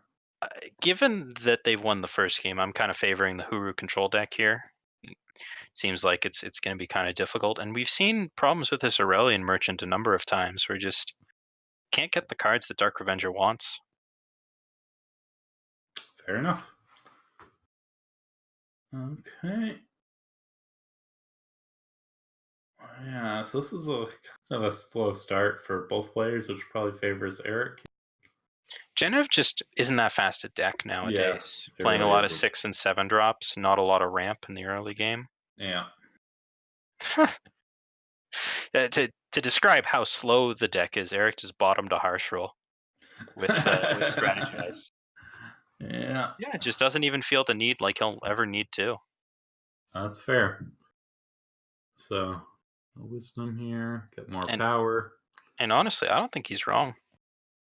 Probably not too wrong. If he is wrong, it's not by a lot. Because like Dark Revenger can't play anything. Can't even play Heart of Vault next turn. You cannot, without drawing a time source. And I believe his market is not that great. His market has a bunch of 8 drops. And it not. But I guess he can get the they have in the market. Let me look. He can get the Zalchi. That's the only thing he has left, or Elysium Banner. I guess Elysium Banner does for the. You probably grab the Zalchi. I think so. Because you can Caleb's Choice next turn to cast it. Yeah. Put away the Snowball, I think. Yeah, you're already on 7 power now, as long as either of these fellows dies here. Okay. Eric might just like Svetya Sanctum go. No, he's going to look for more options here. I think Eric is feeling a little bit of pressure here. Looks like he'll hold up Ice Bolt and play a Crest. Yeah, which makes sense as well. You know somewhat answers Zalchi. They're probably so that'll get the first half of Zalchi and Harshal will get the second half. That's fine. That's pretty gross. It is. And no time source for that heart to come down either. So that's going to be hampering Dark Revenger's development. +2 health, not enough to protect from Ice Bolt. Not anymore, yeah. I remember the site used to give +3 health. That would have made this spot a lot different. Site used to have 5 health. It did. It did. Times were different then.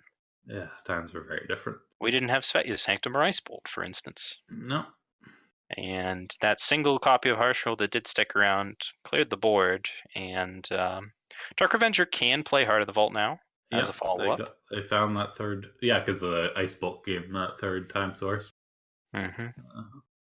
So that's actually not terrible. But get Caleb next turn. Maybe a case of, not enough, not fast enough. Yeah. Double chains in Eric's hand. And Svetya Sanctum plus Ice Bolts will do it. Yeah. You do have the display to counter the Ice Bolt. Probably need to use it too. So I think what you want to do is torch the 2/2 that gets made off of the Ice Bolt and then display so that you make sure the heart gets through. No, it doesn't. Ooh, doesn't. Okay. I think you definitely got to hold up display though.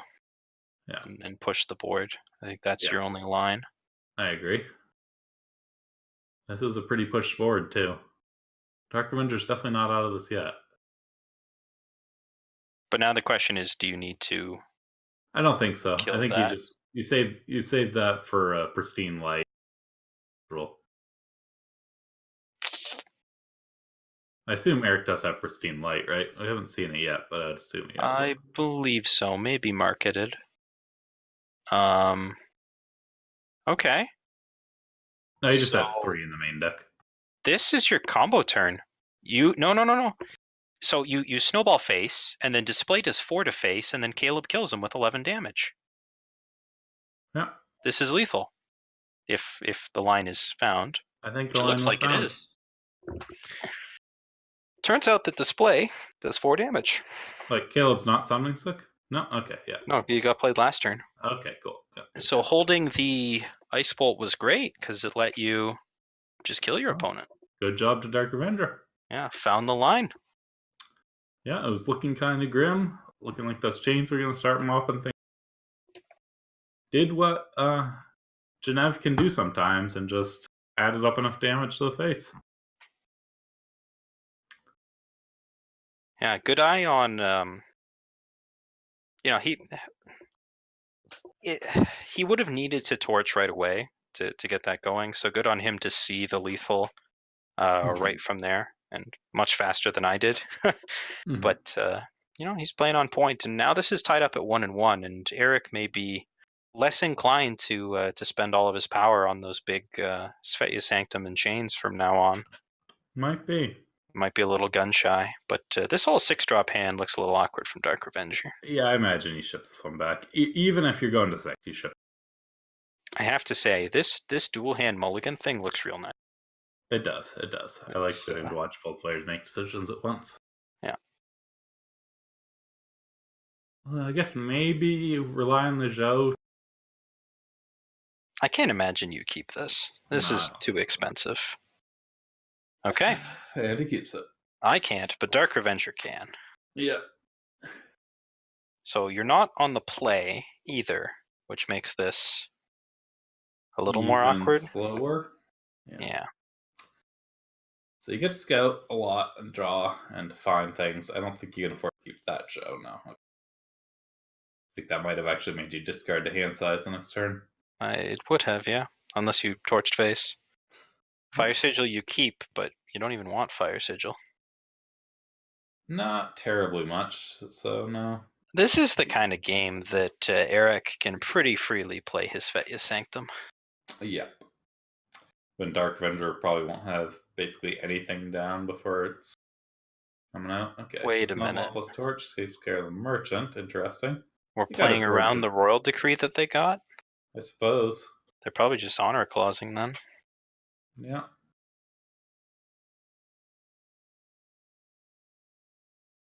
What do you ship here? Do you just ship Sanctum ever? You can't cast it. You can't cast it. That is something. No, I assume not. Strategize. I think that's more reasonable. Yeah.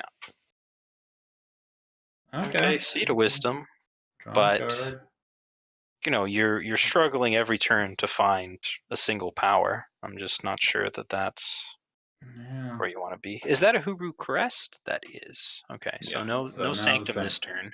Sanctum's online next turn, though. If you want it to be. And then do you Wisdom or Merchant? I think you Wisdom.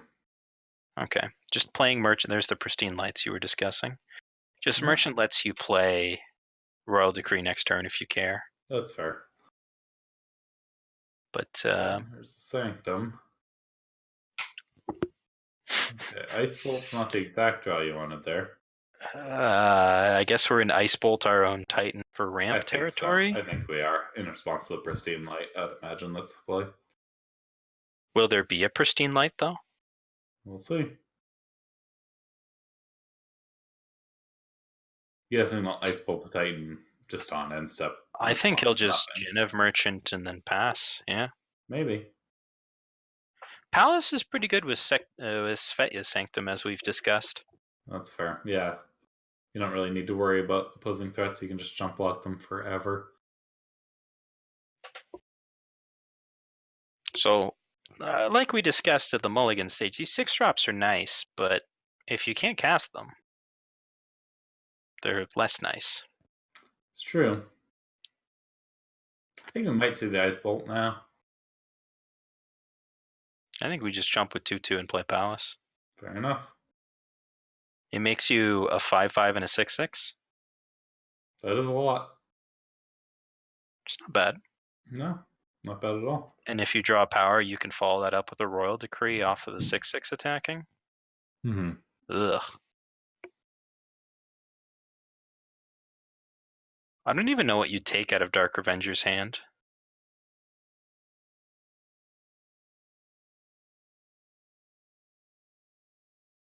Yeah, I'm not sure either. Maybe just the peak. It's probably the most value. It doesn't have the heart power yet. So now if Eric draws a power, I guess he just shrugs and plays like Pristine Light into Palace or something.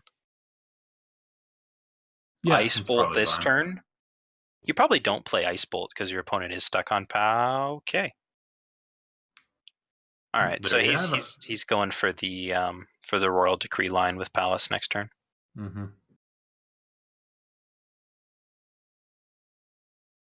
6/6 and a 5/5. Yeah. And a 2/2. And Royal Decree cites the most value. I think that's probably just play. I think just hard. Hard's because castable now. Yeah, I suppose. Yeah, you can't win the game by playing Sight here. that's fair. Actually, I don't think you can win the game, regardless of which card you cast here. It will be Seems tough. difficult because we're going to sack the city and then attack for a lot. I think you do play Sight That's 26 to kill 5. Yeah, and then you only take 16. Yes. That's fine, I suppose. Now he's just gonna Wisdom.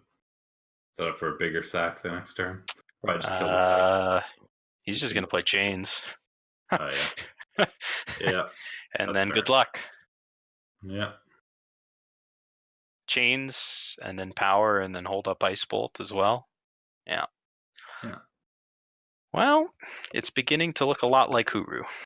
It is, indeed. Yeah, I really don't see Dark Avenger clawing the way back from. Genev's good at a lot of things. Dealing with Aegis 12/12's not one of those. I mean, Equivocate works, but it's just yeah. Doesn't Equivocate? No, Equivocate only gives him a 2-drop. There. Is that's it pretty good. they all cost 2? Is that how it works? That particular one came down as an Ice Bolt that then that's right. and doubled. That's right. That's right. It's hard to keep track of their costs. Fair enough. With that concession, we have our finals match. Congratulations to Eric for making it through to the finals. Yeah. He will face off against Relwyn in a Reanimator versus Huru Control matchup. Mm-hmm. We're going to go to a short break before the finals, but we will be back with an overview of that in just a few minutes.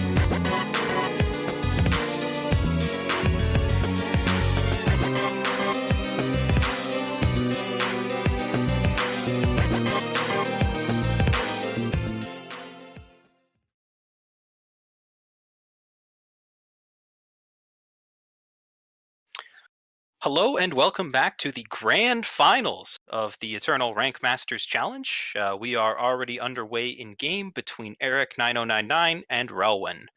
This is the big one for all the marbles. The winner gets an invite to the Eternal World Championships 2019, and the loser Yeah. gets, well, they go home sad. I do So I'm sad. this is the big one, and we've got a big match here between Huru Control and Reanimator. Reanimator, a deck that most people have been trying to, execute their combo under pressure. Against Huru Control, you're under less of a clock, but then you need to think about the fact that Harsh Rule is a card. Yeah. And now that Vara gives units Void Bound, Harshul is much of a harsher answer against the Reanimator deck than it was in Days of Yore, when you could just reload your entire Void back on without even thinking about it. It does make that play a little more awkward. So I understand that Vara is usually the plan against the control decks, but how bad is it to get your grasp decreed? Well, as long as you still have one in the market, it's horrible. Never mind, But just totally ignores grasp. I didn't even see what they took. yeah, I'm not sure either. Um, Huh. someone in production may know. Yeah, that was weird. I would have expected that grasp would be the slam dunk. Again, maybe I misunderstand the matchup. Yeah, maybe they just was it maybe one of the bombs? I don't think Rylan had a bomb in hand. I don't know. No, they had no units in hand. It was a spell. Wasn't strategize. Not sure. Okay. Not sure either. Well, there's Vara, and you've got the Seek power to help you cast it. On the other side of the board, Eric is doing just fine, drawing cards. He's working his way up to Martyr's Chains, and he has that insurance harsh rule just in case.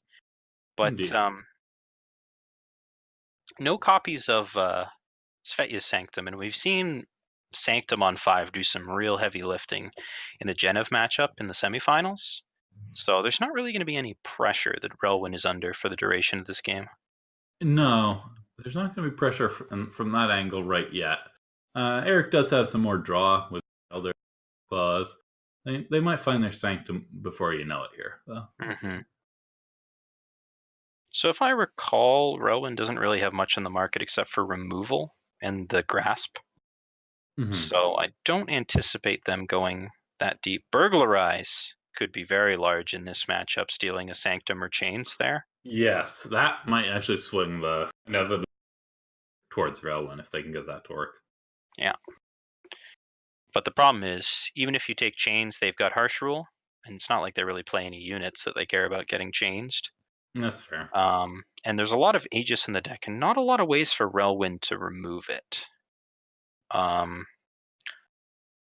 If they have to go for their first Grasping at Shadows here as well, that's a little. It is before the first board wipe. That's awkward. Well, maybe you go for a small grasp that hits Sporefolk or something. Unfortunately, Sporefolk's not in the void right now. Yeah. Hitting a merchant seems a lot more exciting if you can get that to pass away. Yeah, indeed. From Eric's side, probably just going to Wisdom. We did get the Burglarize. Setting So up the Sanctum. The other thing to think about that I should have noticed but did not is that Eric just marketed for Island's Choice, a card that can counter the Grasp. So if you just raw Grasp there, can also count on Burglarize. Yes, although presumably the turn that you play your Sanctum or whatever, you're not going to have Burglarize available. Probably not. This looks like a Hailstorm turn. Yep. There we go. Probably. Are we going to hold up Island's Choice, or are we going to play that privilege to be able to play the Chains next turn? Definitely going to hold up Island's Choice. Probably for the majority of the game, I would imagine. Well, probably just for this turn, because I think that's getting countered. Yeah. And they have the Harsh Rule to deal with the next Grasp. And if they draw a power, which they didn't, They could have just slammed chains there. Yeah, which is probably good for them if they didn't then. Oh, There's- the there's Cobalt the Waystone Sanctum. counters the Burglarize, though. Yep. So that's actually pretty bad for Relwyn. Although they could probably find some other way to target Face if they have like a Harbinger or something. There we are. They have a Harbinger.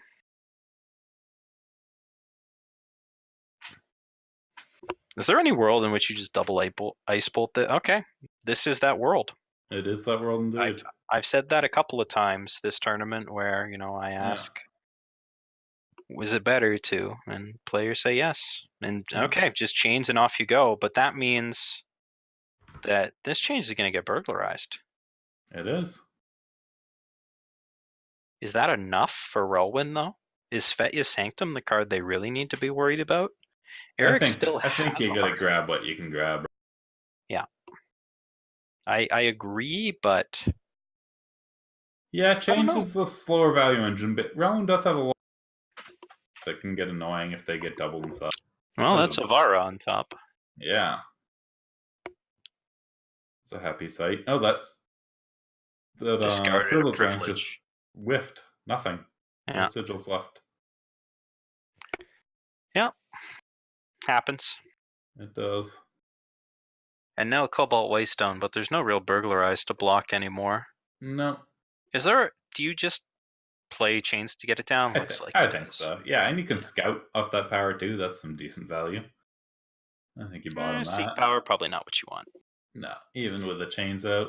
I would be super on board with this if Azendel was a castable card. But since Azendel is not a castable card, I don't see how Eric or how Relwyn works his way through the Sanctum cards and the backup harsh rule. You have Vara to maybe get back Azendel. Do you have an Azendel in Void yet? I don't think so. Yeah, you are giving a lot of things Void bound now too, so I'm gonna make the next Vara, the next Grasp worse. Yeah, I don't like bringing back that Vara there. Yeah, I probably don't like it either. Again, if you don't, you probably don't have enough pressure is the problem. Yeah. To force out this harsh rule. The harsh rule is forced out, and there's 3 more pieces of removal in Eric's hand, but none of them are wipes. So we'll see if Relwyn can assemble something here. Not well. Bad. Pass into pass. Yeah. To pass. Both players with powerful relics. Into play a 3/3, which Relwyn will shrug and suffocate. Yep, I would imagine so. This is not good for the Reanimator deck, though. No, it's not great. They still do have a chains out, so I don't hate their chances, but they're definitely behind, I would say. Okay, Merchant can get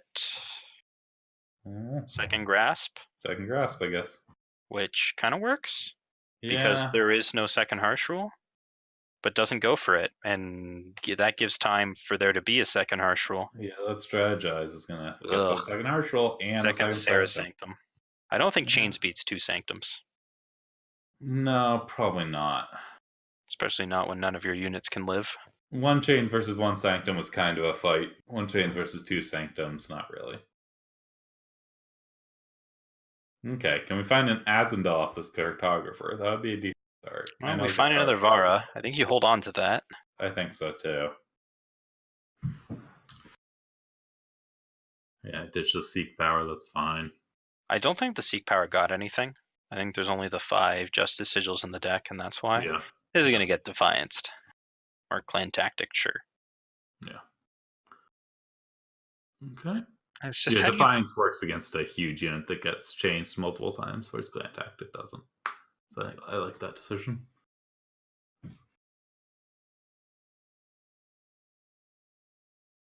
Okay. Yeah, I know that Privilege is a blank. And that Defiance works here. The way I heard that was almost a pun. Privilege of blank. Yeah, fair enough. That's something. So, Eric does have the second harsh rule, and Relwyn has Grasp plus Vara. Mm-hmm. I don't think you can... Okay, just Vara for Sporefolk? Yeah. We're really looking for Azendel here, and we're really not finding I didn't see an Azendel flip in there, no. So now Eric can just Ice Bolt it. Yeah. Because we talked about expending the second Varas being a problem, but also you need the pressure, right? Yeah. And now Well, 2/4 is kind of holding off the board. I guess I'd probably ace base in Eric's shoes. it probably Yeah, doesn't matter. Yeah. No, you just take 8 here. That's a lot. That's enough. You're dealing 8. Yeah. You do this big Pristine Light play to get back a 2/2. I don't think you do that. Well, maybe it puts a 2/2 get and a 3/3 on the 3/3. board. No, you get 2 3/3s. You get back a 2/2, right? Yeah. Azendel. Well, that would have been good a couple discards ago. Yeah, no discards available right now. I guess you can get back. Do you have anything you can get back here? I don't know. Merchant, Merchant for what? Like Annihilate? I guess. Rinder's Windows Choice. Choice, which would counter a multicolor Harsh Rule. Yeah, what is the Rinder's Choice? Also, you just died at here? 8 space. That's funny. Yeah, I'm not even casting Pristine Light. Well, no, you don't die here. Yeah, but if he cast Pristine Light, he would have cleared the way and then killed the opponent that turn. Yeah, he would have. Even through an Annihilate. Pristine Light. Come on. You get back all those Emerald Incarnations that way. Yeah. And round one's done anyways. Okay. I like tactically avoiding lethal. All right, so Eric takes a big lead both in the match and honestly in the series because it's going to be difficult for Reanimator to navigate its way through twice. It really is, yeah. So we'll hop back into game, but given the way that game played out, it feels like if Eric can get down any of his key relics, the game's pretty much done, Burglarize notwithstanding. Yeah, Burglarize didn't really seem to matter enough there.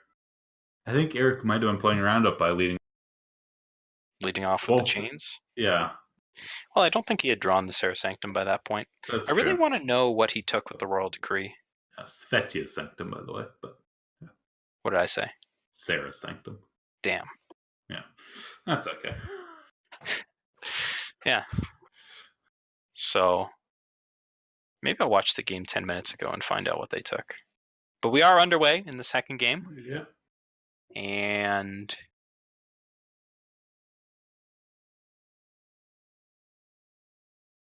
I'm asking chat what he decreed 10 minutes ago.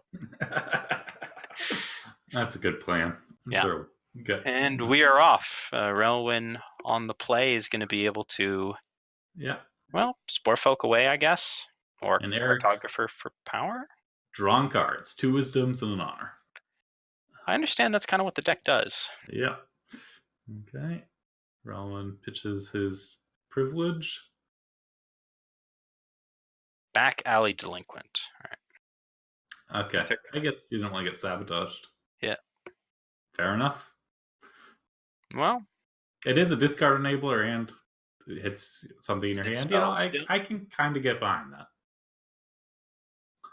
I guess with the Harsh Rule in hand in the previous game, he had the answer to the first grasp, wasn't too worried about it. But, I mean, if they play Sabotage first, then you're in trouble. And again, it is all about Vara, not about the grasps. So, yeah. So, let's see. Okay. Relwyn getting in for a little damage here. Realizing he needs to be pretty aggressive to beat Eric here. Work that well if Eric is interested in decreeing your grasp, because now what do you really get with this merchant? Just gets power. Power, yeah. That's kind of fair enough. Yeah. Maybe used to bait the decree a bit. Yeah. You know, to further encourage Eric to play it. Although I imagine Eric's going to hit something like Black Sky Harbinger or Sporefolk instead. Yeah, but hitting a Black Sky Harbinger, it's definitely not the best threat against, but it is a threat. So it's like, and Sporefolk is a real engine. So importantly, Black Sky Harbinger pops Aegis. It does. So it lets you get your sabotages through from the back alley delinquents. Mm-hmm. Lets you get your burglarizes through. No, took the strategize. Okay. Just slowing the opponent down. That's fair. As Relwyn puts on his best aggro impression with these 2/1s. Yeah, that's not a great one, especially with that hailstorm lurking in Eric's hand. Well, we can play Sportfolk, Or another cartographer. digging Not for sure. gas. There's some Oh, gas. there is some gas. There's a. Can we get a void check from the producer? I know there's an Azendel. I think there's a Vara. No, Just just an an Azendel. Azendel. Okay, it's not terrible, but Eric does have That's Ice good value Bolt, for. Hailstorm, Harshal, lots of answers. But he just powered down, so now you can play Azendel and get 2 cards out of it, You can, yep, and that. that's reasonable. Or you Not what cannot. happened, though. No, that is not what happened. Okay. I think you really want to do that because your opponent's on. Yeah, I mean, And if you steal like their chains or something. and also if they play Cobalt Waystone, then when you do play Azendel, it doesn't do anything. It just pops the Aegis. Okay. No matter how many Well, hits you hit with. Sportfolk just hit a Vara, so now your Azendel turn can be huge if That's your fair. opponent does not clear. You pitch the Black Sky Harbinger here, then? I don't think so. I think you want to just cast that. But Okay. I suspect Eric will just Hailstorm and then hold up some spells. Yeah, I think that's the line. Or Wisdom into Hailstorm. Is he powering down again? I guess it's fine because Azendel can't do anything anymore. There's no units that are going to come in yet. Yeah. Ooh. Okay. Back Alley Delinquent I like. Back Alley don't get into Merchant. Definitely not terrible. Problem is you can't play it and Grasp in the same turn, so you can't even capitalize on an opponent who no longer has a Harsh Rule. Huh. Not immediately, at least. There's enough draw in Eric's hand that he's probably going to be able to find some kind of answer. Probably. Given time. Mm-hmm. He may even, just Sanctum plus Strategize. Although this is weak to Burglarize. Yes, I think Burglarize is definitely going to be the play here for Relwyn. Yeah. That's his best chance of getting Nevermind. Yeah. Okay. Okay, so what does Azendel get back, though? A Merchant. Sportfolk. Okay. Okay, swap out a BSH for a Burglarize, I guess. Yeah, I mean, Eric does not have any Wraths of any sort. No Hailstorm, no Harshal. Has a Wisdom into Harshal potentially, but this attack doesn't do anything. Not a ton, no. No. Okay. All right, I suspect we will not see chains pass. There's the light. Pristine light, pretty good. Pretty good. You can. Okay. Oh, this Azendel's Void Band now, right? Too. So yes. So this does let you grasp Vara again, but with less good stuff. Yeah. Yeah, I really don't understand the no. Not ideal. Turns go. Yeah. Okay. Well, you're getting in some damage with the Khaleesi. That's something. What's your follow-up? Guess Black Sky Harbinger. Okay, well, this lets you Burglarize next turn, I guess. It does. As long as Eric doesn't find another Waystone, which I assume he's running full set. Yeah. I'm honestly kind of surprised he didn't just slam chains. It seemed like an Eric thing to do, but he is pretty low. Privilege, of course, giving you a 3/3 when cast even from the void. Yeah. And with this kind of board, you don't really need Hailstorm. Although the issue with getting the Burglarize now is that Relwyn doesn't really have a whole ton of spells to follow up with. You know, like they're not going to be able to capitalize on getting that. This Burglarize may be entirely for the Nightfall damage for lethal. It might be. At this point. It's definitely possible. Because you look at this board and you kind of think to yourself, I feel like Svetya's Sanctum has already done its job. You know? It's already done its job, and like I said, Relwyn's not going to be able to capitalize off of it. No. Yeah. So this feels a couple turns late. Yeah. There's a Hailstorm for Eric, which is gonna kill most of his stuff, but all of Rowan's stuff. So I think he's okay with that being at 7. And yeah, everything's coming in except the 4/4, so you can have the 4/4 back. Well, the 4/4 dies, so the 4/4 should come in. Sheltering Light kills it. I don't know why it's not attacking, but that's okay. Or that Sheltering Light. Or The Hailstorm. Hailstorm. I was thinking the other one. Pristine Light. Everything all mixed up in my head. Okay, I'm sorry, Eric. You're making the right call here. Yeah, I mean, Pristine Light, pretty good card, as it turns out. Yep. So, yeah, Hailstorm's going to clean up the rest of the board after Eric gets in for damage, 5 damage here. It makes a 3/3 that also dies. It does. Docking that void up. Island's Favor, and Just back. I don't know what else you even do here. Scout. You probably just hold up power. Yeah. Okay, you can Herald Song now to get rid of that Azendel. Do you Sanctum first? Yep. This is something. Not a ton. May not actually be enough, but it is something. These are spells that are being cast. Yep. And your opponent no longer has a Svetya Sanctum? They do not. They do have Martyr's Chains. They just got to fight on with this Martyr's Chains and this 8/8 that they're about to have. It's going to be a tough battle. But they're willing to make the attempt. Yeah.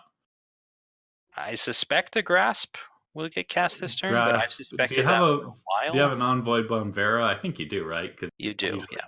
The first Vara never gets void bound. Exactly, yeah. I don't love this. I think I would have rather been able to play be able to trade with the 8/8. I guess you can jump the 8/8. That's fine too. I don't think he expects his board will live. Oh, that's fair. And honestly, you don't need to get back a big board here with Vara. You don't need to get back the Azendel. I don't think you should, no. And we got back the Azendel. Yeah. Okay, if you can get BSH and Back Alley Delinquent, this could be good. Yeah, okay. Okay, yep. And then you can Sabo the Harsh roll. Okay. Yeah. I'm liking this. All of your units will die to Pristine Light. Well, except for unfortunately. the 3 that don't. That's something. When your opponent's at 7, saving 3 attack on board is not nothing. No, I think it's fantastic for Relwyn, and definitely well on his way to making this happen. 4/1 ones. But it is unfortunate that your opponent does have 2 answers in hand. It is. And draw to try to find them another hard.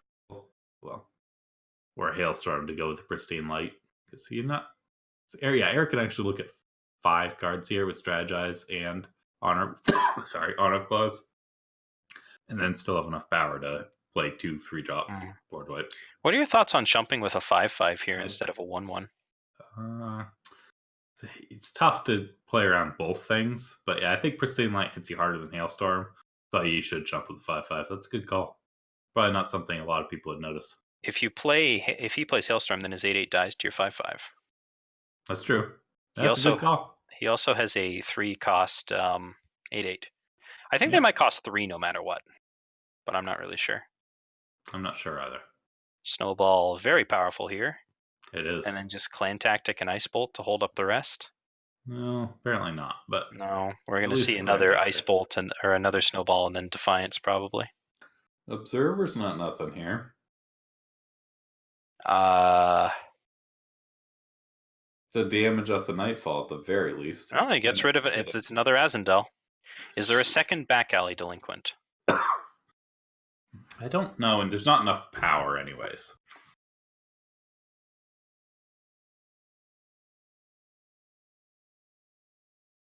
Well, this Azendel will at least draw a card. It will. Double Vara. Just pushing in. And getting back some Halisi.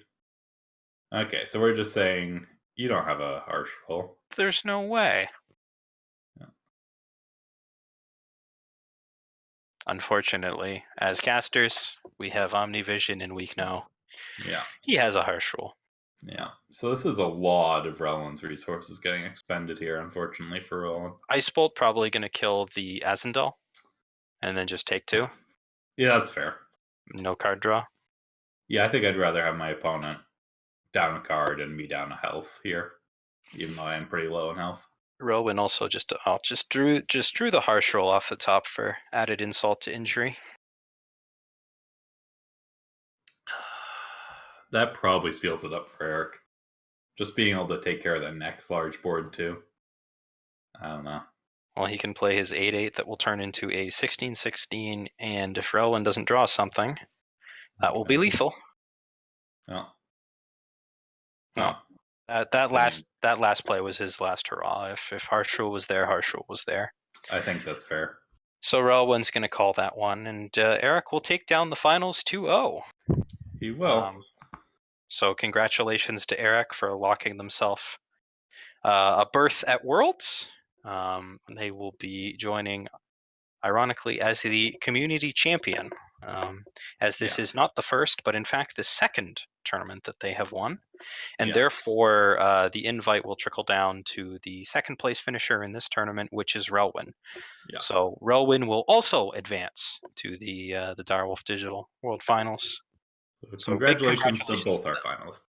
Yeah. As we do our best ECQ impression and send both of them on. Yeah. So we have 15 of our 16 players now. We'll find out who the last one is. The showdown next weekend. Yes. So next week, this was the final. So it wasn't an open invite tournament, but the final couple hundred people tournament. The last one will be a 32-person single elimination tournament held on June 2nd, I believe, in which a number of the players that you saw here that didn't make it down the stretch will be returning to play for the final slot. Yeah. And Paradox, Kamado, and I'm sure others from this bracket are qualified for that one. Yeah, Sunnyvale, I believe. Yeah. So that will not be covered by the Eternal Tournament Series. That will be back on Direwolf Digital's official tournament coverage. So be sure to check that out. For everybody that did tune in today, a huge thank you to you. We hope you enjoyed the top 64. Huru Control did take it down in the end. And Stone Scar ended up being not as successful as many would have hoped, but certainly an entertaining tournament, a lot of back and forth, and I know I had a ton of fun casting it. Roland, I'm sure you did as well. I did as well. This was a great tournament. I had a lot of fun doing all this. We had a lot of great players today. We had a lot of interesting internal action. I'm always excited to be here for that. Yeah, so at the end of these things, we always have a ton of people to thank. First of all is, of course, to Direwolf Digital for giving us the opportunity to do this and for helping us out throughout the process. Their admins have been a huge help for helping us navigate the bracket and just generally put on this show for you guys. Another big thanks to all the players for coming out today and giving their stuff. It's never fun to come out here and lose, and 63 people unfortunately needed to do that to make this possible. So thanks to everybody who came out and played your heart out. For those of you who are still live to the showdown, good luck. For the rest of you, I hope you can at least enjoy the coverage and that you're as excited for Worlds as we are. And a big thank you, of course, to the team behind the scenes. Myself and Roland, you may have heard, but our eternal backups, Teehee and Xenarath, were doing great work behind the scenes to make this all possible for you guys. So a huge thank you to them. Cannot stress enough what they do to make the ETS and indeed this broadcast possible. And then finally, a big thank you to all the viewers who came out today to watch. 1,500 of you all. We're glad to have you here, and we hope you enjoyed watching this broadcast as much as we did producing it. So I believe that's everybody on my short list, but a big thank you to everybody else who was involved, either in Eternal, the ETS, or just basically for making this possible. That is all we have for today. I am currently miming handing over a trophy, so imagine that we've had the trophy award ceremony, and yes, of course, TJ for all the tech work behind the scenes, who I always forget without a reminder. Big apologies. And big thanks to them for making the transition as smooth as possible between the usual ETS backend and this one. Mm-hmm. So that's all we have for today. Thank you all for coming out, and we hope that you will tune in next Saturday for our regular ETS that will resume. It'll be week 4 since we had to cancel this week's ETS to prepare for this broadcast. I'm excited for that. Yeah. So I'm RNG, this is Child Roland, and this has been the Eternal Ranked Masters Challenge. Thank you. Thank you.